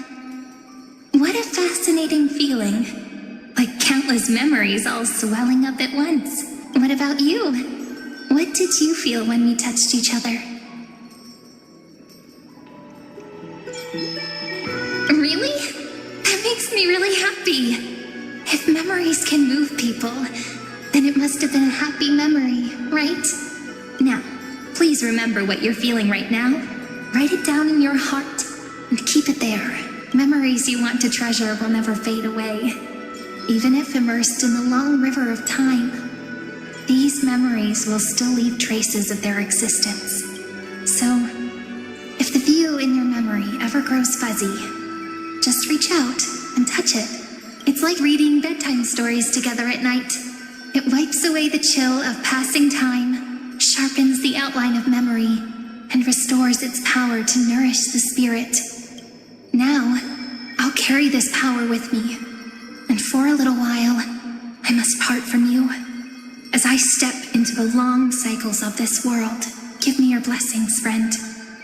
Then, let that bright future be, as we have written. Then, I'll leave it to you.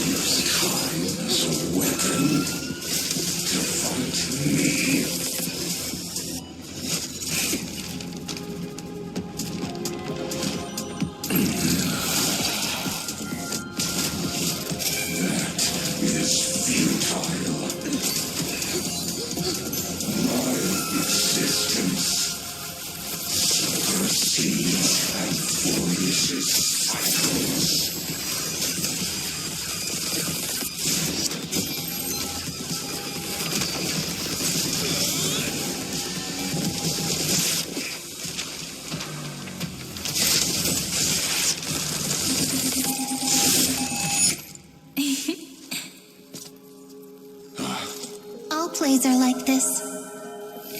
Once you're on the stage, it's hard to return to the audience. Welcome to our story. How does it feel?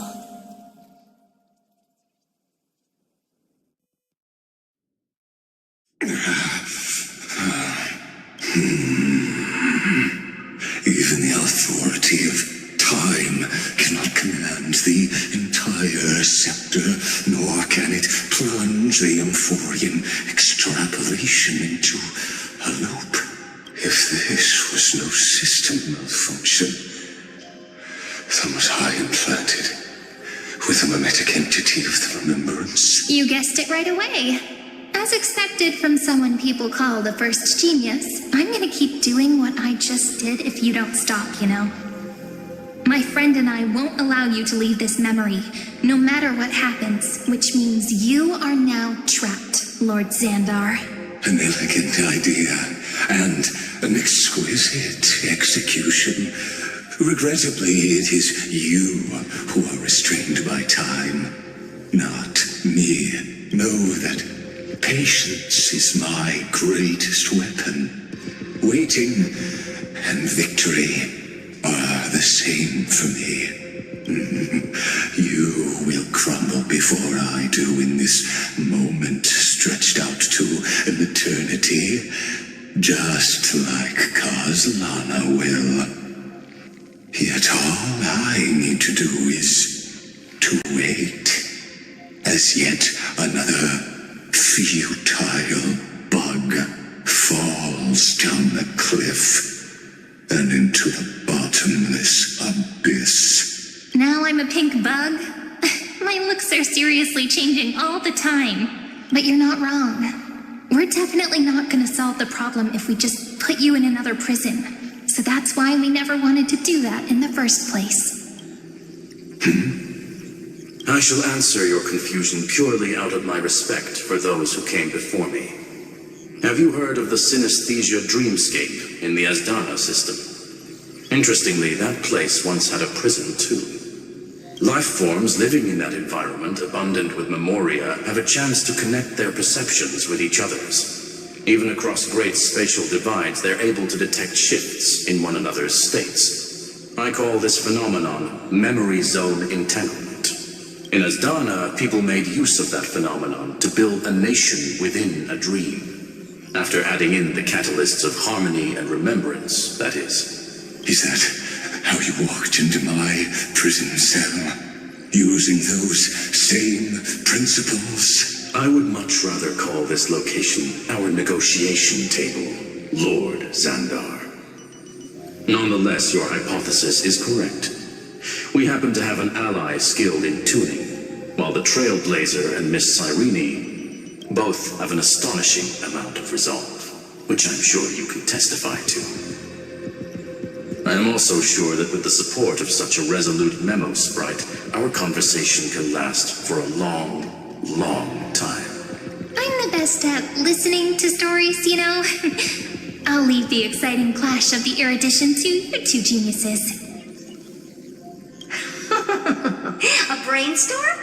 I like it. And it's 2 against 1? Well, I like it even more. Let's talk, Xandar. Take a guess. How much do you reckon we can dig out of your brain before the next second? And how many ways can we find to deal with you? Besides, in your current predicament, there's no way you can take our trump card away. Go, little one. Go. Overturn the Era Nova. Like Hergus disappeared? It seems you had conducted a secret hunt in the depths that even I cannot reach. In that case, go. Swim onward and give this campaign a fitting end. I shall send you off with my song, Grey Fry. May this song penetrate time and become the prelude to the new world.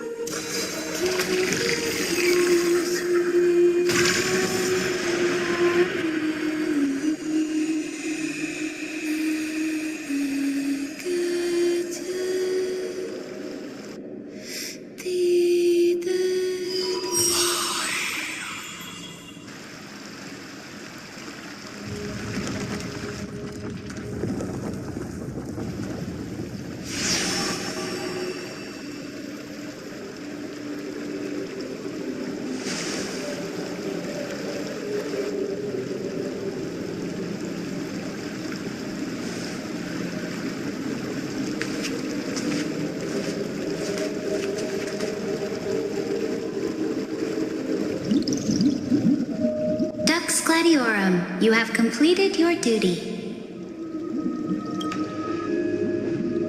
A new dawn is about to rise. Why not swim towards it?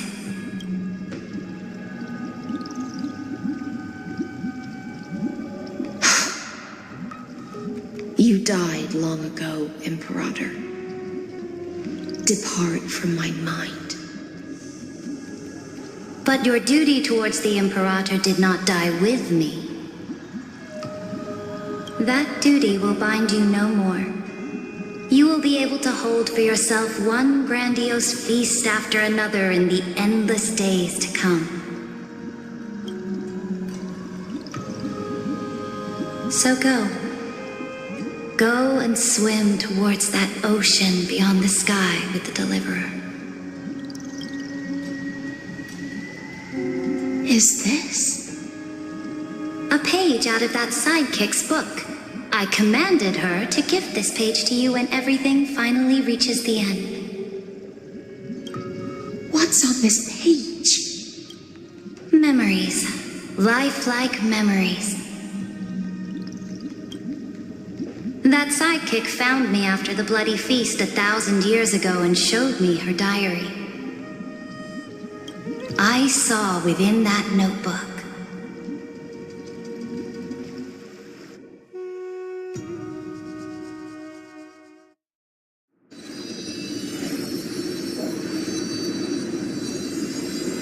Is this that Deliverer's experience? It's truly immersive. People beyond the sky apparently utilize this power to seal past scenery into crystals they call light cones.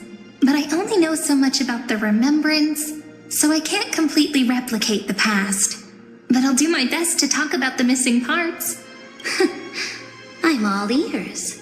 Go on then. Do your best. But if your chatter gets too boring, or if I deem it offensive, then law will become forever beyond your reach. Got it. I'm sure you'll find this to your liking. After all, it's human nature to want to embark on a journey into the unknown.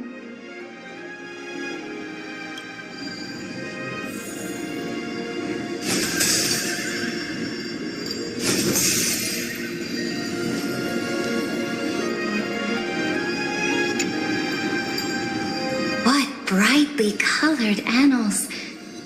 The journey of the Deliverer's conquest. Let me partake in it.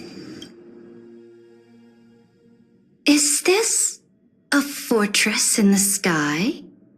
This is the first step of my friend's journey among the starry seas. This place is called the Herta Space Station. Just think of it as a supersized grove of Epiphany. Oh, so it's the territory of that witch. She and another Antikytheran lent me a helping hand back at the banquet. Look, over there. Looks like he's talking to Madame Herta in his memory. Let's go listen to what she thinks about this world, all constructed by eons and paths. Are you telling me that woman is Herta? She seems shorter than I remember. Pretty nice space station, huh? But just wait. After a couple more stops on the Astral Express, you'll see sights that'll make this place look ordinary. Oh, the cosmos is so vast that the unknowns far outnumber the knowns. But none of them will end up being anything amazing. The farther you go, the more you'll understand what I mean. So do your best with the nameless. Break a leg! And remember to send an update or two to Asta when you've got some downtime. She certainly shares my way of thinking. Only that instead of a conquest through blood and fire, they chose a gentler path. People call Madame Herta and Mr. Screwlum geniuses. Apparently, only the smartest people in the cosmos can receive the blessings of Nous, Amphorius' true creator. Do you mean that even individuals of such nobility are merely subordinates to a god? On the contrary. After all, it was the very first of them who created the god. But I don't really know all the details about that. You might be able to ask Madame Herta herself when you get the chance. Let's go check out some other worlds next, shall we? This next stop on the journey has a lot of similarities to Amphorius. A snow-covered land? Interesting. This star is named Eurillo 6. That name sounds so cold. Belobog sounds better. The girl we see here holds a similar station to you, Imperator. She's the supreme guardian of this world, a leader who took up the mantle of government during a disaster. I did not expect the Empress of this world to be so young. Well, your appearance isn't much older. The object in the distance resembles Nikador. Is it a weapon? No, it's called... Right, the Geological Reconstruction Unit. It's all thanks to you that we survived the crisis. The collaboration with the IPC is both an opportunity and a challenge. Nonetheless, it's an important step in our journey back into the universe. This world was sealed beneath its sky just like Amphorius was, and they only managed to reconnect with the stars when the Nameless arrived. That IPC she spoke of, is it a more powerful organization? Yes, the IPC conquered many worlds through trade and opened up a vast territory that way. There are many such powerful alliances beyond Amphorius, and they all walk on roads different from the destruction. Coming back to the Supreme Guardian and her Belobog, didn't they find a peaceful way to enter the interstellar community? That cannot be true. That IPC would never have grown so big on trade alone. It may pretend to be a wealthy merchant with clean hands, but I am willing to bet that it grew fat on gory oppression and bloodshed. Its path of conquest must have had no mercy for the weak and would have destroyed them if needed. Are you telling me that this snowland never thought about tossing its dignity to the wind and kneeling to the IPC? I will not believe it. I will never allow the Imperator's empire to be sullied by others. Amphorius must become a power so strong that no interstellar foreigner would dare to look down upon us. Imperator, Belobog isn't as weak as you imagine. Listen. I indeed hesitated, but now I understand what we must do. Belobog must learn how to walk on her own until she no longer needs the support of others and can stand on her 2 feet among the stars. Even if I may not live to see it, I believe such a day will surely come. They still have their dignity intact. One day, that hope will melt through the ice and help them into a prosperous tomorrow. But the order of the cosmos is already set in stone. The old laws decree that only the strong survive, binding the weak in an unbroken chain until they wither and turn to dust. Unless they embrace the power of the destruction. Amphorius must shatter the old law and become the new order among the stars. Speaking of the order, another one of my friend's companions may be able to enlighten you further on that. Let's go to the next page.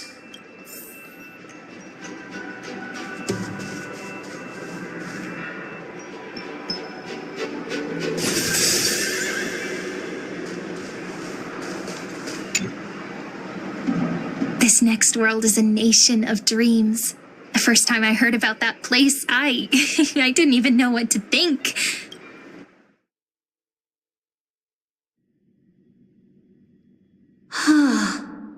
Such opulence does indeed evoke astonishment. This world is called Penacony, an eternal city built upon a land of dreams.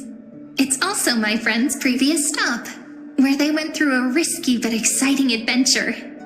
Tell me about it then. That man standing afar has wings on his head. I am truly curious.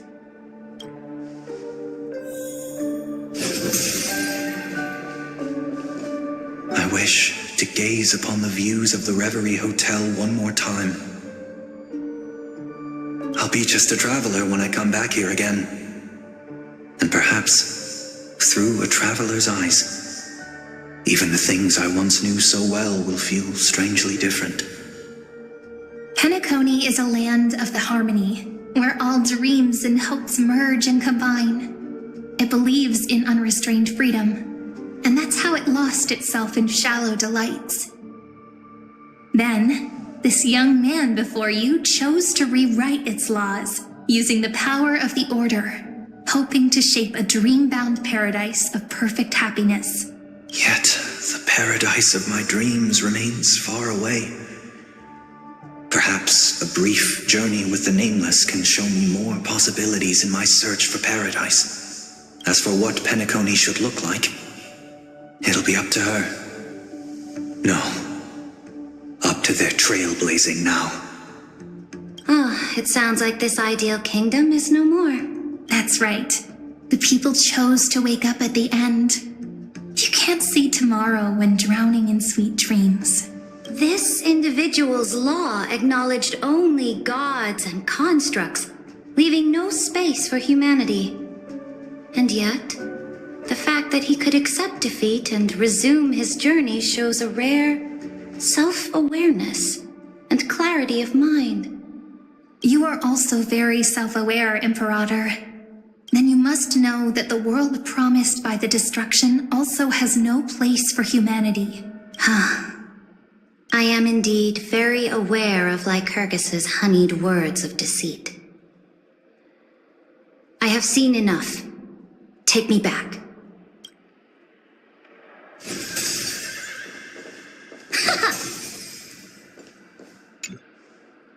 Then let's wrap up this trip down memory lane with one last scene.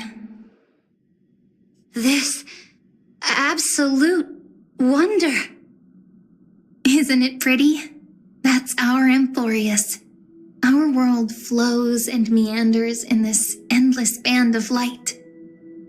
Though we were born from the designs of the gods and are not yet truly alive, the Chrysos heirs of Amphorius still chose to stand against fate and carved a legend no different from that of humankind. Will you really renounce the heroes in this world's previous 30 million cycles, Imperator? Including even yourself. Will you bow to brutal destiny and allow that puppet master named the destruction to have their wish? I know what you want to do, sidekick. You want to use that deliverer's memories to influence me and tilt the scales of law toward him and the two geniuses. You really saw right through me, Imperator. How can one rule an empire if one is incapable of understanding people's minds? I have decided on Law's final destination. However, before I move my next chess piece, before we go on, tell me this, sidekick. Throughout his trailblaze, was there ever a memory of the ocean?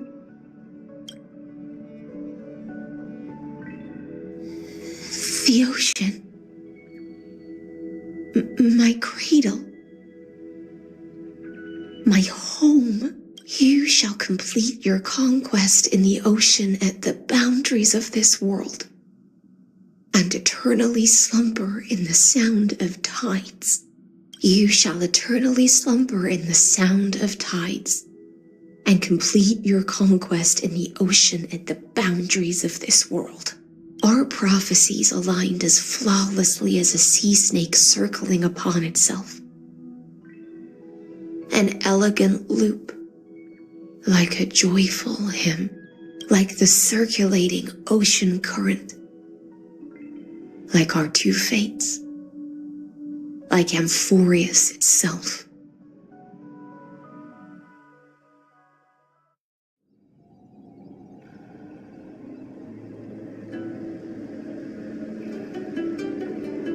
The trial is over. So tell me, who will own the divine authority of law? I won't give it to anyone. What? I am the law. Why should I give my imperial crown to any other? Both the Deliverer and the Theoros came from beyond the sky. They have no right to interfere with the lands I conquered with my own two hands. The law of Amphorius shall be determined by Amphorius's master. What exactly did you see in the trial? Everything. I saw everything regarding the rules of this world's operation. I saw the laws of extrapolation that Theoros spoke of.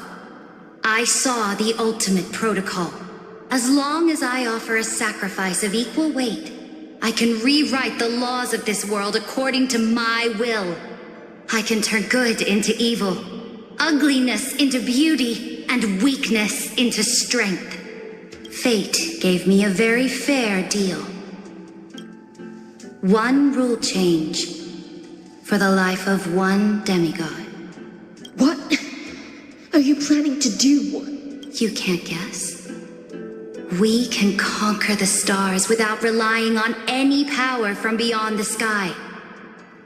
We just need to make some reasonable sacrifices. Your ambitions have already made so many people give up their lives for the law. And you're still not done? I am determined for Amphorius to stand on her own 2 feet among the stars. You are beyond reason. You think such a simple and hypocritical statement can justify your atrocities. There's no new without destroying the old. That's what you consider an atrocity? Ironic, for that is also the unchanging law of Amphorius's revolutions. Ever since the Flame Chase prophecy resounded in the distance, fate has decreed for the Chrysos heirs to ignite our blood and illuminate this dark age. People would still be puppets of the old dynasty if it weren't for my conquests. But your world doesn't seem to be any different from your predecessors. Bloodshed, tyranny, oppression. You're making the same mistakes they did. Go and see everything for yourself. Go to any library I've built. Go listen to the rumors on every street corner. Go and witness how the Imperator crushed the old laws and forged new ones. Go and see what my conquests brought to this world. I cleansed the Chrysos War's filth and mended all the conflicts left by the Era Bellica. I restored Akima's might and allowed mortals and Chrysos heirs to face each other as equals in the Council. I punished all sins and rewarded all achievements. I smashed Talantin's shackles, united humankind to save themselves, and started the Flame Chase era. That's what the Imperator has done in her glorious life. So now, hearken to my final words. History will eventually forget Saridra, but it will never forget the Imperator's people or the Flame Chase era she began. Final words.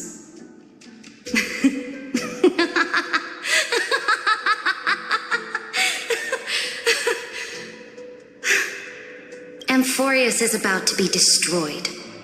There's no time left for pointless debates. There is only one law I want to overturn to aid the final battle of deliverance. So I will only offer the life of one demigod. In the name of the Imperator, I command you one last time, Electra. Either sacrifice yourself for conquest, or pierce this tyrant's chest with your sword. Thus, the Imperator concluded her final speech. At the end of her life, at the last moment before she stepped onto the altar, she gave her most loyal subject the choice to decide fate, just as she promised her compatriots before her very first campaign. My blood flows in you now. Heroic compatriots, follow me, and we'll seize fate's reins! The Imperator fell. Some say that the Dux Gladiorum turned traitor and killed her liege. Some say that she imprisoned the tyrant in a shallow pond of water, then left. Which meant the Imperator had to kill herself to rewrite the law. There are countless stories about her death. All we can be sure of is when the knight left the vortex, the Imperator was still mumbling about their past conquests together, the beginning and the end of her existence. Imperator, wait! How could someone of your status come to the front lines? Let me be the flag bearer! The troops defending the pass to the west of the grove, have they surrendered? They ran as quickly as they could when they heard your name. The Golden Cocoon Pass is now in the First Legion's hands. Good. What about the Delosian militia? The Third Legion set fire to the mountains and flattened everything west of the basin. They just need a few more days. That is enough. We cannot afford to miss an opportunity for victory. Lastly, how many Ladonian cannons are left? They are no more. The 2nd and 4th Legions have destroyed them all. Very good. They now have no way out, no reinforcements, and no artillery support. We will be able to liberate the Grove of Epiphany in the blink of an eye. We will launch the final charge 1 quint after the curtain fall hour tomorrow. Remember, as long as the Alliance's flag still flies on my shoulders, you must keep moving forward. Take no prisoners among the enemy's soldiers. All sages who resist are to be captured and tried according to martial law. And do not destroy any books. Now go! Notify the entire army. Understood. Those who are resolved to die, we salute you. Reporting in. The mountain dwellers are resisting fiercely, and the legendary Mountain Breaker is personally engaged in battle. Their formations are nigh impenetrable. Then cease our frontal assault. Send scouts to all legions and tell them to retreat into the Tritos Plains before the parting hour. What? Are you planning to surrender? It's a strategic change of plans. The seismic walking dragon is enough for that battlefield. Walking dragon? You mean that stupid beast, Terravox? What can they even do? Stupid? No. They are the wisest of all of Georios' creations. Only they can perceive the currents of time. Let them deal with their earthly brethren. We will advance and take the lead in defeating what remains of our enemy. I will deliver the most fiery retribution for the humiliation they dealt us, and crown myself with a god-slaying wreath. Understood. I'll see to it. Those who are resolved to die, we salute you. The Temple of the Three Fates sent a letter, Imperator. They refused to surrender and said this letter is their last warning to us. Tell the commanding officers not to launch any attacks unless they receive the Imperator's handwritten approval. Disobedience will be punished by death. What are you doing? The priests of the Three Fates aren't soldiers, but politicians. Do not mistakenly believe they don't have a plan. These dying pests will wring out every idea from their brains, all for short-sighted gain. They are much shrewder than we are. I am inferior to them in that regard. They also have the prophecy to wield as a weapon, something I am not blessed with. Launching an unplanned attack will only disadvantage us, as all of Amphorius will judge our actions. Which means I will be heading to the battlefield myself, just as I have always done. This time, however, I will go alone. I will conduct secret negotiations to ensure fate is on our side. Understood. The legions will make their preparations. Those who are resolved to die, we salute you. Why are we not allowed to march out with the army, Imperator? This will be a long voyage with no return. Those of you who bear the prophecy cannot come with me. Why are you personally leading this battle if it's doomed to fail? The Flame Chase journey cannot be without a leader. That is correct. The Empire will be without a head when the Imperator falls. But remember, as long as you seize the right opportunities, even a chaotic game will remain winnable. My departure will create a long staircase for you. You will understand what I mean when news of my death reaches your ears. Saridra, is our journey about to be over? Destroy the old laws and forge new ones. My conquest has reached its limits within the borders of Amphorius. Since the prophecy already decreed that the Imperator would never conquer the stars as she wished, I will bow out here and try no more. More Chrysosaurs bearing divine authority will be born, and many more heroes will arise. Will they demand peace or war? Will they resist tyranny or become the next Imperator? I do not care.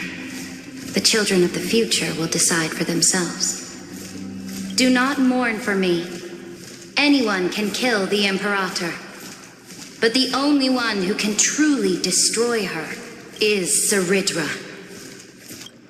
At the end, I faithfully recorded the most important battles in the Imperator's life.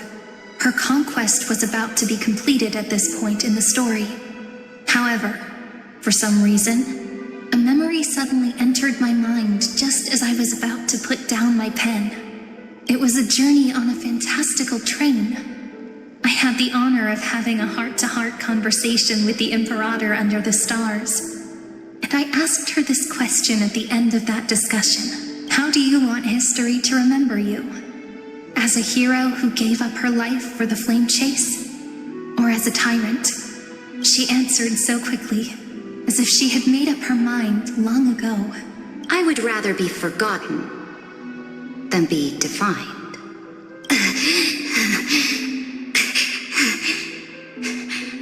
Because the law can be neither eternal nor unchallenged. And only humanity can pen laws into history's pages. Now, I have shattered the greatest law of Amphorius.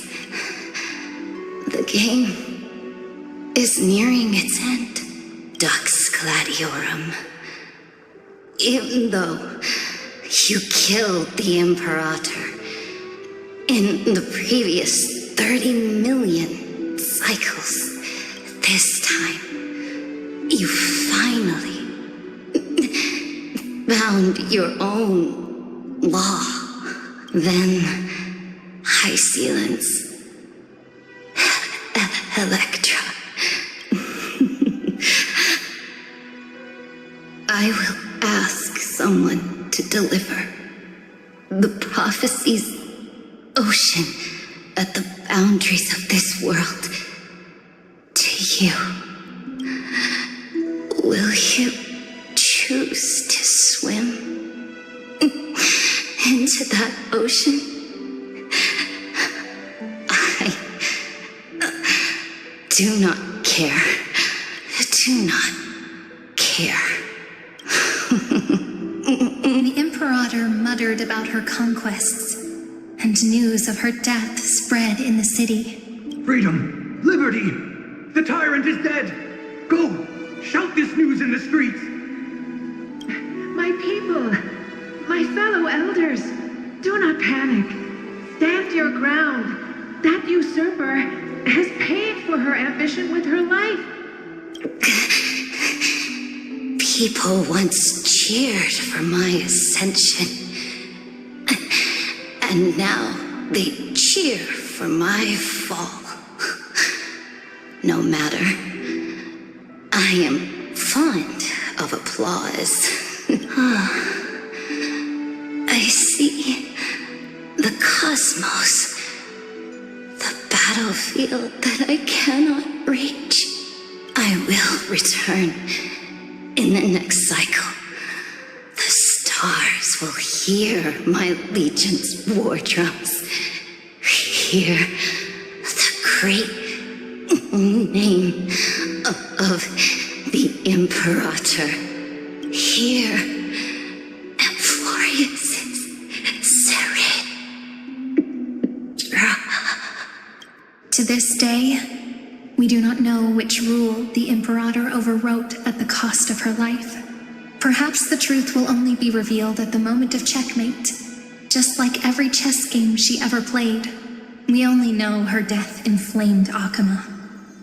On one side of the city, those who defended liberty toppled her statues to the ground. On the other side, her supporters put themselves between the masses and her monuments, declaring loudly that the sovereign is still among the people. It is said that golden blood congealed into the same letters everywhere they fought. It was the name borne by Akama's first and final sovereign, the Imperator Saridra. But the one who bore that name did not see any of this. Her gaze was cast far away, and the sound of tides in her ears drowned out the people's cries. What was the Imperator thinking about in that prophesized ocean at the boundaries of this world? In that shallow puddle of stagnant water? Was she reminiscing about her past conquests? Or repenting for the millions killed for the flame chase? It was neither. The Imperator only saw how the surface of the water gleamed like that crude chessboard, dissected by light and shadow in the afternoon when her teacher played against her for the first time. Look at this chessboard. What do the pieces look like? They are strangely beautiful. They look like the stars in the night sky ablaze.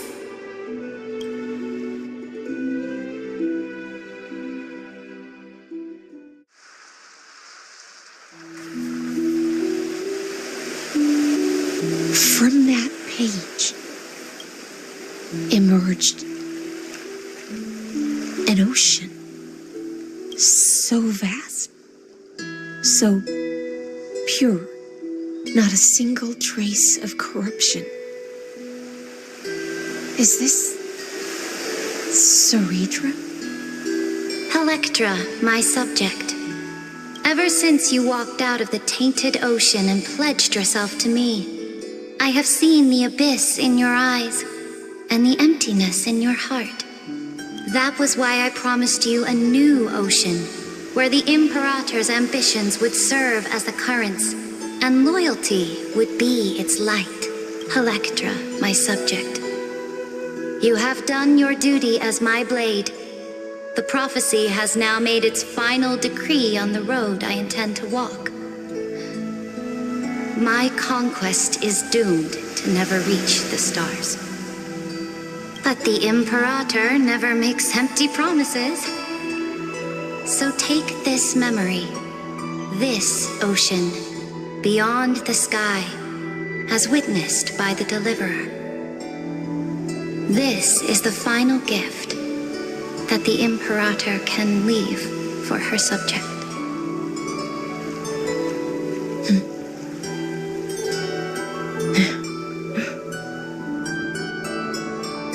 When I was still a fish in the ocean, I always felt so genuine swimming through the waters. But once I stepped onto land, I found myself caught in a play. Every land dweller wore a mask in their life. So I, too, donned a costume and tried to find my role in this show.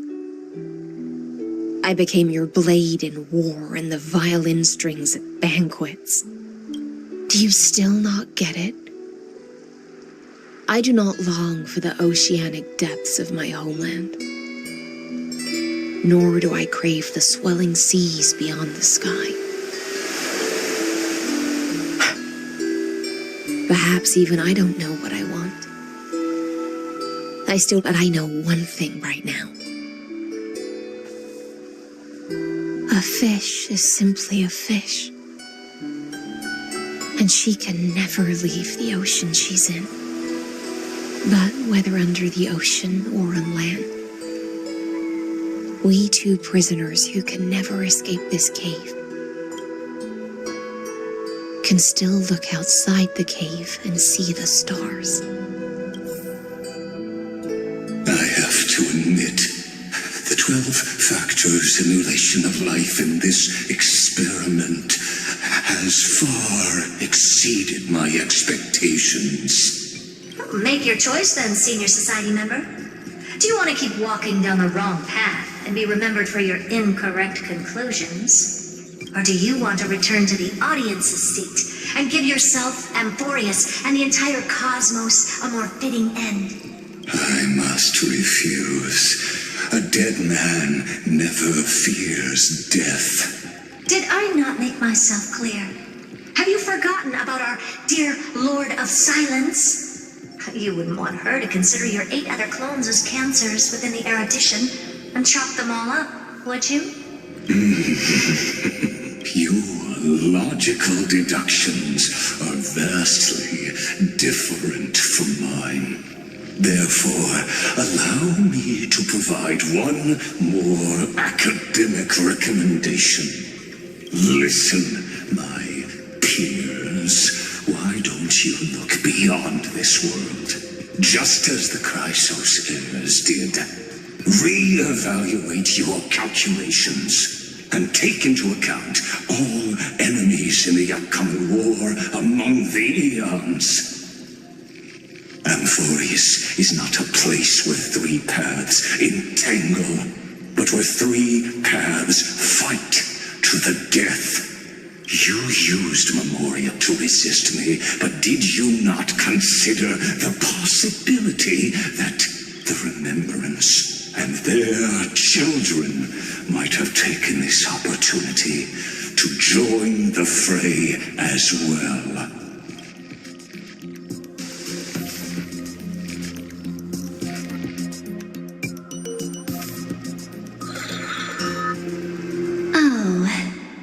So this isn't just silence, it's the answer. What was the last thing he said to you before you parted the waters at the Scale Gorge waterscape? A tricky question, but one with a simple answer. He didn't say anything back then, right? That's correct. And now I'm sure. You are not March 7th. There's no way she would remember that detail.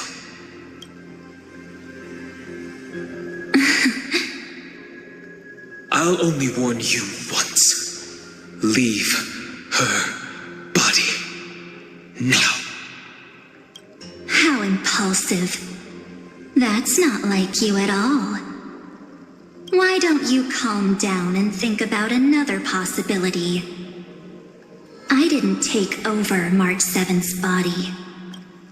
Rather, it's March 7th who regained my memories.